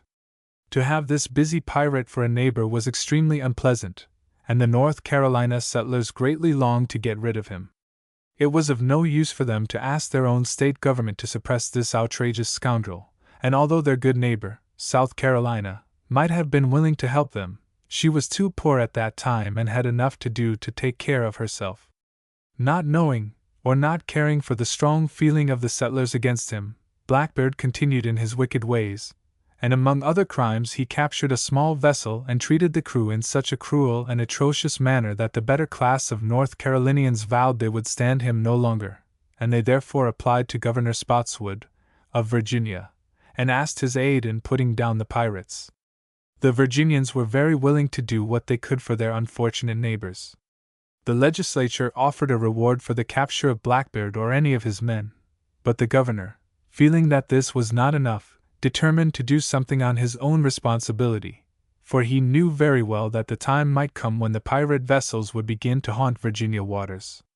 There happened to be at that time 2 small British men-of-war in Hampton Roads, and although the governor had no authority to send these after the pirates, he fitted out 2 sloops at his own expense and manned them with the best fighting men from the war vessels. One of the sloops he put under Captain Brand, and the other under Captain Maynard, both brave and experienced naval officers. All preparations were made with the greatest secrecy, for if Blackbeard had heard of what was going on, he would probably have decamped, and then the 2 sloops went out to sea with a commission from the governor to capture Blackbeard, dead or alive. This was a pretty heavy contract, but Brand and Maynard were courageous men and did not hesitate to take it. The Virginians had been informed that the pirate captain and his men were on a vessel in Ocracoke Inlet, and when they arrived they found, to their delight, that Blackbeard was there. When the pirates saw the two armed vessels sailing into the inlet, they knew very well that they were about to be attacked, and it did not take them long to get ready for a fight, nor did they wait to see what their enemy was about to do. As soon as the sloops were near enough, Blackbeard, without waiting for any preliminary exercises, such as a demand for surrender or any nonsense of that sort, let drive at the intruders with 8 heavily loaded cannon. Now the curtain had been rung up, and the play began, and a very lively play it was. The guns of the Virginians blazed away at the pirate ship, and they would have sent out boats to board her had not Blackbeard forestalled them. Boarding was always a favorite method of fighting with the pirates. They did not often carry heavy cannon, and even when they did, they had but little fancy for battles at long distances. What they liked was to meet foes face to face and cut them down on their own decks. In such combats they felt at home, and were almost always successful, for there were few mariners or sailors, even in the British Navy, who could stand against these brawny, glaring-eyed daredevils, who sprang over the sides of a vessel like panthers, and fought like bulldogs. Blackbeard had had enough cannonading, and he did not wait to be boarded. Springing into a boat with about 20 of his men, he rowed to the vessel commanded by Maynard, and in a few minutes he and his pirates surged on board her. Now there followed on the decks of that sloop one of the most fearful hand-to-hand combats known to naval history. Pirates had often attacked vessels where they met with strong resistance, but never had a gang of sea robbers fallen in with such bold and skilled antagonists as those who now confronted Blackbeard and his crew. At it they went, cut, fire, slash, bang, howl, and shout. Steel clashed, pistols blazed, smoke went up, and blood ran down, and it was hard in the confusion for a man to tell friend from foe. Blackbeard was everywhere, bounding from side to side, as he swung his cutlass high and low, and though many a shot was fired at him, and many a rush made in his direction, every now and then a sailor went down beneath his whirling blade. But the great pirate had not boarded that ship to fight with common men. He was looking for Maynard, the commander. Soon he met him, and for the first time in his life he found his match. Maynard was a practiced swordsman, and no matter how hard and how swiftly came down the cutlass of the pirate, his strokes were always evaded, and the sword of the Virginian played more dangerously near him. At last Blackbeard, finding that he could not cut down his enemy, suddenly drew a pistol, and was about to empty its barrels into the very face of his opponent, when Maynard sent his sword blade into the throat of the furious pirate. The great Blackbeard went down upon his back on the deck, and in the next moment Maynard put an end to his nefarious career. Their leader dead, the few pirates who were left alive gave up the fight, and sprang overboard, hoping to be able to swim ashore, and the victory of the Virginians was complete. The strength, toughness, and extraordinary vitality of these feline human beings, who were known as pirates, has often occasioned astonishment in ordinary people. Their sun-tanned and hairy bodies seem to be made of something like wire, leather, and india rubber, upon which the most tremendous exertions, and even the infliction of severe wounds, made but little impression. Before Blackbeard fell, he received from Maynard and others no less than 25 wounds, and yet he fought fearlessly to the last, and when the panting officer sheathed his sword, he felt that he had performed a most signal deed of valor. When they had broken up the pirate nest in Ocracoke Inlet, the two sloops sailed to Bath, where they compelled some of the unscrupulous town officials to surrender the cargo which had been stolen from the French vessel and stored in the town by Blackbeard.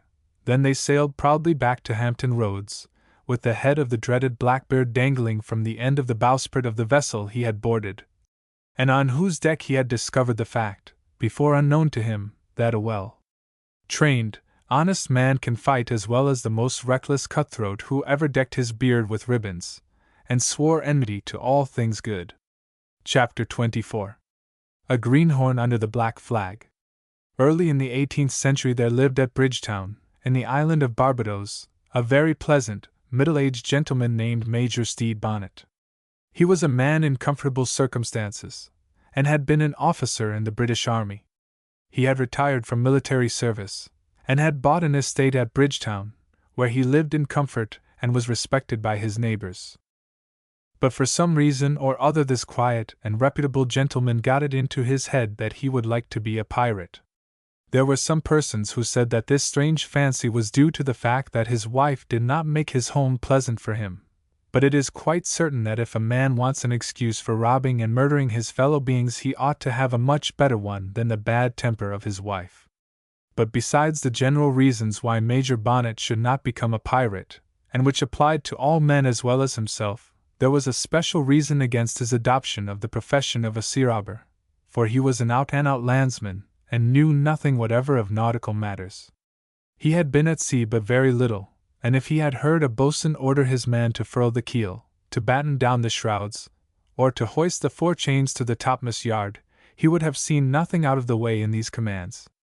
He was very fond of history, and very well read in the literature of the day. He was accustomed to the habits of good society, and knew a great deal about farming and horses, cows and poultry, but if he had been compelled to steer a vessel, he would not have known how to keep her bow ahead of her stern. But notwithstanding this absolute incapacity for such a life, and the absence of any of the ordinary motives for abandoning respectability and entering upon a career of crime, Major Bonnet was determined to become a pirate, and he became one. He had money enough to buy a ship and to fit her out and man her, and this he quietly did at Bridgetown, nobody supposing that he was going to do anything more than start off on some commercial cruise. When everything was ready, his vessel slipped out of the harbor one night, and after he was sailing safely on the rolling sea, he stood upon the quarterdeck and proclaimed himself a pirate. It might not be supposed that this was necessary, for the 70 men on board his ship were all desperate cutthroats, of various nationalities, whom he had found in the little port, and who knew very well what was expected of them when they reached the sea. But if Stede Bonnet had not proclaimed himself a pirate, it is possible that he might not have believed, himself, that he was one, and so he ran up the black flag, with its skeleton or skull and crossbones, he girded on a great cutlass, and folding his arms, he ordered his mate to steer the vessel to the coast of Virginia. Although Bonnet knew so little about ships and the sea, and had had no experience in piracy, his men were practiced seamen, and those of them who had not been pirates before were quite ready and very well fitted to become such. So when this green hand came into the waters of Virginia, he actually took 2 or 3 vessels and robbed them of their cargoes, burning the ships, and sending the crews on shore. This had grown to be a common custom among the pirates, who, though cruel and hard-hearted, had not the inducements of the old Buccaneers to torture and murder the crews of the vessels which they captured. They could not hate human beings in general as the Buccaneers hated the Spaniards, and so they were a little more humane to their prisoners, setting them ashore on some island or desert coast, and letting them shift for themselves as best they might. This was called marooning, and was somewhat less heartless than the old methods of getting rid of undesirable prisoners by drowning or beheading them. As Bonnet had always been rather conventional in his ideas and had respected the customs of the society in which he found himself, he now adopted all the piratical fashions of the day, and when he found himself too far from land to put the captured crew on shore, he did not hesitate to make them walk the plank, which was a favorite device of the pirates whenever they had no other way of disposing of their prisoners. The unfortunate wretches, with their hands tied behind them, were compelled, one by one, to mount a plank which was projected over the side of the vessel and balanced like a see-saw, and when, prodded by knives and cutlasses, they stepped out upon this plank, of course it tipped up, and down they went into the sea. In this way, men, women, and children slipped out of sight among the waves as the vessel sailed merrily on. In one branch of his new profession Bonnet rapidly became proficient. He was an insatiable robber and a cruel conqueror. He captured merchant vessels all along the coast as high up as New England, and then he came down again and stopped for a while before Charlestown harbor, where he took a couple of prizes, and then put into one of the North Carolina harbors, where it was always easy for a pirate vessel to refit and get ready for further adventures. Bonnet's vessel was named the Revenge, which was about as ill suited to the vessel as her commander was ill fitted to sail her, for Bonnet had nobody to revenge himself upon unless, indeed, it were his scolding wife. But a good many pirate ships were then called the Revenge, and Bonnet was bound to follow the fashion, whatever it might be. Very soon after he had stood upon the quarterdeck and proclaimed himself a pirate, his men had discovered that he knew no more about sailing than he knew about painting portraits, and although there were under-officers who directed all the nautical operations, the mass of the crew conceived a great contempt for a landsman captain. There was much grumbling and growling, and many of the men would have been glad to throw Bonnet overboard and take the ship into their own hands. But when any symptoms of mutiny showed themselves, the pirates found that although they did not have a sailor in command over them, they had a very determined and relentless master. Bonnet knew that the captain of a pirate ship ought to be the most severe and rigid man on board, and so, at the slightest sign of insubordination, his grumbling men were put in chains or flogged, and it was Bonnet's habit at such times to strut about the deck with loaded pistols, threatening to blow out the brains of any man who dared to disobey him. Recognizing that although their captain was no sailor he was a first-class tyrant, the rebellious crew kept their grumbling to themselves and worked his ship. Bonnet now pointed the bow of the Revenge southward, that is, he requested somebody else to see that it was done, and sailed to the Bay of Honduras, which was a favorite resort of the pirates about that time. And here it was that he first met with the famous Captain Blackbeard. There can be no doubt that our amateur pirate was very glad indeed to become acquainted with this well-known professional, and they soon became good friends. Blackbeard was on the point of organizing an expedition, and he proposed that Bonnet and his vessel should join it. This invitation was gladly accepted, and the two pirate captains started out on a cruise together. Now the old reprobate, Blackbeard, knew everything about ships and was a good navigator, and it was not long before he discovered that his new partner was as green as grass in regard to all nautical affairs. Consequently, after having thought the matter over for a time, he made up his mind that Bonnet was not at all fit to command such a fine vessel as the one he owned and had fitted out, and as pirates make their own laws, and perhaps do not obey them if they happen not to feel like it, Blackbeard sent for Bonnet to come on board his ship, and then, in a manner as cold-blooded as if he had been about to cut down a helpless prisoner, Blackbeard told Bonnet that he was not fit to be a pirate captain, that he intended to keep him on board his own vessel, and that he would send somebody to take charge of the Revenge. This was a fall indeed, and Bonnet was almost stunned by it. An hour before he had been proudly strutting about on the deck of a vessel which belonged to him, and in which he had captured many valuable prizes, and now he was told he was to stay on Blackbeard's ship and make himself useful in keeping the log book, or in doing any other easy thing which he might happen to understand. The green pirate ground his teeth and swore bitterly inside of himself, but he said nothing openly. On Blackbeard's ship Blackbeard's decisions were not to be questioned. Chapter 25. Bonnet again to the front.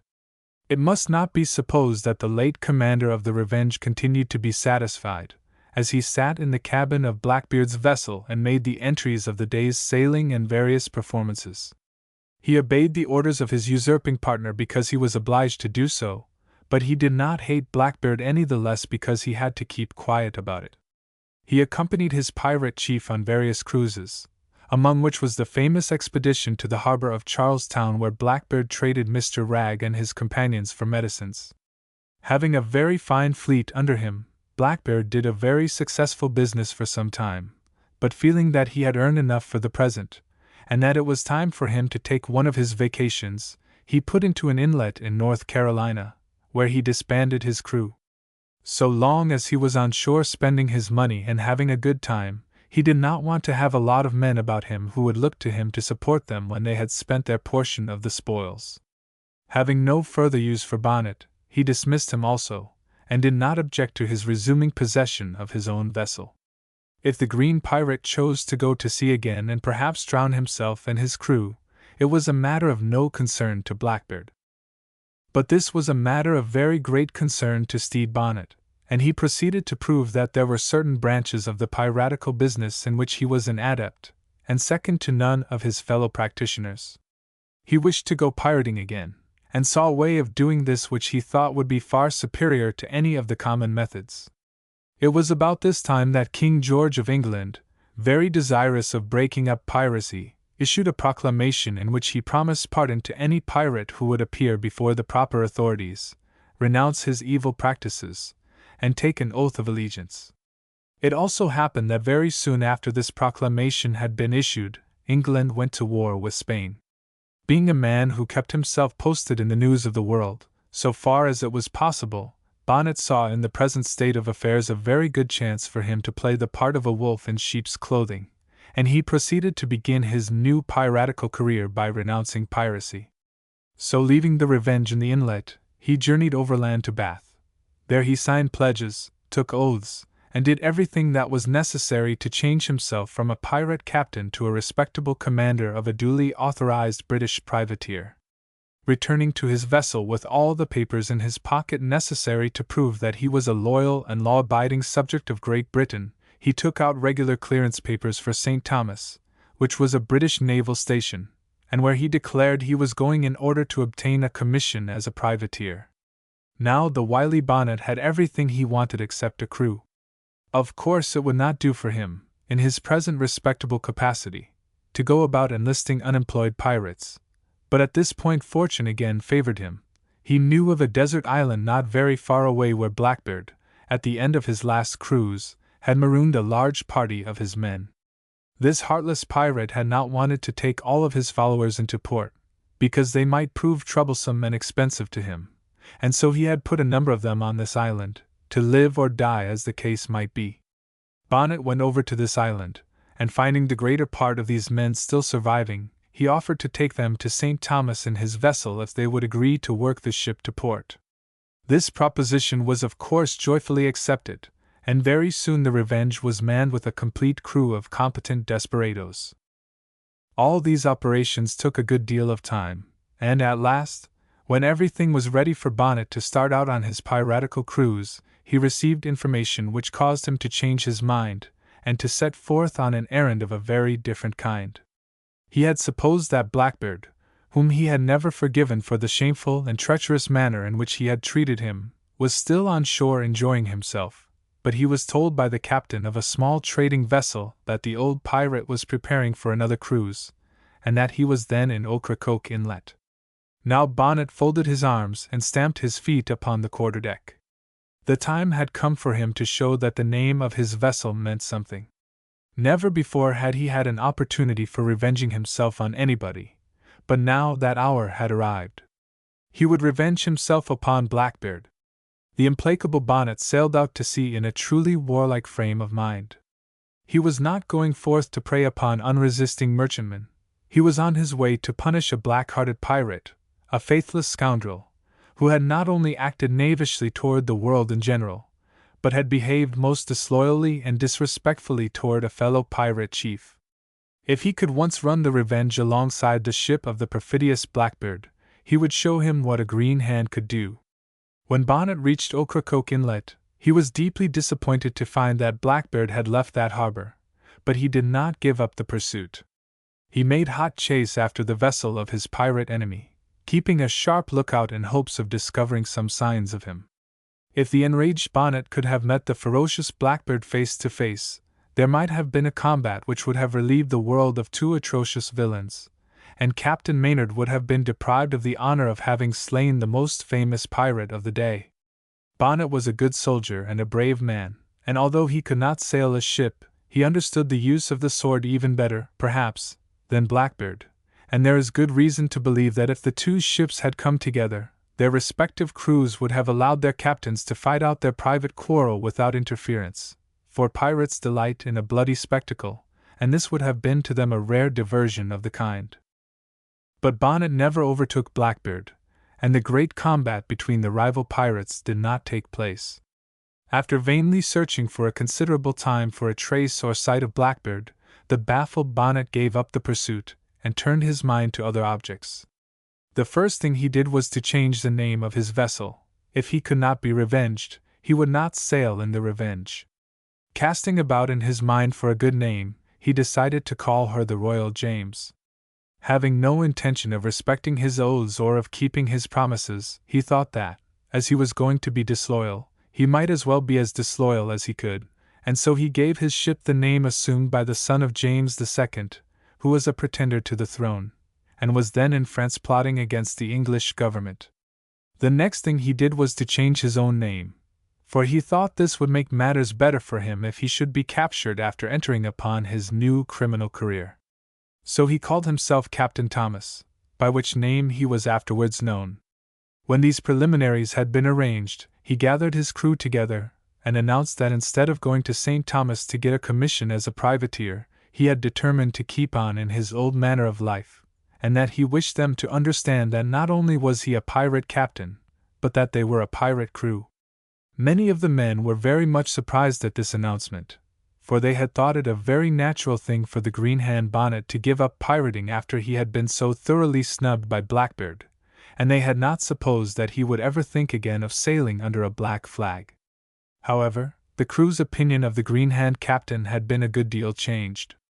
In his various cruises he had learned a good deal about navigation, and could now give very fair orders, and his furious pursuit of Blackbeard had also given him a reputation for reckless bravery which he had not enjoyed before.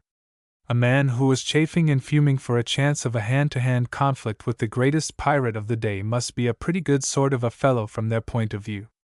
Moreover, their strutting and stalking captain, so recently balked of his dark revenge, was a very savage-looking man, and it would not be pleasant either to try to persuade him to give up his piratical intention, or to decline to join him in carrying it out. So the whole of the crew, minor officers and men, changed their minds about going to St. Thomas, and agreed to hoist the skull and crossbones, and to follow Captain Bonnet wherever he might lead. Bonnet now cruised about in grand style and took some prizes on the Virginia coast, and then went up into Delaware Bay, where he captured such ships as he wanted, and acted generally in the most domineering and insolent fashion. Once, when he stopped near the town of Lewis, in order to send some prisoners ashore, he sent a message to the officers of the town to the effect that if they interfered with his men when they came ashore, he would open fire upon the town with his cannon, and blow every house into splinters. Of course the citizens, having no way of defending themselves, were obliged to allow the pirates to come on shore and depart unmolested. Then after this the blustering captain captured 2 valuable sloops, and wishing to take them along with him without the trouble of transferring their cargoes to his own vessel, he left their crews on board, and ordered them to follow him wherever he went. Some days after that, when one of the vessels seemed to be sailing at too great a distance, Bonnet quickly let her captain know that he was not a man to be trifled with, and sent him the message that if he did not keep close to the Royal James, he would fire into him and sink him to the bottom. After a time Bonnet put into a North Carolina port in order to repair the Royal James, which was becoming very leaky, and seeing no immediate legitimate way of getting planks and beams enough with which to make the necessary repairs, he captured a small sloop belonging in the neighborhood, and broke it up in order to get the material he needed to make his own vessel seaworthy. Now the people of the North Carolina coast very seldom interfered with pirates, as we have seen, and it is likely that Bonnet might have stayed in port as long as he pleased, and repaired and refitted his vessel without molestation if he had bought and paid for the planks and timber he required. But when it came to boldly seizing their property, that was too much even for the people of the region, and complaints of Bonnet's behavior spread from settlement to settlement, and it very soon became known all down the coast that there was a pirate in North Carolina who was committing depredations there and was preparing to set out on a fresh cruise. When these tidings came to Charlestown, the citizens were thrown into great agitation. It had not been long since Blackbeard had visited their harbor, and had treated them with such brutal insolence, and there were bold spirits in the town who declared that if any effort by them could prevent another visitation of the pirates, that effort should be made. There was no naval force in the harbor which could be sent out to meet the pirates, who were coming down the coast, but Mr. William Rhett, a private gentleman of position in the place, went to the governor and offered to fit out, at his own expense, an expedition for the purpose of turning away from their city the danger which threatened it. Chapter 26. The Battle of the Sandbars. When that estimable private gentleman, Mr. William Rhett, of Charlestown, had received a commission from the governor to go forth on his own responsibility and meet the dreaded pirate, the news of whose depredations had thrown the good citizens into such a fever of apprehension, he took possession, in the name of the law, of 2 large sloops, the Henry and the Sea Nymph, which were in the harbor, and at his own expense he manned them with well-armed crews, and put on board of each of them 8 small cannon. When everything was ready, Mr. Rhett was in command of a very formidable force for those waters, and if he had been ready to sail a few days sooner, he would have had an opportunity of giving his men some practice in fighting pirates before they met the particular and more important sea robber whom they had set out to encounter. Just as his vessel was ready to sail, Mr. Rhett received news that a pirate ship had captured 2 or 3 merchantmen just outside the harbor, and he put out to sea with all possible haste and cruised up and down the coast for some time. But he did not find this most recent depredator, who had departed very promptly when he heard that armed ships were coming out of the harbor. Now Mr. Rhett, who was no more of a sailor than Stede Bonnet had been when he first began his seafaring life, boldly made his way up the coast to the mouth of Cape Fear River, where he had been told the pirate vessel was lying. When he reached his destination, Mr. Rhett found that it would not be an easy thing to ascend the river, for the reason that the pilots he had brought with him knew nothing about the waters of that part of the coast, and although the 2 ships made their way very cautiously, it was not long after they had entered the river before they got out of the channel, and it being low tide, both of them ran aground upon sandbars. This was a very annoying accident, but it was not disastrous, for the sailing masters who commanded the sloops knew very well that when the tide rose, their vessels would float again. But it prevented Mr. Rhett from going on and making an immediate attack upon the pirate vessel, the topmasts of which could be plainly seen behind a high headland some distance up the river. Of course Bonnet, or Captain Thomas, as he now chose to be called, soon became aware of the fact that 2 good-sized vessels were lying aground near the mouth of the river, and having a very natural curiosity to see what sort of craft they were, he waited until nightfall and then sent 3 armed boats to make observations. When these boats returned to the Royal James and reported that the grounded vessels were not well-loaded trading craft, but large sloops full of men and armed with cannon, Bonnet, for we prefer to call him by his old name, had good reason to fold his arms, knit his brows, and strut up and down the deck. He was sure that the armed vessels came from Charlestown, and there was no reason to doubt that if the governor of South Carolina had sent 2 ships against him the matter was a very serious one. He was penned up in the river, he had only 1 fighting vessel to contend against 2, and if he could not succeed in getting out to sea before he should be attacked by the Charlestown ships, there would be but little chance of his continuing in his present line of business.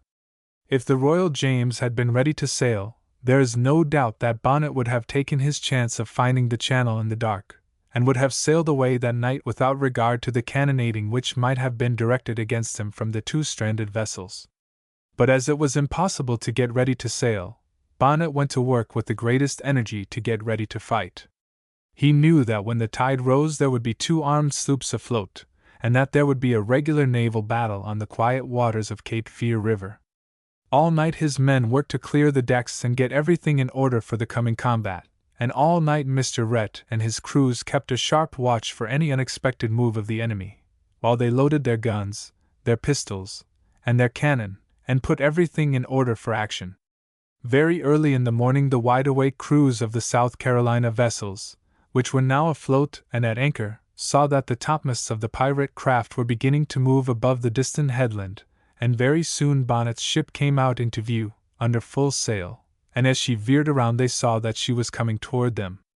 Up went the anchors and up went the sails of the Henry and the Sea Nymph, and the naval battle between the retired army officer who had almost learned to be a sailor, and the private gentleman from South Carolina, who knew nothing whatever about managing ships, was about to begin. It was plain to the South Carolinians that the great object of the pirate captain was to get out to sea just as soon as he could, and that he was coming down the river, not because he wished to make an immediate attack upon them, but because he hoped to slip by them and get away.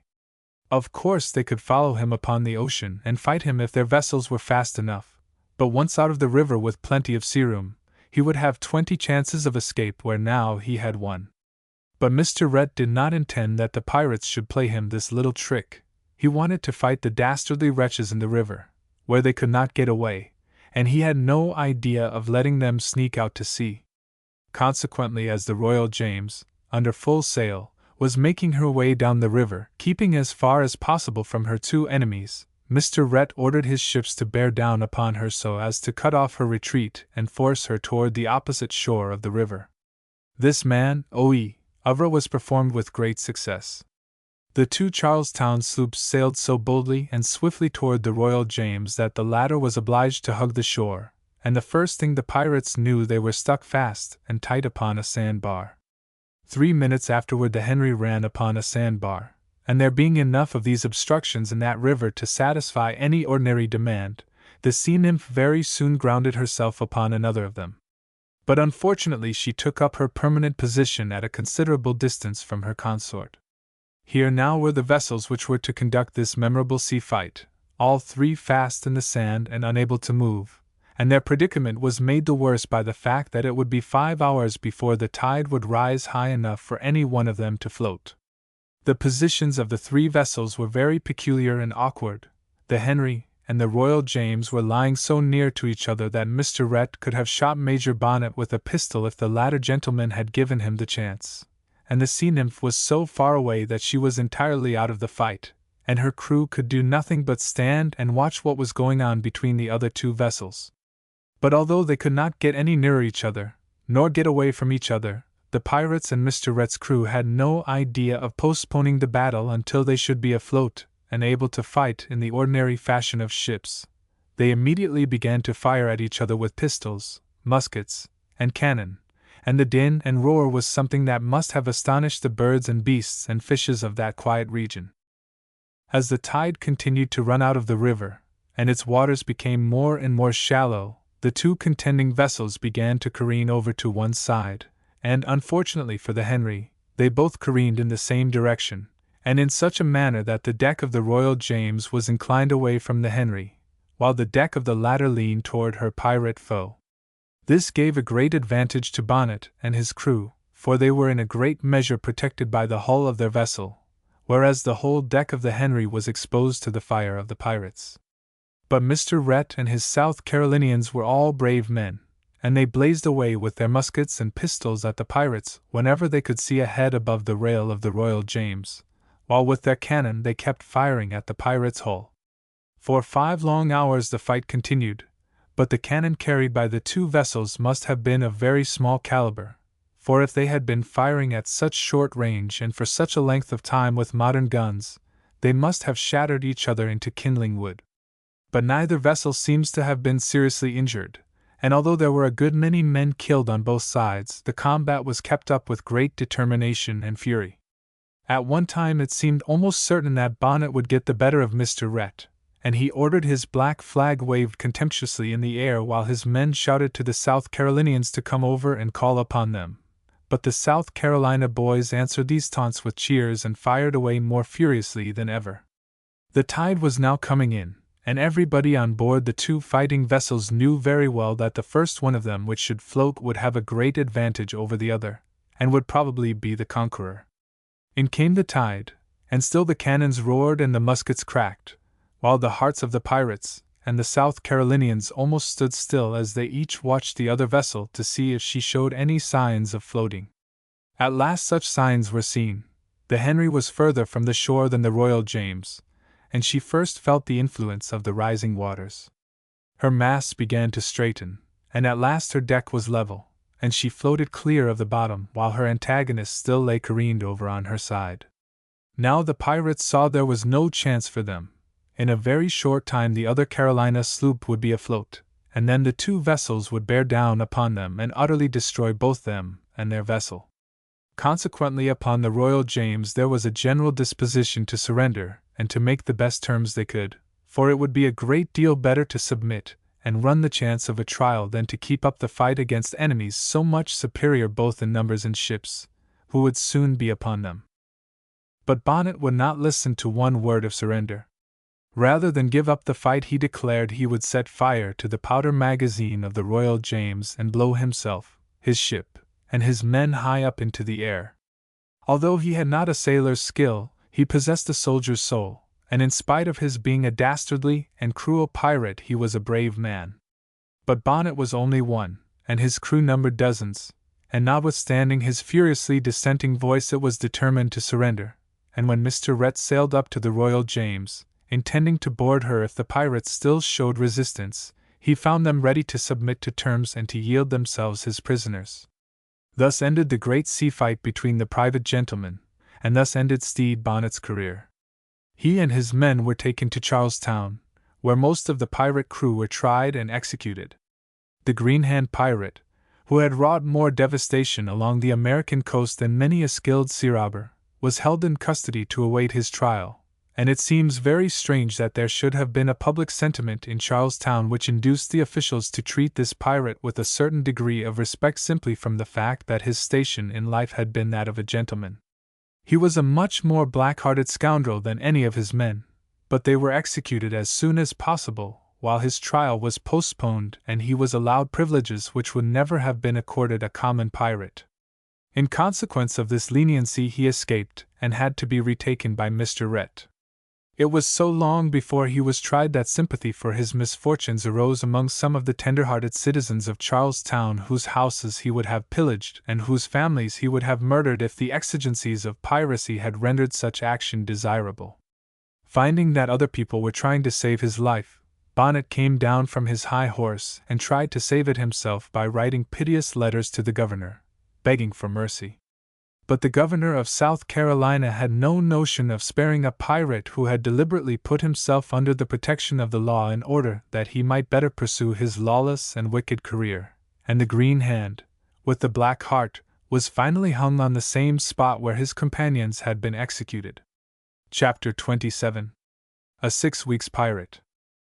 About the time of Stede Bonnet's terminal adventures, a very unpretentious pirate made his appearance in the waters of New York. This was a man named Richard Worley, who set himself up in piracy in a very small way, but who, by a strict attention to business, soon achieved a remarkable success. He started out as a scourge upon the commerce of the Atlantic Ocean with only an open boat and 8 men. In this small craft he went down the coast of New Jersey, taking everything he could from fishing boats and small trading vessels until he reached Delaware Bay, and here he made a bold stroke and captured a good-sized sloop. When this piratical outrage was reported at Philadelphia, it created a great sensation, and people talked about it until the open boat with 9 men grew into a great pirate ship filled with roaring desperadoes and cutthroats. From Philadelphia the news was sent to New York, and that government was warned of the great danger which threatened the coast. As soon as this alarming intelligence was received, the New Yorkers set to work to get up an expedition which should go out to sea and endeavor to destroy the pirate vessel before it could enter their port, and work havoc among their merchantmen. It may seem strange that a small open boat with 9 men could stir up such a commotion in these 2 great provinces of North America, but if we can try to imagine the effect which would be produced among the inhabitants of Staten Island, or in the hearts of the dwellers in the beautiful houses on the shores of the Delaware River, by the announcement that a boat carrying 9 desperate burglars was to be expected in their neighborhood, we can better understand what the people of New York and Philadelphia thought when they heard that Worley had captured a sloop in Delaware Bay. The expedition which left New York made a very unsuccessful cruise. It sailed for days and days, but never saw a sign of a boat containing 9 men, and it returned disappointed and obliged to report no progress.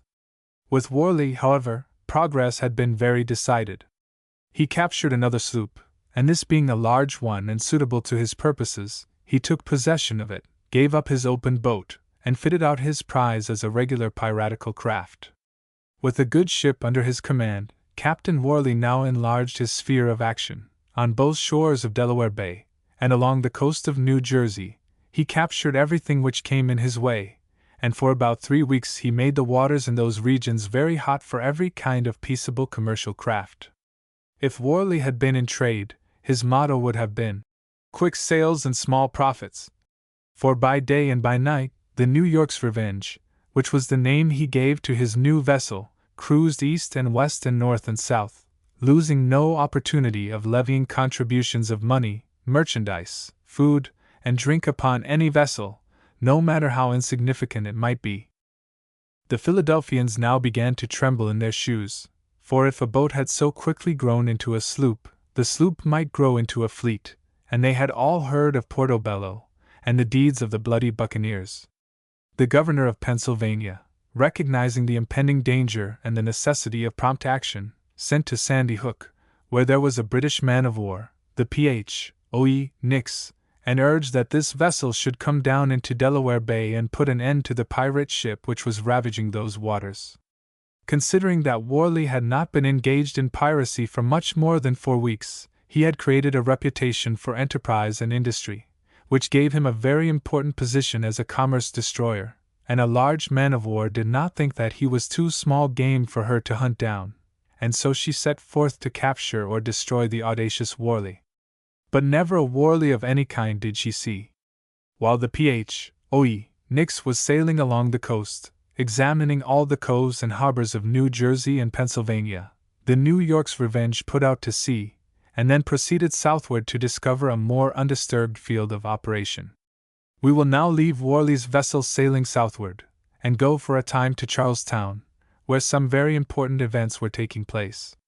The governor of South Carolina had been very much afraid that the pirates in general would take some sort of revenge for the capture of Stede Bonnet, who was then in prison awaiting trial, and that if he should be executed, Charlestown might be visited by an overpowering piratical force, and he applied to England to have a war vessel sent to the harbor.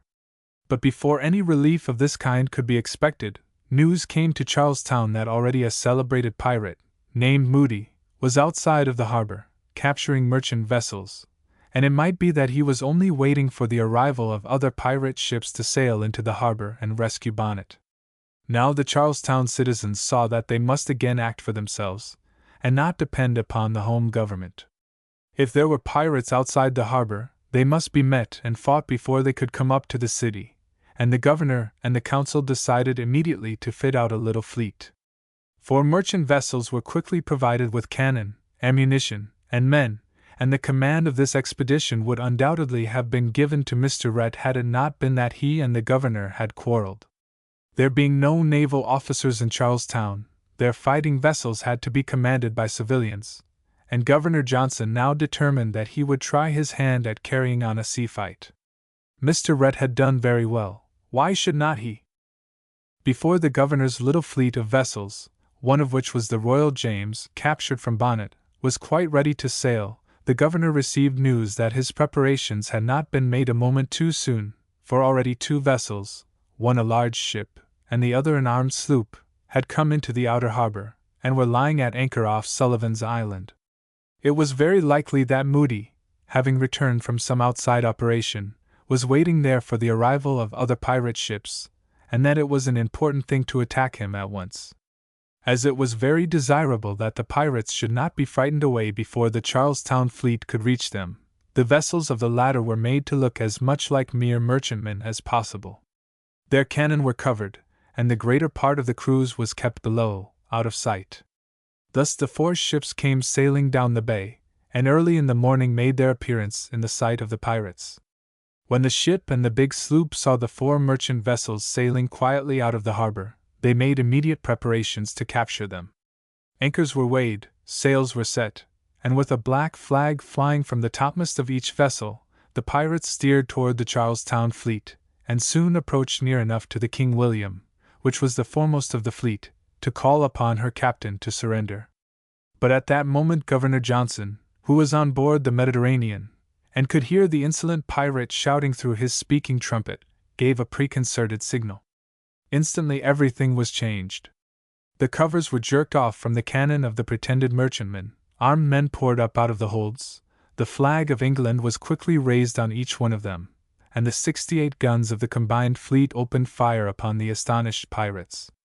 The ship which seemed to be the more formidable of the enemy's vessels had run up so close to her intended prey that 2 of Governor Johnson's vessels, the Sea Nymph and the Royal James, once so bitterly opposed to each other, but now fighting together in honest comradeship, were able to go between her and the open sea and so cut off her retreat. But if the captain of the pirate ship could not get away, he showed that he was very well able to fight, and although the 2 vessels which had made him the object of their attack were pouring cannon balls and musket shot upon him, he blazed away with his cannon and his muskets. The 3 vessels were so near each other that sometimes their yardarms almost touched, so that this terrible fight seemed almost like a hand-to-hand conflict. For 4 hours the roaring of the cannon, the crushing of timbers, the almost continuous discharge of musketry were kept up, while the smoke of the battle frequently almost prevented the crews of the contending ships from seeing each other. Not so very far away, the people of Charlestown, who were standing on the shores of their beautiful harbor, could see the fierce fight which was going on, and great was the excitement and anxiety throughout the city. But the time came when two ships grew too much for one, and as the Royal James and the Sea Nymph were able to take positions by which they could rake the deck of the pirate vessel, many of her men gave up the fight and rushed down into the hold to save their lives.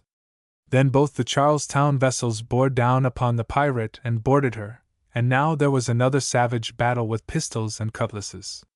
The pirate captain and several of his crew were still on deck, and they fought like wounded lions, and it was not until they had all been cut down or shot that victory came to the men of Charlestown. Very soon after this terrible battle was over, the waiting crowds in the city saw a glorious sight. The pirate ship came sailing slowly up the harbor, a captured vessel, with the Sea Nymph on one side and the Royal James on the other, the colors of the crown flying from the masts of each one of the three. The other pirate ship, which was quite large, seemed to be more fortunate than her companion, for she was able to get out to sea, and spreading all her sails she made every effort to escape. Governor Johnson, however, had no idea of letting her get away if he could help it. When a civilian goes out to fight a sea battle, he naturally wants to show what he can do, and Governor Johnson did not mean to let people think that Mr. Rhett was a better naval commander than he was. He ordered the Mediterranean and the King William to put on all sail, and away they went after the big ship. The retreating pirates did everything they could to effect escape, throwing over their cannon, and even their boats, in order to lighten their ship, but it was of no use. The governor's vessels were the faster sailers, and when the King William got near enough to fire a few cannon balls into the flying ship, the latter hauled down the black flag and without hesitation lay to and surrendered. It was plain enough that this ship was not manned by desperate pirates, and when Governor Johnson went on board of her he found her to be not really a pirate ship, but an English vessel which not long before had been captured by the pirates in whose company she had visited Charlestown harbor. She had been bringing over from England a company of convicts, and what were called covenant servants, who were going to the colonies to be disposed of to the planters for a term of years. Among these were 36 women, and when the South Carolinians went below they were greatly surprised to find the hold crowded with these unfortunate creatures, some of whom were nearly frightened to death. At the time of this vessel's capture the pirate captain had enlisted some of the convicts into his crew, as he needed men, and putting on board of his prize a few pirates to command her, the ship had been worked by such of her own crew and passengers as were willing to serve under pirates, while the others were shut up below. Here was a fine prize taken with very little trouble, and the King William and the Mediterranean returned to Charlestown with their captured ship, to be met with the shouts and cheers of the delighted citizens, already excited to a high pitch by the previous arrival of the captured pirate sloop. But Governor Johnson met with something else which made a stronger impression on him than the cheers of his townspeople, and this was the great surprise of finding that he had not fought and conquered the pirate Moody. Without suspecting such a thing, he had crushed and utterly annihilated the dreaded Worley, whose deeds had created such a consternation in northern waters, and whose threatened approach had sent a thrill of excitement all down the coast. When this astonishing news became known, the flags of the city were waved more wildly, and the shouts and cheers rose higher. Thus came to an end, in the short time of 6 weeks, the career of Richard Worley, who, without doubt, did more piratical work in less time than any sea robber on record. Chapter 28. The Story of Two Women Pirates. The history of the world gives us many instances of women who have taken the parts of men, almost always acquitting themselves with as much credit as if they had really belonged to the male sex, and in our modern days, these instances are becoming more frequent than ever before.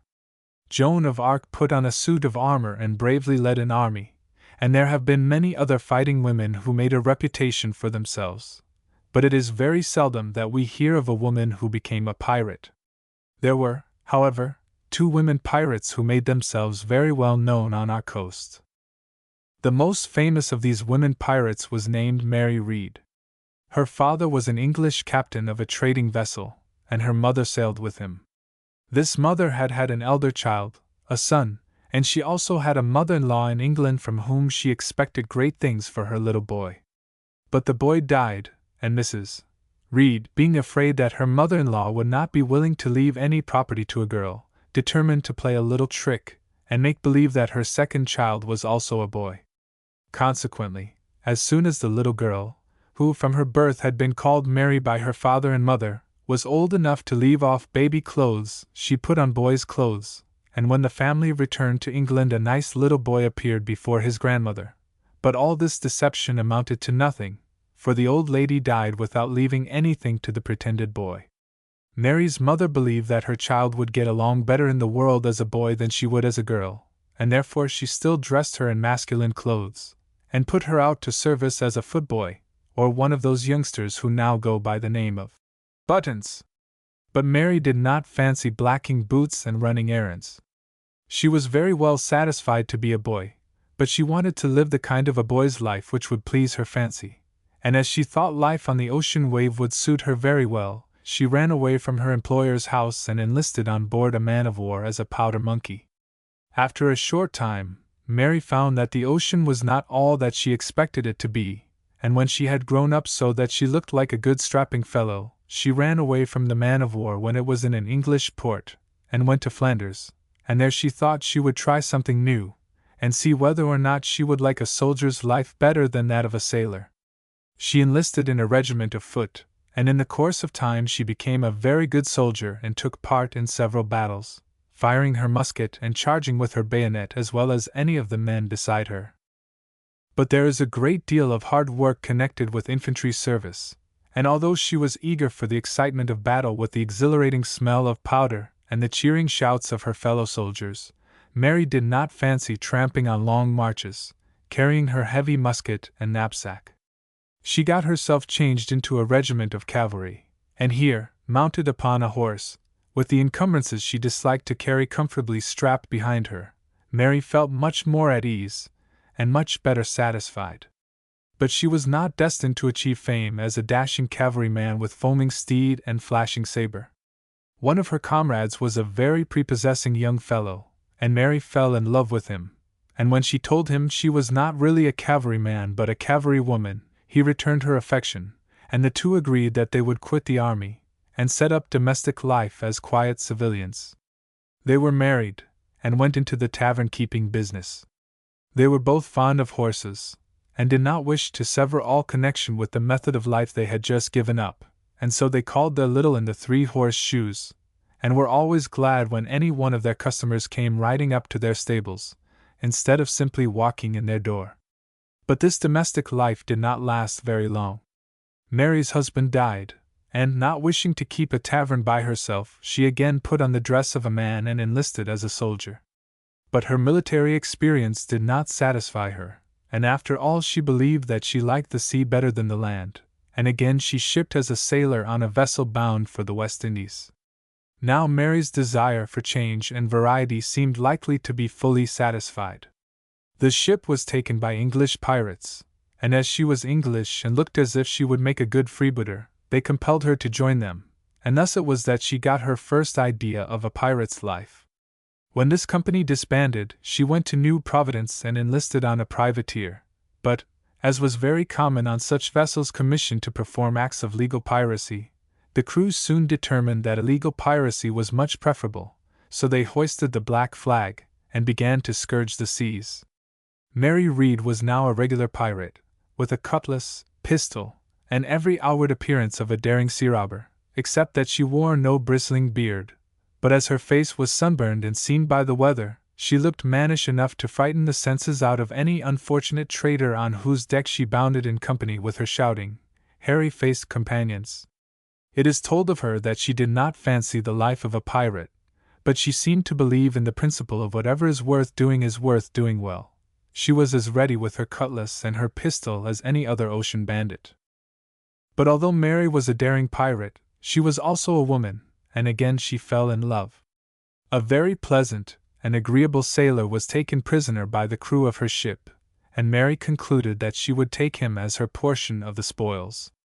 Consequently, at the first port they touched she became again a woman and married him, and as they had no other present method of livelihood, he remained with her on her ship.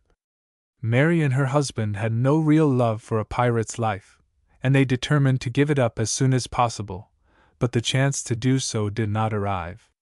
Mary had a very high regard for her new husband, who was a quiet, amiable man, and not at all suited to his present life, and as he had become a pirate for the love of her, she did everything she could to make life easy for him.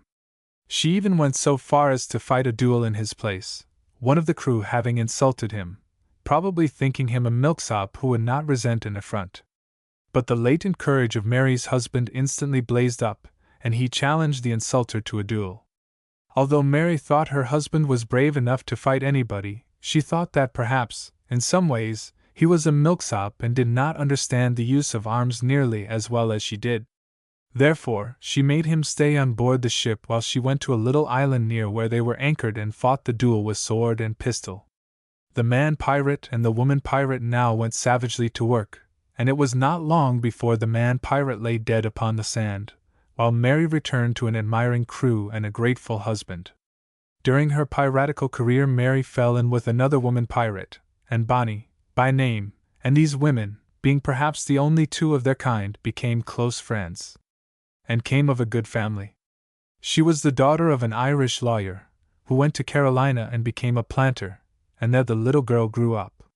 When her mother died, she kept the house, but her disposition was very much more masculine than feminine.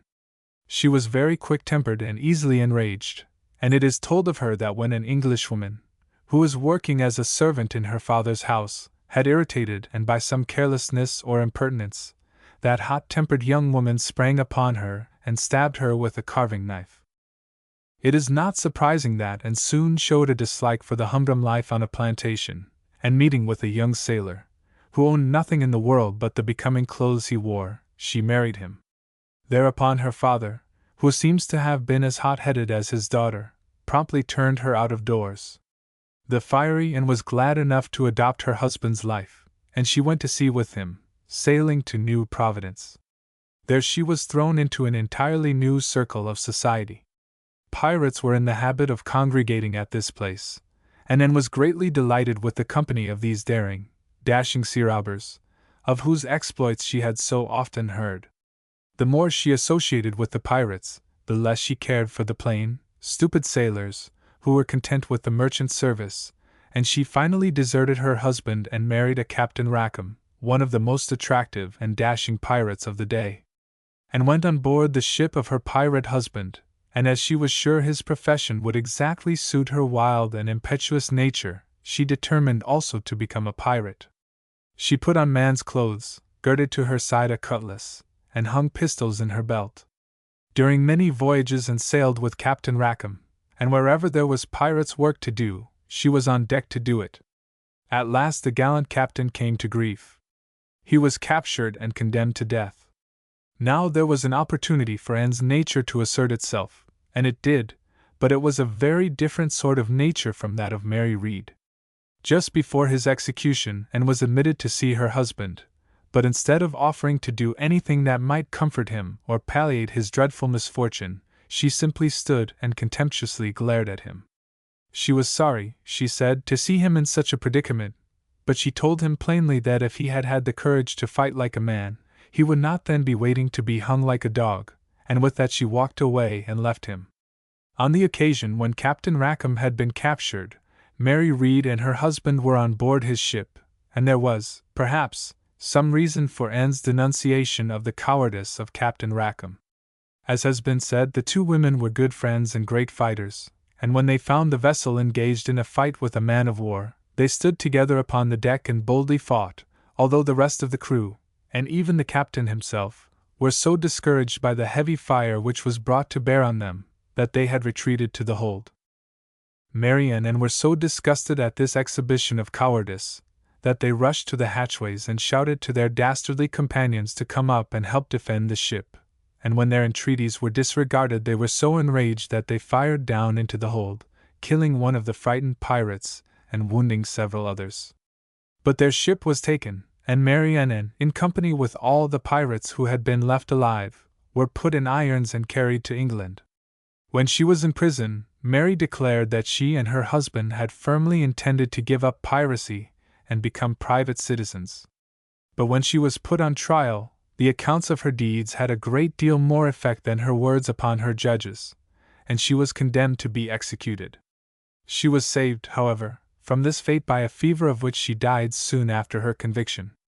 The impetuous and was also condemned, but the course of justice is often very curious and difficult to understand, and this hard-hearted and sanguinary woman was reprieved and finally pardoned. Whether or not she continued to disport herself as a man we do not know, but it is certain that she was the last of the female pirates.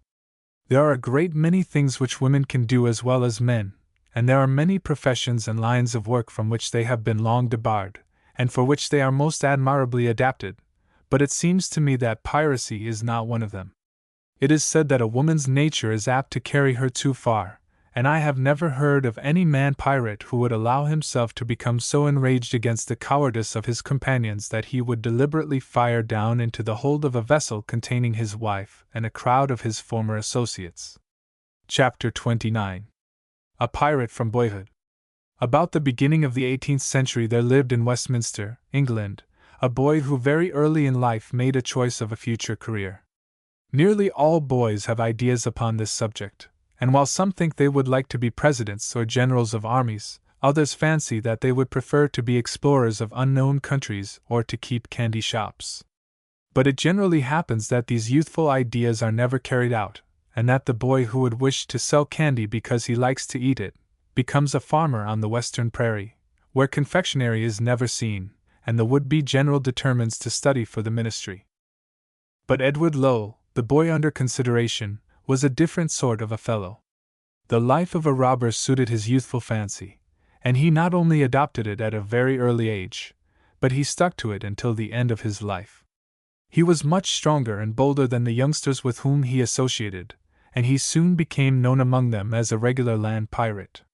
If a boy possessed anything which Ned Lowe desired, whether it happened to be an apple, a nut, or a farthing, the young robber gave chase to him, and treated him as a pirate treats a merchant vessel which he has boarded. Not only did young Lowe resemble a pirate in his dishonest methods, but he also resembled one in his meanness and cruelty. If one of his victims was supposed by him to have hidden any of the treasures which his captor believed him to possess, Lowe would inflict upon him every form of punishment which the ingenuity of a bad boy could devise, in order to compel him to confess where he had concealed the halfpenny which had been given to him for holding a horse, or the ball with which he had been seen playing. In the course of time this young street pirate became a terror to all boys in that part of London in which he lived, and by beginning so early he acquired a great proficiency in dishonest and cruel practices.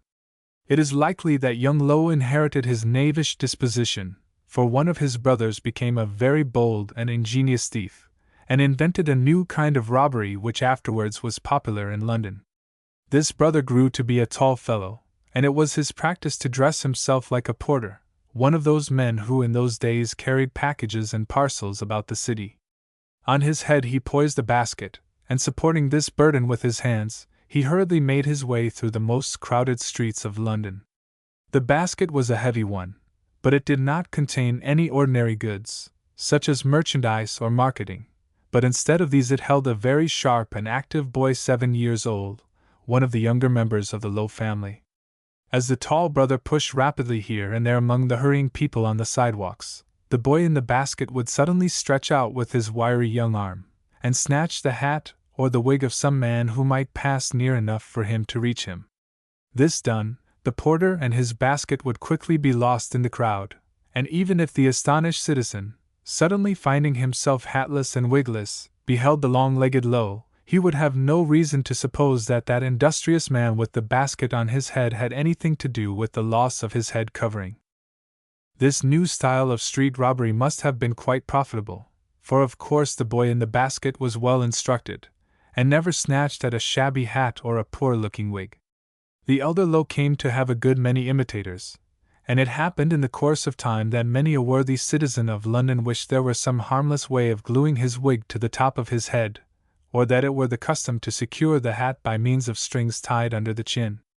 As Ned Lowe grew up to be a strong young fellow, He also grew discontented with the pilferings and petty plunders which were possible to him in the London streets, and so he went to sea and sailed to America. He landed in Boston, and, as it was necessary to work in order to eat, for opportunities of a dishonest livelihood had not yet opened themselves before him, he undertook to learn the trade of a rigger, but as he was very badly suited to any sort of steady occupation, he soon quarreled with his master, ran away, and got on board a vessel bound for Honduras. For a time he earned a livelihood by cutting logwood, but it was not long before he quarreled with the captain of the vessel for whom he was working, and finally became so enraged that he tried to kill him. He did not succeed in this dastardly attempt, but as he could not commit murder he decided to do the next worst thing, and so gathering together 12 of the greatest rascals among his companions, they seized a boat, went out to the captain's schooner, which was lying near shore, and took possession of it. Then they hoisted anchor, ran up the sail, and put out to sea, leaving the captain and the men who were with him to take care of themselves the best that they could and live on logwood leaves if they could find nothing else to eat. Now young Low was out upon the ocean in possession of a vessel and in command of 12 sturdy scoundrels, and he did not have the least trouble in the world in making up his mind what he should do next. As soon as he could manufacture a black flag from materials he found on board, he flung this ominous ensign to the breeze, and declared himself a pirate. This was the summit of his ambition, and in this new profession he had very little to learn. From a boy thief to a man pirate the way is easy enough. The logwood schooner, of course, was not provided with the cannon, cutlasses, and pistols necessary for piratical undertakings, and therefore Low found himself in the position of a young man beginning business with a very small capital. So, in the hopes of providing himself with the necessary appliances for his work, Low sailed for one of the islands of the West Indies which was a resort for pirates, and there he had very good fortune, for he fell in with a man named Lowther who was already well established in the profession of piracy. When Low sailed into the little port with his homemade black flag floating above him, Lowther received him with the greatest courtesy and hospitality, and shortly afterwards proposed to the newly fledged pirate to go into partnership with him. This offer was accepted, and Low was made second in command of the little fleet of 2 vessels, each of which was well provided with arms, ammunition, and all things necessary for robbery on the high seas. The partnership between these 2 rascals did not continue very long. They took several valuable prizes, and the more booty he obtained, the higher became Low's opinion of himself, and the greater his desire for independent action. Therefore it was that when they had captured a large brigantine, Low determined that he would no longer serve under any man.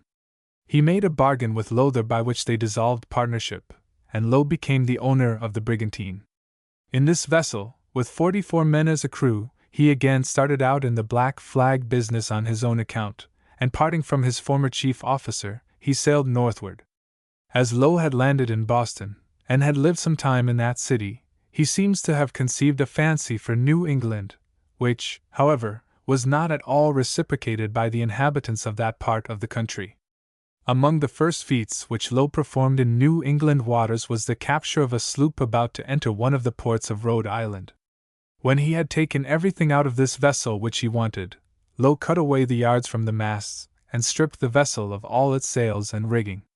As his object was to get away from these waters before his presence was discovered by the people on shore, he not only made it almost impossible to sail the vessel he had despoiled, but he wounded the captain and others of the peaceful crews so that they should not be able to give information to any passing craft.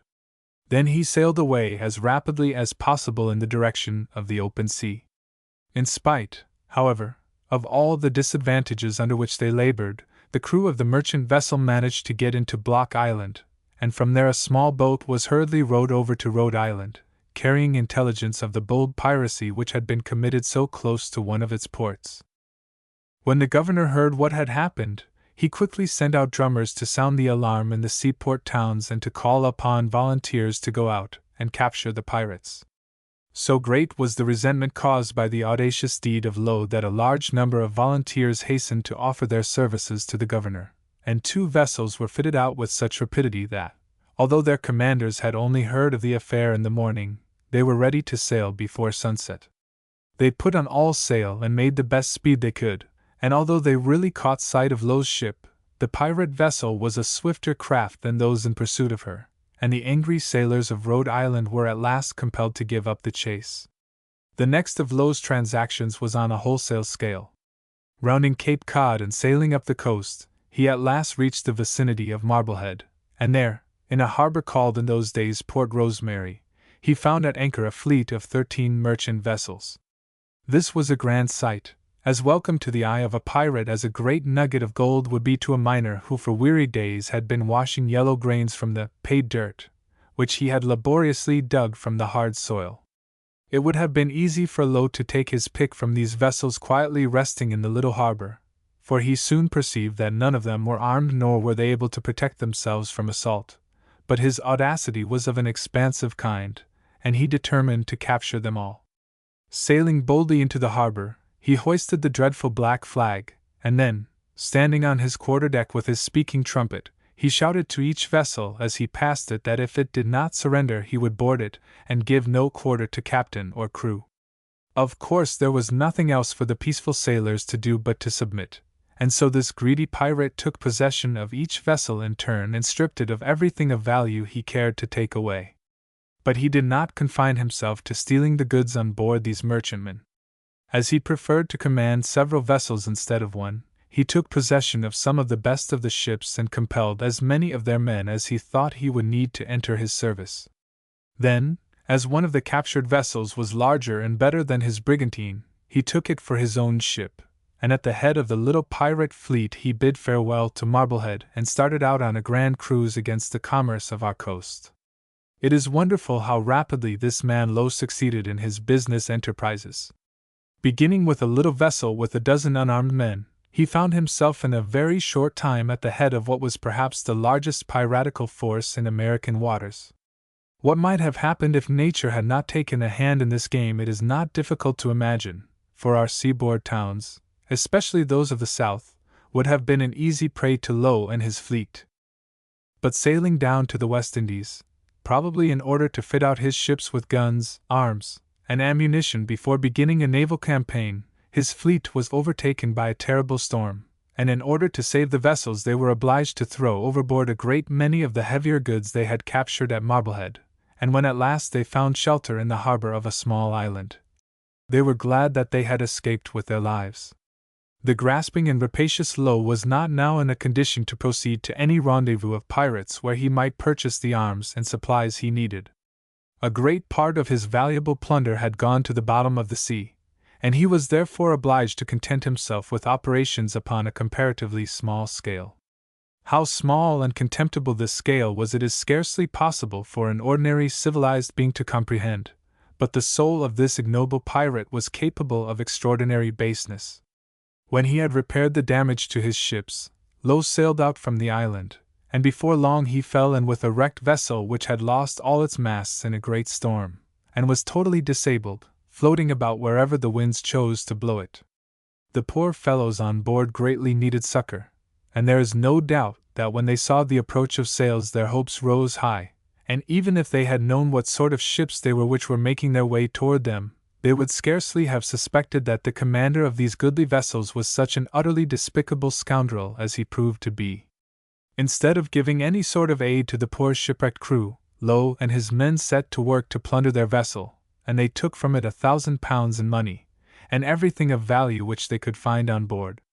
Having thus stripped the unfortunate wreck, they departed, leaving the captain and crew of the disabled vessel to perish by storm or starvation, unless some other vessel, manned by human beings and not pitiless beasts, should pass their way and save them.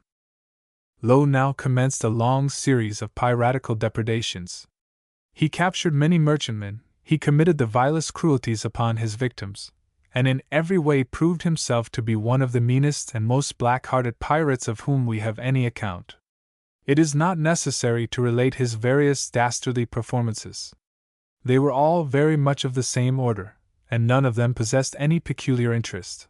His existence is referred to in these pages because he was one of the most noted and successful pirates of his time, and also because his career indicated how entirely different was the character of the buccaneers of previous days from that of the pirates who in the 18th century infested our coast. The first might have been compared to bold and dashing highwaymen, who at least showed courage and daring, but the others resembled sneak thieves, always seeking to commit a crime if they could do it in safety, but never willing to risk their cowardly necks in any danger. The buccaneers of the olden days were certainly men of the greatest bravery. They did not hesitate to attack well-armed vessels manned by crews much larger than their own, and in later periods they faced cannon and conquered cities.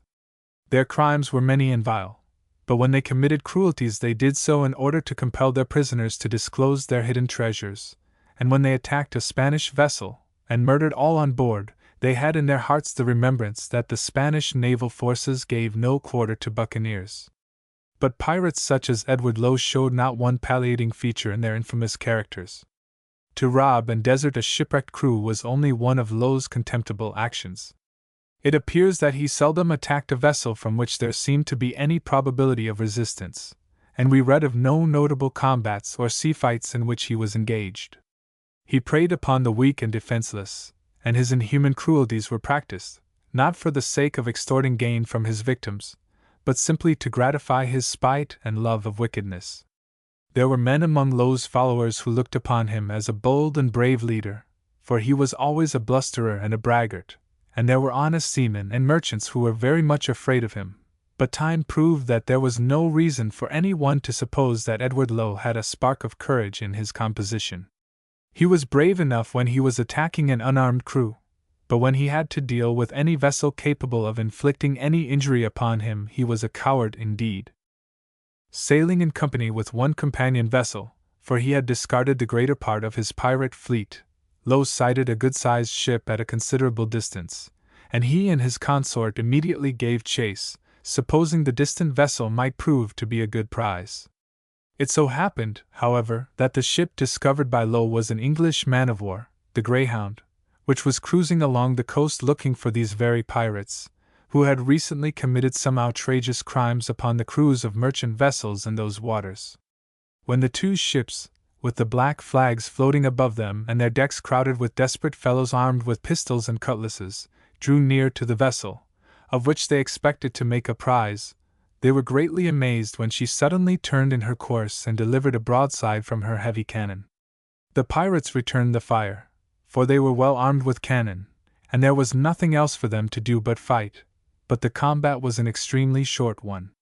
Lowe's consort was soon disabled by the fire from the man-of-war, and, as soon as he perceived this, the dastardly Lowe, without any regard for his companions in arms, and with no thought for anything but his own safety, immediately stopped fighting, and setting all sail, sped away from the scene of combat as swiftly as it was possible for the wind to force his vessel through the water.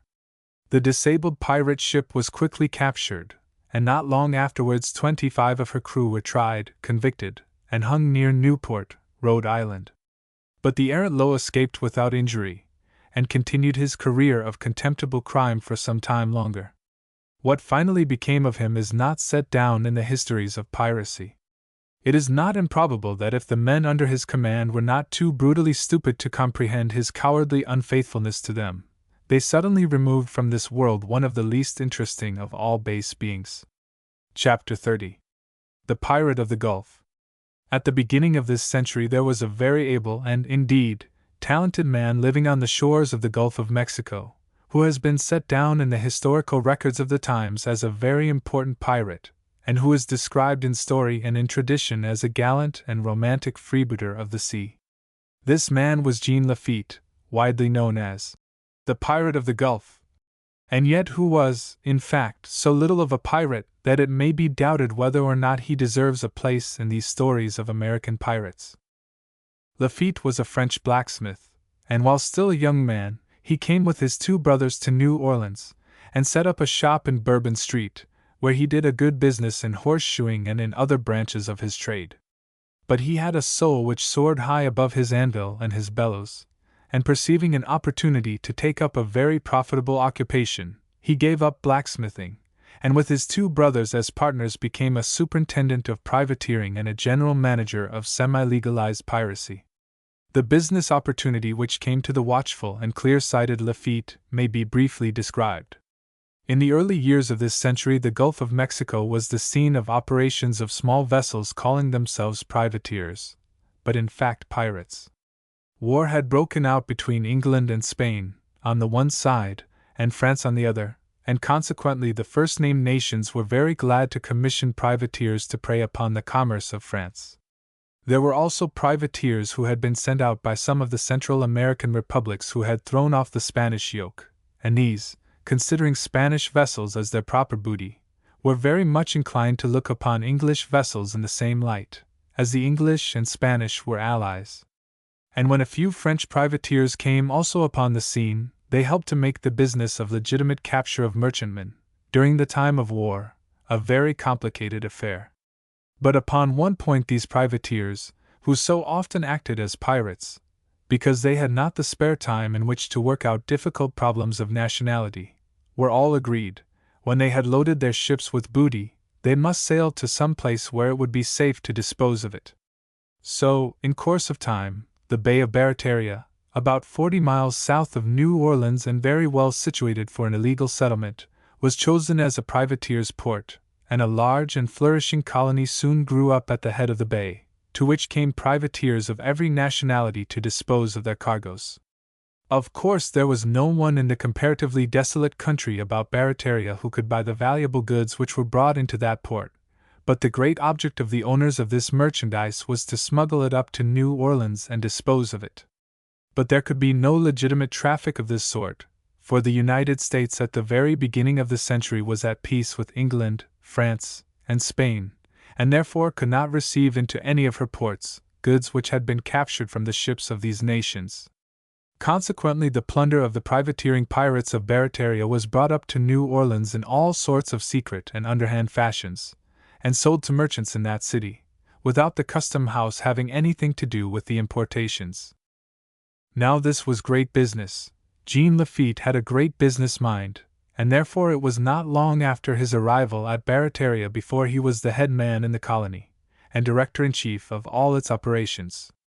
Thus, by becoming a prominent figure in a piratical circle, he came to be considered a pirate, and as such came down to us in the pages of history. But, in fact, Lafitte never committed an act of piracy in his life. He was a blacksmith, and knew no more about sailing a ship or even the smallest kind of a boat than he knew about the proper construction of a sonnet. He did not even try, like the celebrated Bonnet, to find other people who would navigate a vessel for him, for he had no taste for the ocean wave, and all that he had to do he did upon firm, dry land. It is said of him that he was never at sea but twice in his life, once when he came from France, and once when he left this country, and on either occasion did he sail under the Jolly Roger, as the pirate flag was sometimes called. For these reasons it seems scarcely right to call Lafitte a pirate, but as he has been so generally considered in that light, we will admit him into the bad company, the stories of whose lives we are now telling. The energy and business abilities of Jean Lafitte soon made themselves felt not only in Barataria, but in New Orleans. The privateers found that he managed their affairs with much discretion and considerable fairness, and while they were willing to depend upon him, they were obliged to obey him. On the other hand, the trade of New Orleans was very much influenced by the great quantities of goods which under Lafitte's directions were smuggled into the city. Many merchants and shopkeepers who possessed no consciences to speak of were glad to buy these smuggled goods for very little money and to sell them at low prices and large profits. But the respectable businessmen, who were obliged to pay market prices for their goods, were greatly disturbed by the large quantities of merchandise which were continually smuggled into New Orleans and sold at rates with which they could not compete. It was toward the end of our war with England, which began in 1812, that the government of the United States, urged to speedy action by the increasing complaints of the law-abiding merchants of New Orleans, determined to send out a small naval force and entirely break up the illegitimate rendezvous at Barataria. Lafitte's two brothers were in New Orleans acting as his agents, and one of them, Dominique, was arrested and thrown into prison, and Commodore Patterson, who was commanding at that station, was ordered to fit out an expedition as quickly as possible to sail down to Barataria to destroy the ships found in the bay, to capture the town, and to confiscate and seize upon all goods which might be found in the place.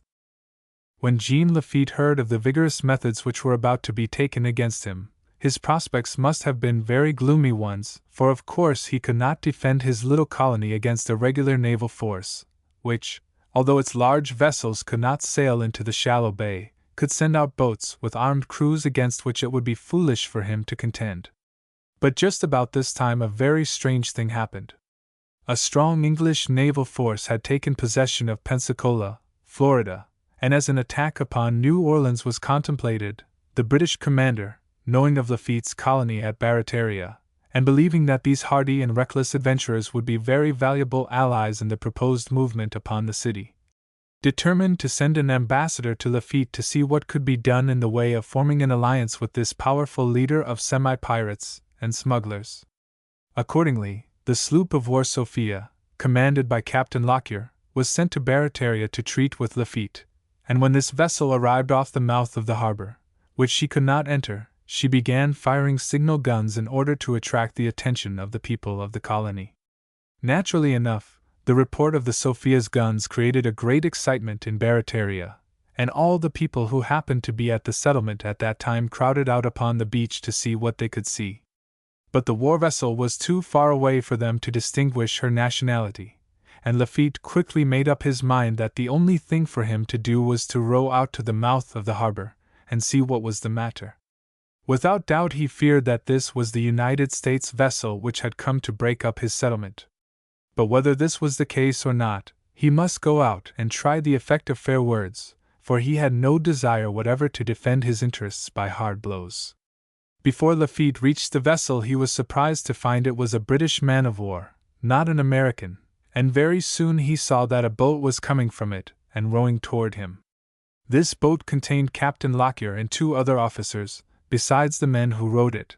When the 2 boats met, the captain told who he was, and asked if Mr. Lafitte could be found in Barataria, stating that he had an important document to deliver to him.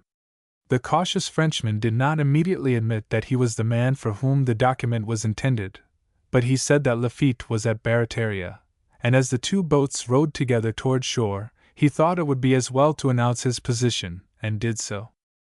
When the crowd of privateersmen saw the officers in British uniform landing upon their beach, they were not inclined to receive them kindly, for an attack had been made upon the place by a small British force some time before, and a good deal of damage had been done.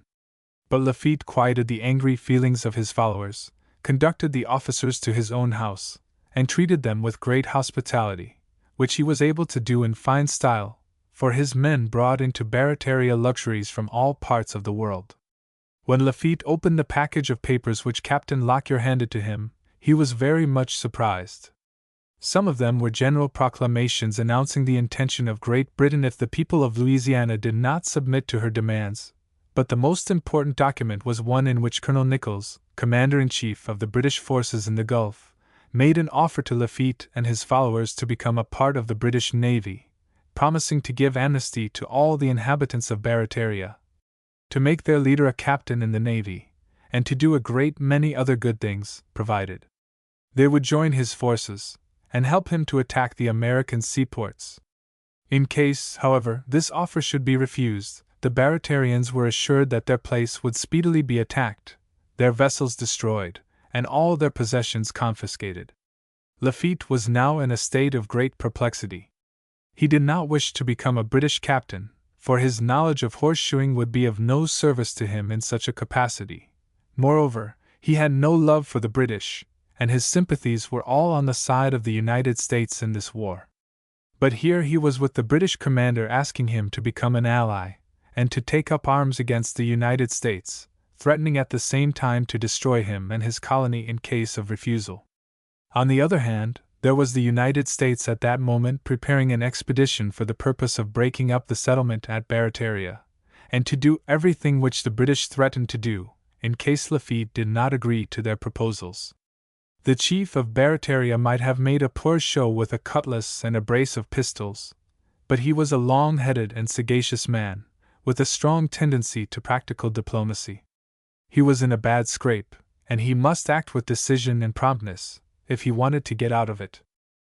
The first thing he did was to gain time by delaying his answer to the proposition brought by Captain Lockyer.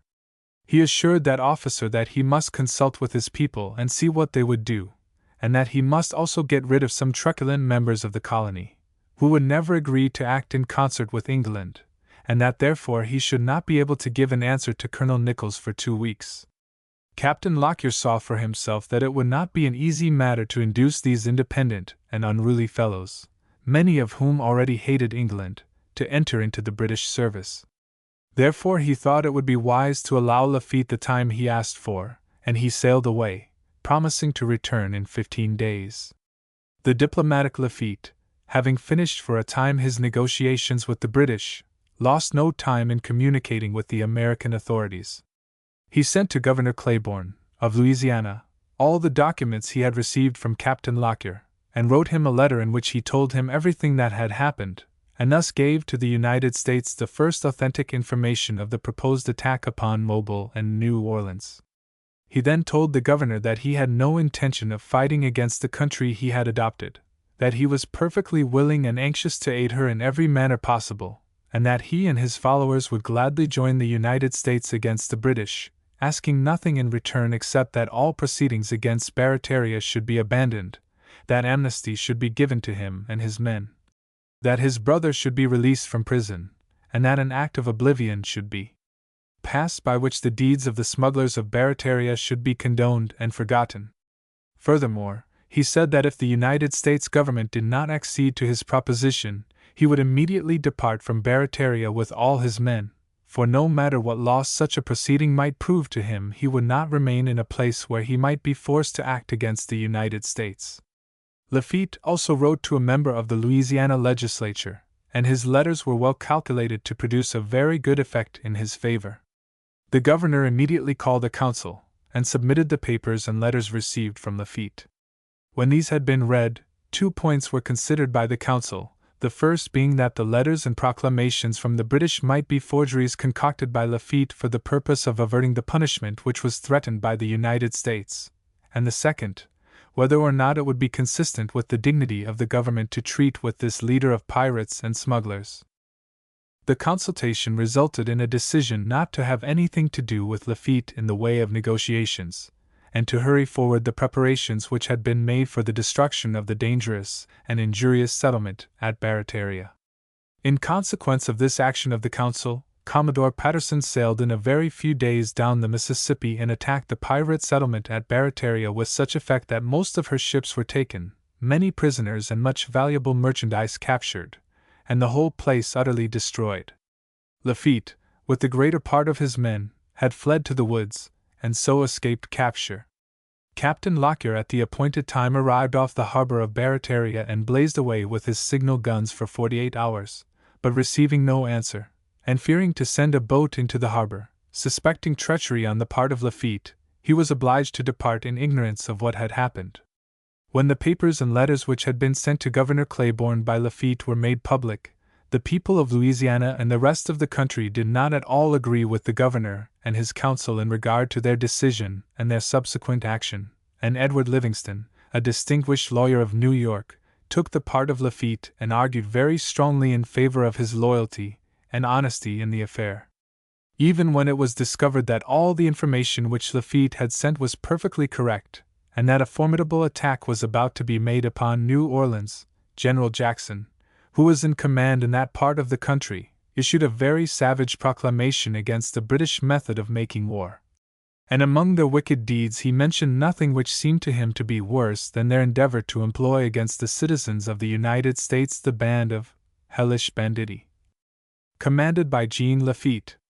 But public opinion was strongly in favor of the ex-pirate of the Gulf, and as things began to look more and more serious in regard to New Orleans, General Jackson was at last very glad, in spite of all that he had said, to accept the renewed offers of Lafitte and his men to assist in the defense of the city. And in consequence of his change of mind, many of the former inhabitants of Barataria fought in the Battle of New Orleans and did good work. Their services were so valuable, in fact, that when the war closed, President Madison issued a proclamation in which it was stated that the former inhabitants of Barataria, in consequence of having abandoned their wicked ways of life, and having assisted in the defense of their country, were now granted full pardon for all the evil deeds they had previously committed. Now Lafitte and his men were free and independent citizens of the United States. They could live where they pleased without fear of molestation, and could enter into any sort of legal business which suited their fancy. But this did not satisfy Lafitte. He had endeavored to take a prompt and honest stand on the side of his country. His offers had been treated with contempt and disbelief. He had been branded as a deceitful knave, and no disposition had been shown to act justly toward him until his services became so necessary to the government that it was obliged to accept them. Consequently, Lafitte, accompanied by some of his old adherents, determined to leave a country where his loyalty had received such unsatisfactory recognition, and to begin life again in some other part of the American continent. Not long after the war he sailed out upon the Gulf of Mexico, for what destination it is not known, but probably for some Central American port, and as nothing was ever heard of him or his party, it is believed by many persons that they all perished in the great storm which arose soon after their departure. There were other persons, however, who stated that he reached Yucatan, where he died on dry land in 1826. But the end of Lafitte is no more doubtful than his right to the title given to him by people of a romantic turn of mind, and other persons of a still more fanciful disposition might be willing to suppose that the Gulf of Mexico, indignant at the undeserved distinction which had come to him, had swallowed him up in order to put an end to his pretension to the title of the Pirate of the Gulf. Chapter 31. The Pirate of the Buried Treasure. Among all the pirates who have figured in history, legend, or song, there is one whose name stands preeminent as the typical hero of the dreaded Black Flag. The name of this man will instantly rise in the mind of almost every reader, for when we speak of pirates we always think of Captain Kidd. In fact, however, Captain Kidd was not a typical pirate, for in many ways he was different from the ordinary marine freebooter, especially when we consider him in relation to our own country. All other pirates who made themselves notorious on our coast were known as robbers, pillagers, and ruthless destroyers of life and property, but Captain Kidd's fame was of another kind. We do not think of him as a pirate who came to carry away the property of American citizens, for nearly all the stories about him relate to his arrival at different points on our shores for the sole purpose of burying, and thus concealing the rich treasures which he had collected in other parts of the world.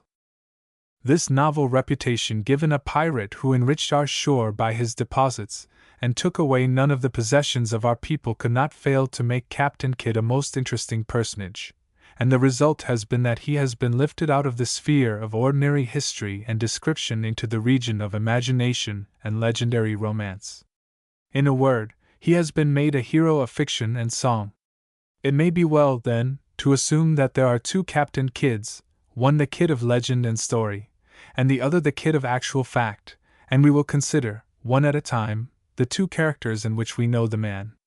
As has been said before, nearly all the stories of the legendary Captain Kidd relate to his visits along our northern coast, and even to inland points, for the purpose of concealing the treasures which had been amassed in other parts of the world. Thus, if we were to find ourselves in almost any village or rural settlement along the coast of New Jersey or Long Island, and were to fall in with any old resident who was fond of talking to strangers, he would probably point out to us the blackened and weather-beaten ribs of a great ship which had been wrecked on the sandbar off the coast during a terrible storm long ago. He would show us where the bathing was pleasant and safe. He would tell us of the best place for fishing, and probably show us the high bluff a little back from the beach from which the Indian maiden leaped to escape the tomahawk of her enraged lover, and then he would be almost sure to tell us of the secluded spot where it was said Captain Kidd and his pirates once buried a lot of treasure. If we should ask our garrulous guide why this treasure had not been dug up by the people of the place, he would probably shake his head and declare that personally he knew nothing about it, but that it was generally believed that it was there, and he had heard that there had been people who had tried to find it, but if they did find any they never said anything about it. And it was his opinion that if Captain Kidd ever put any gold or silver or precious stones under the ground on that part of the coast, these treasures were all there yet.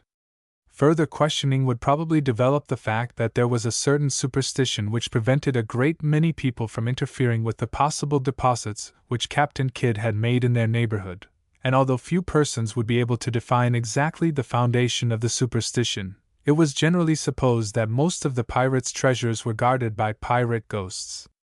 In that case, of course, timid individuals would be deterred from going out by themselves at night, for that was the proper time to dig for buried treasure, and as it would not have been easy to get together a number of men each brave enough to give the others courage, many of the spots reputed to be the repositories of buried treasure have never been disturbed. In spite of the fear of ghosts, in spite of the want of accurate knowledge in regard to favored localities, in spite of hardships, previous disappointments, or expected ridicule, a great many extensive excavations have been made in the sands or the soil along the coasts of our northern states, and even in quiet woods lying miles from the sea, to which it would have been necessary for the pirates to carry their goods in wagons. People have dug and hoped, and have gone away sadly to attend to more sensible business, and far up some of our rivers, where a pirate vessel never floated, people have dug with the same hopeful anxiety, and have stopped digging in the same condition of dejected disappointment. Sometimes these enterprises were conducted on a scale which reminds us of the operations on the Gold Coast of California. Companies were organized, stock was issued and subscribed for, and the excavations were conducted under the direction of skillful treasure-seeking engineers. It is said that not long ago a company was organized in Nova Scotia for the purpose of seeking for Captain Kidd's treasures in a place which it is highly probable Captain Kidd never saw. A great excavation having been made, the water from the sea came in and filled it up, but the work was stopped only long enough to procure steam pumps with which the big hole could be drained. At last accounts the treasures had not been reached, and this incident is mentioned only to show how this belief in buried treasures continues even to the present day. There is a legend which differs somewhat from the ordinary run of these stories, and it is told about a little island on the coast of Cape Cod, which is called Hannah Screecher's Island, and this is the way its name came to it. Captain Kidd, while sailing along the coast, looking for a suitable place to bury some treasure, found this island adapted to his purpose, and landed there with his savage crew, and his bags and boxes, and his gold and precious stones.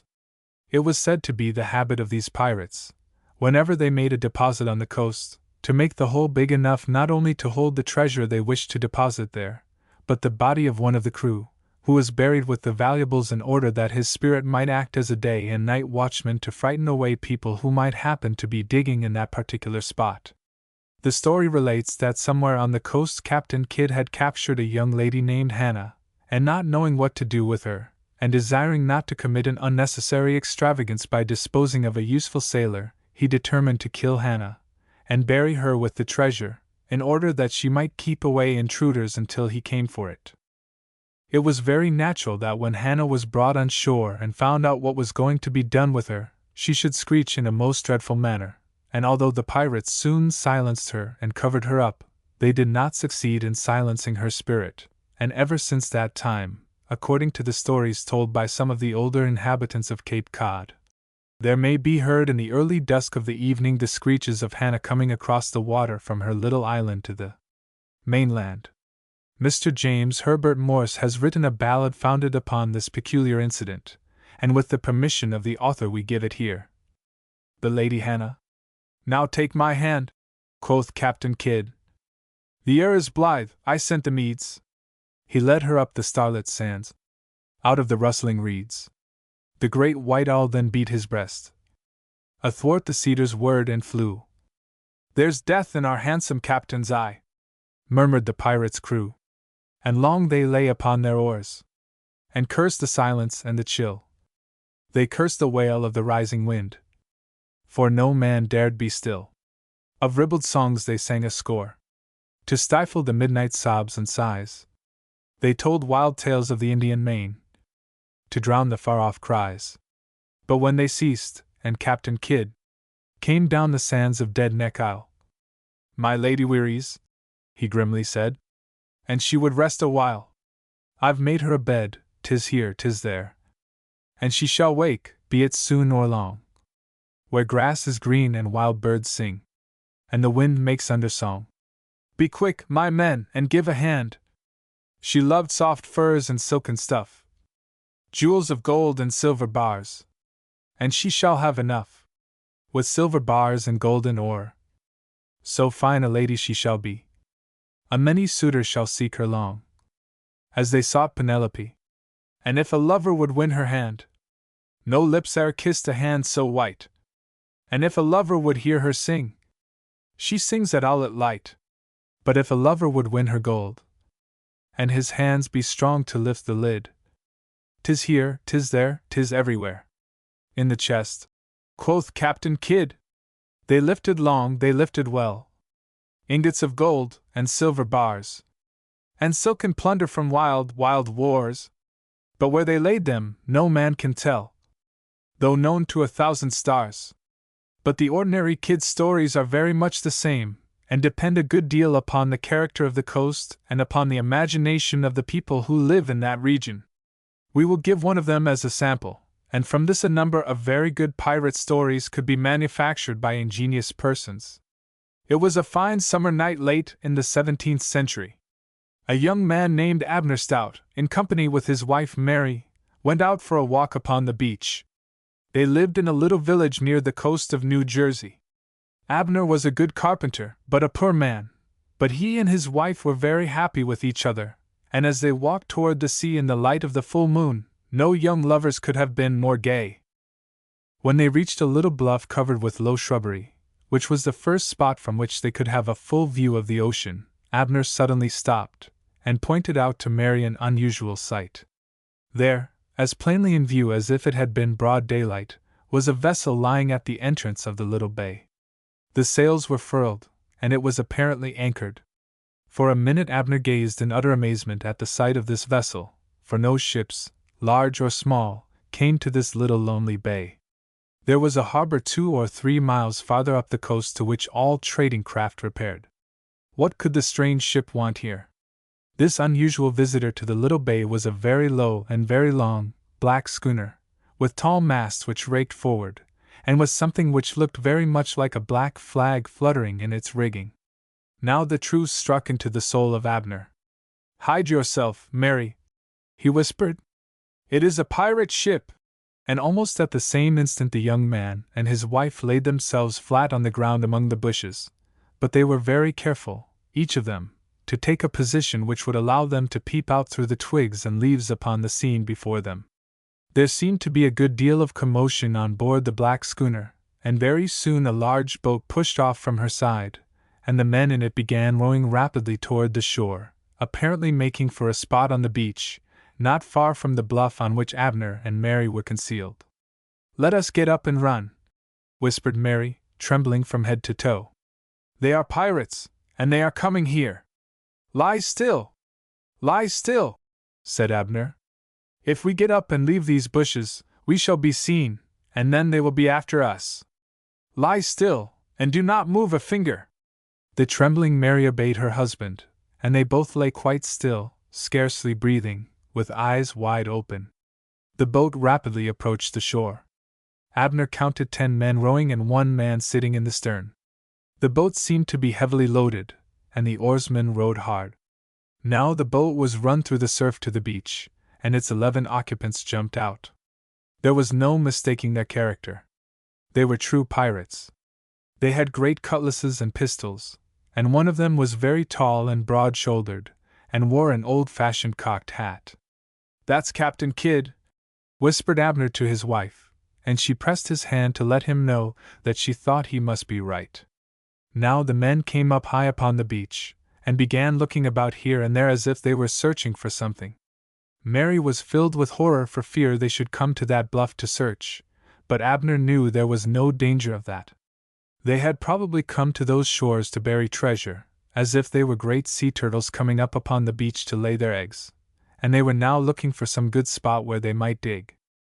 Presently the tall man gave some orders in a low voice, and then his men left him to himself, and went back to the boat. There was a great pine tree standing back a considerable distance from the water, battered and racked by storms, but still a tough old tree. Toward this the pirate captain stalked, and standing close to it, with his back against it, he looked up into the sky. It was plain that he was looking for a star. There were very few of these luminaries to be seen in the heavens, for the moon was so bright. But as Abner looked in the direction in which the pirate captain gazed, he saw a star still bright in spite of the moonlight. With his eyes fixed upon this star, the pirate captain now stepped forward, making long strides. 1, 2, 3, 4, 5, 6, 7. Then he stopped, plunged his right heel in the soft ground, and turned squarely about to the left, so that his broad back was now parallel with a line drawn from the pine tree to the star. At right angles to this line the pirate now stepped forward, making as before 7 long paces. Then he stopped, dug his heel into the ground, and beckoned to his men. Up they came running, carrying picks and spades, and with great alacrity they began to dig at the place where the captain had marked with his heel. It was plain that these pirates were used to making excavations, for it was not long before the hole was so deep that those within it could not be seen. Then the captain gave an order to cease digging, and he and all the pirates went back to the boat. For about half an hour, though Mary thought it was a longer time than that, those pirates worked very hard carrying great boxes and bags from the boat to the excavation. When everything had been brought up, 2 of the pirates went down into the hole, and the others handed to them the various packages. Skillfully and quickly they worked, doubtless storing their goods with great care, until nearly everything which had been brought from the boat had been placed in the deep hole. Some rolls of goods were left upon the ground which Mary thought were carpets, but which Abner believed to be rich Persian rugs, or something of that kind. Now the captain stepped aside, and picking up from the sand some little sticks and reeds, he selected 10 of them, and with these in one hand, and with their ends protruding a short distance above his closed fingers, he rejoined his men. They gathered before him, and he held out toward them the hand which contained the little sticks. "They're drawing lots!" gasped Abner, and Mary trembled more than she had done yet. Now the lots were all drawn, and one man, apparently a young pirate, stepped out from among his fellows. His head was bowed, and his arms were folded across his manly chest. The captain spoke a few words, and the young pirate advanced alone to the side of the deep hole. Mary now shut her eyes tight, but Abner's were wide open. There was a sudden gleam of cutlasses in the air, there was one short, plaintive groan, and the body of the young pirate fell into the hole. Instantly all the other goods, furs, rugs, or whatever they were tumbled in upon him. Then the men began to shovel in the earth and sand, and in an incredibly short time the hole was filled up even with the ground about it. Of course all the earth and sand which had been taken out of the hole could not now be put back into it. But these experienced treasure hiders knew exactly what to do with it. A spadeful at a time, the soil which could not be replaced was carried to the sea, and thrown out into the water, and when the whole place had been carefully smoothed over, the pirates gathered sticks and stones, and little bushes, and great masses of wild cranberry vines, and scattered them about over the place so that it soon looked exactly like the rest of the beach about it. Then the tall captain gave another low command, the pirates returned to their boat, it was pushed off, and rapidly rowed back to the schooner. Up came the anchor, up went the dark sails. The low, black schooner was put about, and very soon she was disappearing over the darkening waters, her black flag fluttering fiercely high above her. "Now let us run," whispered poor Mary, who, although she had not seen everything, imagined a great deal, for as the pirates were getting into their boat she had opened her eyes and had counted them, and there were only 9 beside the tall captain. Abner thought that her advice was very good, and starting up out of the brushwood they hastened home as fast as their legs would carry them. The next day Abner seemed to be a changed man. He had work to do, but he neglected it. Never had such a thing happened before. For hours he sat in front of the house, looking up into the sky, counting 1, 2, 3, 4, 5, 6, 7. Then he would twist himself around on the little bench, and count 7 more. This worthy couple lived in a small house which had a large cellar, and during the afternoon of that day Abner busied himself in clearing out this cellar, and taking out of it everything which it had contained. His wife asked no questions. In her soul she knew what Abner was thinking about. Supper was over, and most of the people in the village were thinking of going to bed, when Abner said to Mary, "Let us each take a spade, and I will carry a pail, and we will go out upon the beach for a walk. If any one should see us, they would think that we were going to dig for clams." "Oh, no, dear Abner!" cried Mary. "We must not dig there! Think of that young pirate! Almost the first thing we would come to would be him." "I have thought of that," said Abner. "But do you not believe that the most Christian act that you and I could do would be to take him out and place him in a proper grave nearby?" "Oh, no!" exclaimed Mary. "Do not say such a thing as that. Think of his ghost. They killed him and put him there, that his ghost might guard their treasure. You know, Abner, as well as I do, that this is their dreadful fashion." "I know all about that," said Abner, "and that is the reason I wish to go tonight. I do not believe there has yet been time enough for his ghost to form. But let us take him out now, dear Mary, and lay him reverently away, and then—" He looked at her with flashing eyes. "But, Abner," said she, "do you think we have the right?" "Of course we have," said he. "Those treasures do not belong to the pirates. If we take them, they are treasure trove, and legally ours. And think, dear Mary, how poor we are tonight, and how rich we may be tomorrow. Come, get the pail. We must be off." Running nearly all the way, for they were in such a hurry they could not walk, Abner and Mary soon reached the bluff, and hastily scrambling down to the beach below, they stood upon the dreadful spot where Captain Kidd and his pirates had stood the night before. There was the old battered pine tree, reaching out two of its bare arms encouragingly toward them. Without loss of time, Abner walked up to the tree, put his back to it, and then looked up into the sky. Now he called Mary to him. "Which star do you think he looked at, good wife?" said he. "There is a bright one low down, and then there is another one a little higher up, and farther to the right, but it is fainter."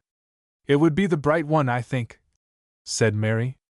And then Abner, his eyes fixed upon the bright star, commenced to stride. 1, 2, 3, 4, 5, 6, 7. Turning squarely around to the left, he again made 7 paces. And now he beckoned vigorously to Mary to come and dig. For about 10 minutes they dug, and then they laid bare a great mass of rock. "This isn't the place," cried Abner. "I must begin again. I did not look at the right star. I will take the other one." For the greater part of that night Abner and Mary remained upon the beach. Abner would put his back against the tree, fix his eyes upon another star, stride forward 7 paces, and then 7 to the left, and he would come upon a little scrubby pine tree. Of course that was not the place. The moon soon began to set, and more stars came out, so that Abner had a greater choice. Again and again he made his measurements, and every time that he came to the end of his second 7 paces, he found that it would have been impossible for the pirates to make their excavation there. There was clearly something wrong. Abner thought that he had not selected the right star, and Mary thought that his legs were not long enough. "That pirate captain," quoth she, "had a long and manly stride. 7 of his paces would go a far greater distance than 7 of yours, Abner." Abner made his paces a little longer, but although he and his wife kept up their work until they could see the early dawn, they found no spot where it would be worth while to dig, and so mournfully they returned to their home and their empty cellar. As long as the moonlight lasted, Abner and Mary went to the little beach at the head of the bay, and made their measurements and their searches, but although they sometimes dug a little here and there, they always found that they had not struck the place where the pirates' treasure had been buried. When at last they gave up their search, and concluded to put their household goods back into their cellar, they told the tale to some of the neighbors, and other people went out and dug, not only at the place which had been designated, but miles up and down the coast, and then the story was told and retold, and so it has lasted until the present day.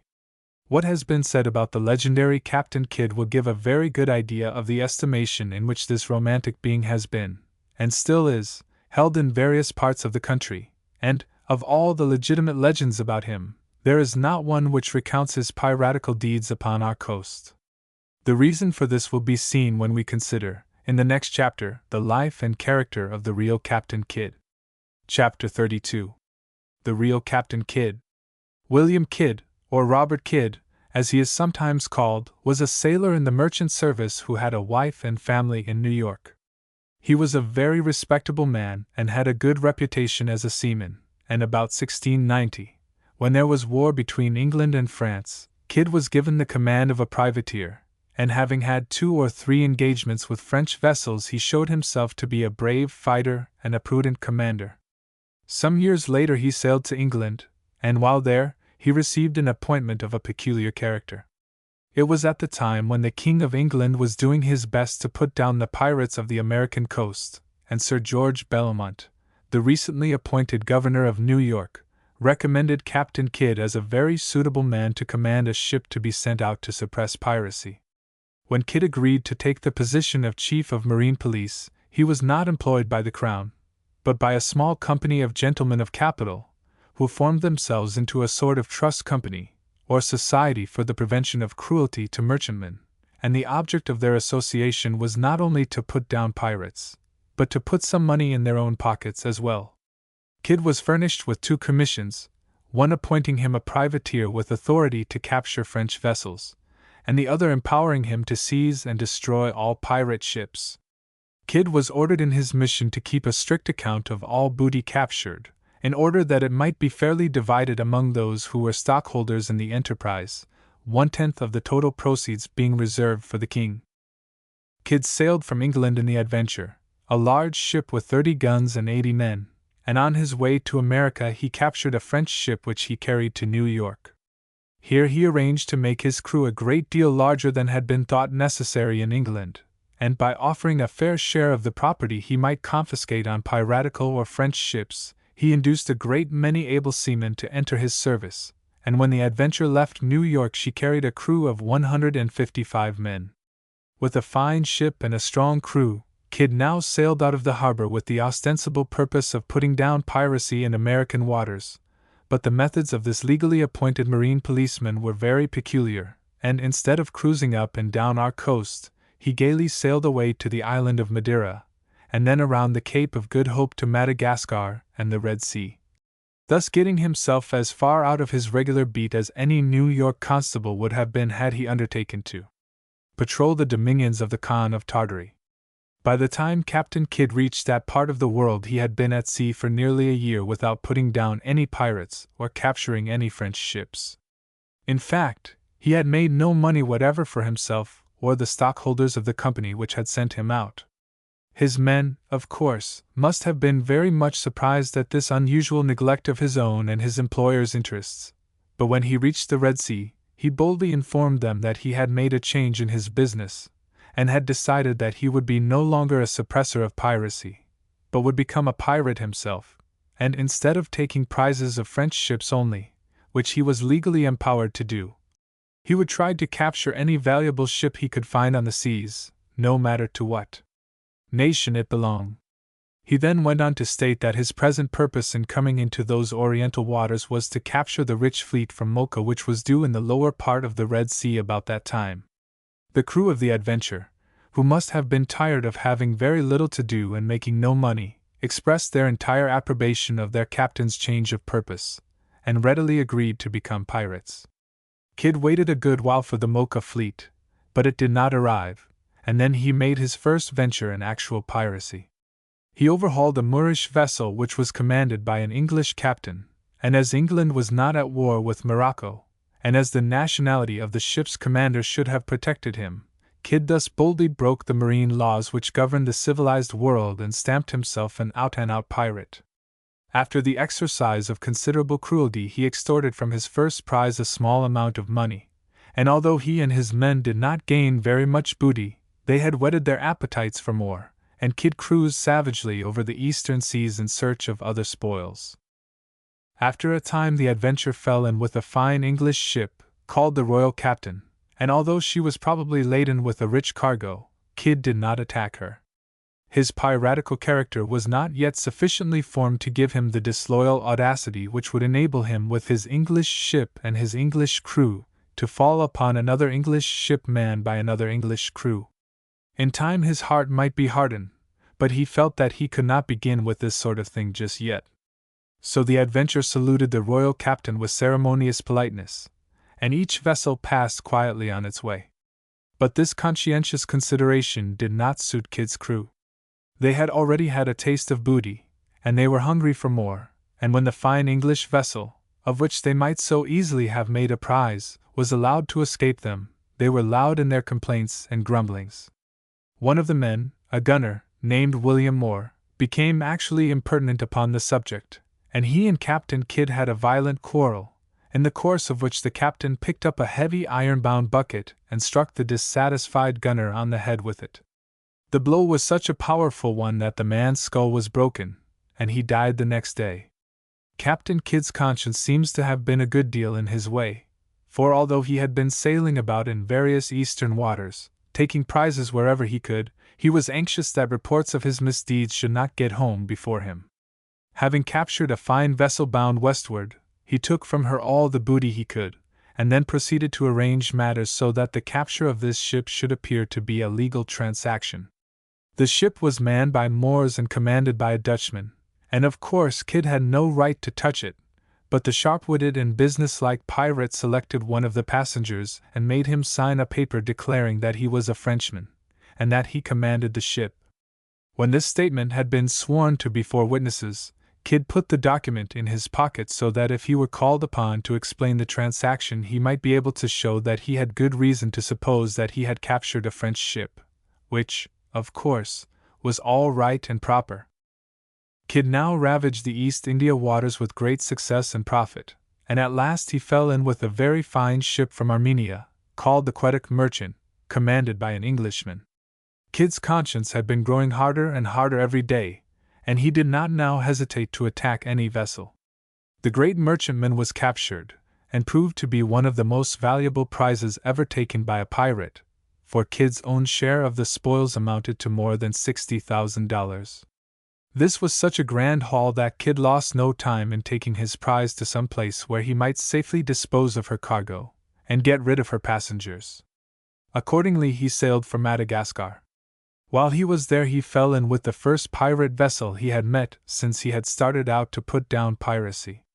This was a ship commanded by an English pirate named Culliford, and here would have been a chance for Captain Kidd to show that, although he might transgress the law himself, he would be true to his engagement not to allow other people to do so, but he had given up putting down piracy, and instead of apprehending Culliford he went into partnership with him, and the two agreed to go pirating together.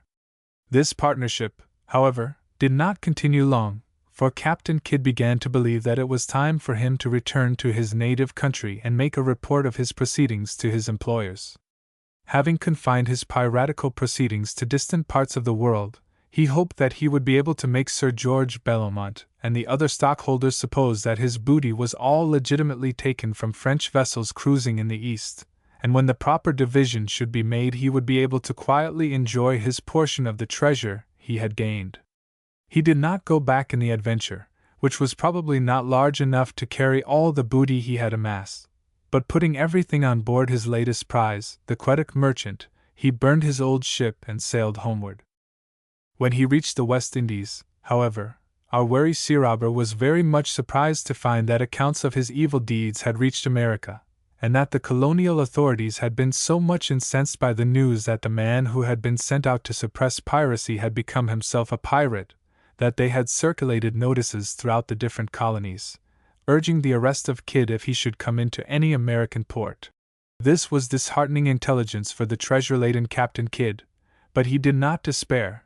He knew that the love of money was often as strong in the minds of human beings as the love of justice. Sir George Belmont, who was now in New York, was one of the principal stockholders in the enterprise, and Kidd hoped that the rich share of the results of his industry which would come to the governor might cause unpleasant reports to be disregarded.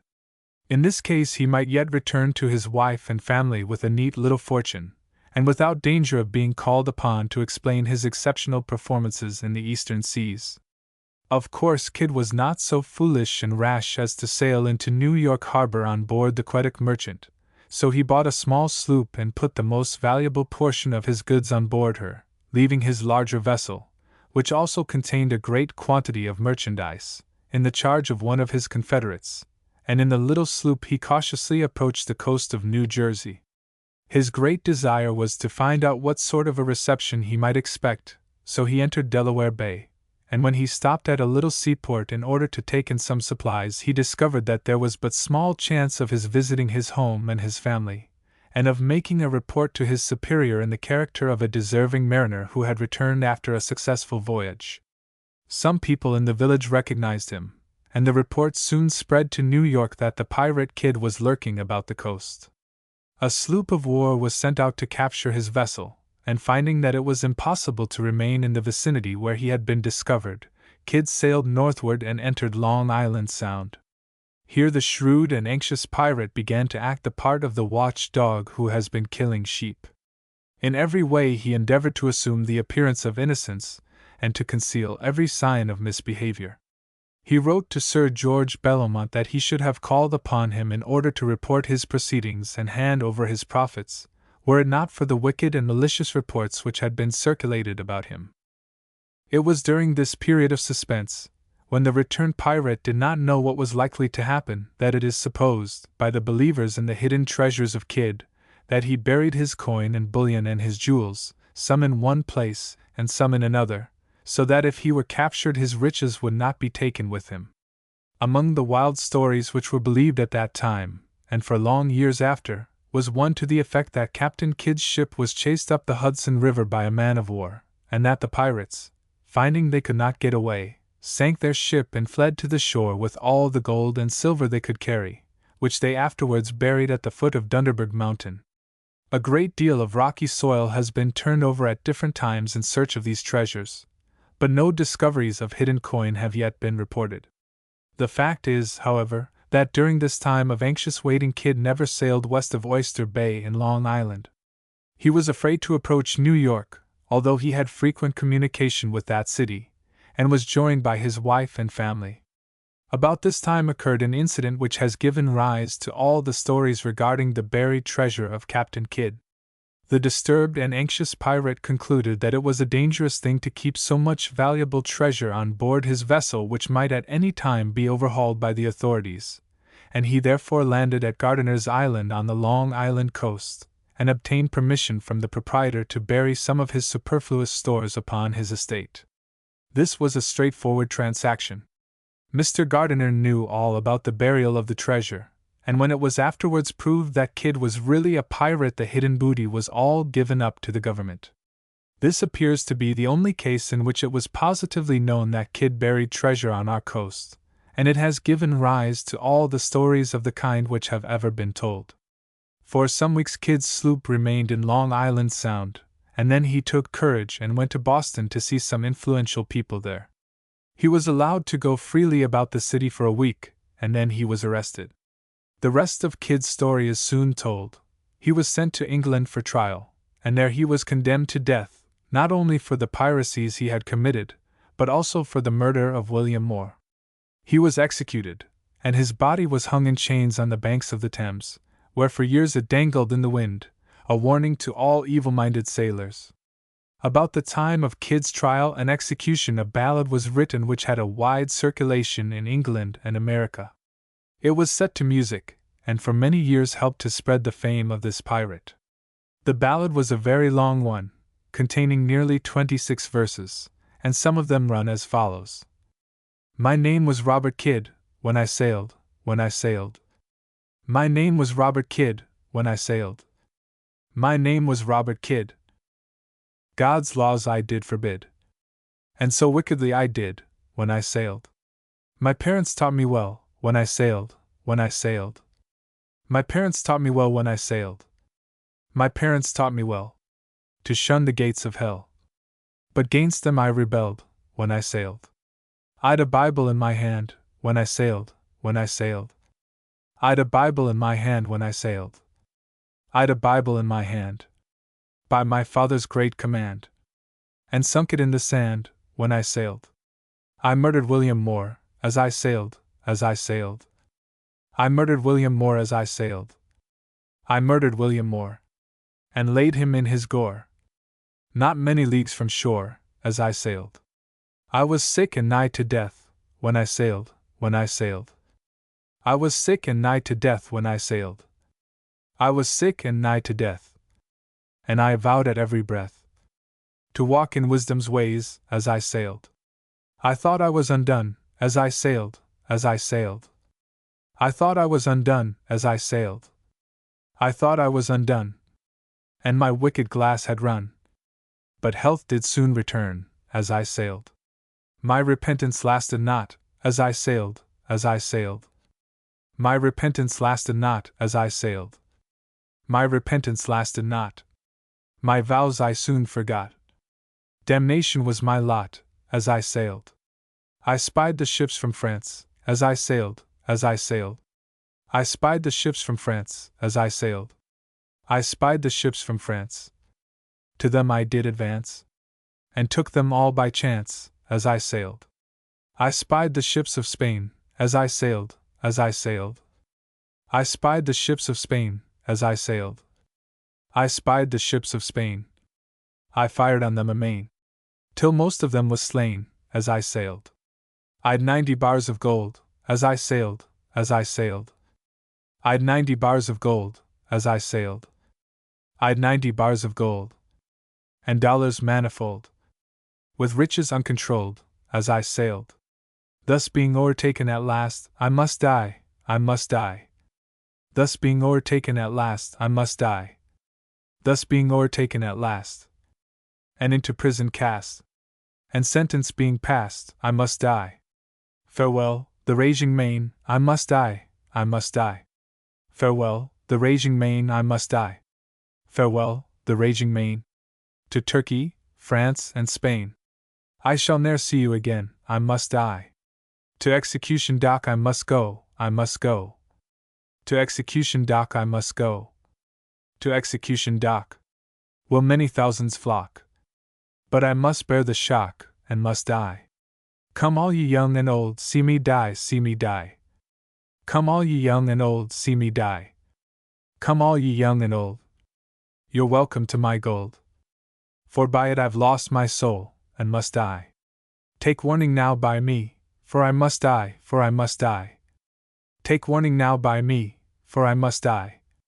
Take warning now by me, and shun bad company, lest you come to hell with me, for I die. It is said that Kidd showed no repentance when he was tried, but insisted that he was the victim of malicious persons who swore falsely against him. And yet a more thoroughly dishonest rascal never sailed under the black flag. In the guise of an accredited officer of the government, he committed the crimes he was sent out to suppress. He deceived his men, he robbed and misused his fellow countrymen and his friends, and he even descended to the meanness of cheating and despoiling the natives of the West India Islands, with whom he traded. These people were in the habit of supplying pirates with food and other necessaries, and they always found their rough customers entirely honest, and willing to pay for what they received, for as the pirates made a practice of stopping at certain points for supplies, they wished, of course, to be on good terms with those who furnished them. But Kidd had no ideas of honor toward people of high or low degree. He would trade with the natives as if he intended to treat them fairly and pay for all he got. But when the time came for him to depart, and he was ready to weigh anchor, he would seize upon all the commodities he could lay his hands upon, and without paying a copper to the distressed and indignant Indians, he would gaily sail away, his black flag flaunting derisively in the wind. But although in reality Captain Kidd was no hero, he has been known for a century and more as the great American pirate, and his name has been representative of piracy ever since. Years after he had been hung, when people heard that a vessel with a black flag, or one which looked black in the distance, flying from its rigging had been seen, they forgot that the famous pirate was dead, and imagined that Captain Kidd was visiting their part of the coast in order that he might find a good place to bury some treasure which it was no longer safe for him to carry about. There were two great reasons for the fame of Captain Kidd. One of these was the fact that he had been sent out by important officers of the Crown who expected to share the profits of his legitimate operations, but who were supposed by their enemies to be perfectly willing to take any sort of profits provided it could not be proved that they were the results of piracy, and who afterwards allowed Kidd to suffer for their sins as well as his own. These opinions introduced certain political features into his career and made him a very much talked of man. The greater reason for his fame, however, was the widespread belief in his buried treasures, and this made him the object of the most intense interest to hundreds of misguided people who hoped to be lucky enough to share his spoils. There were other pirates on the American coast during the 18th century, and some of them became very well known, but their stories are not uncommon, and we need not tell them here. As our country became better settled, and as well-armed revenue cutters began to cruise up and down our Atlantic coast for the protection of our commerce, pirates became fewer and fewer, and even those who were still bold enough to ply their trade grew milder in their manners, less daring in their exploits, and, more important than anything else, so unsuccessful in their illegal enterprises that they were forced to admit that it was now more profitable to command or work a merchantman than endeavor to capture one, and so the sea robbers of our coasts gradually passed away.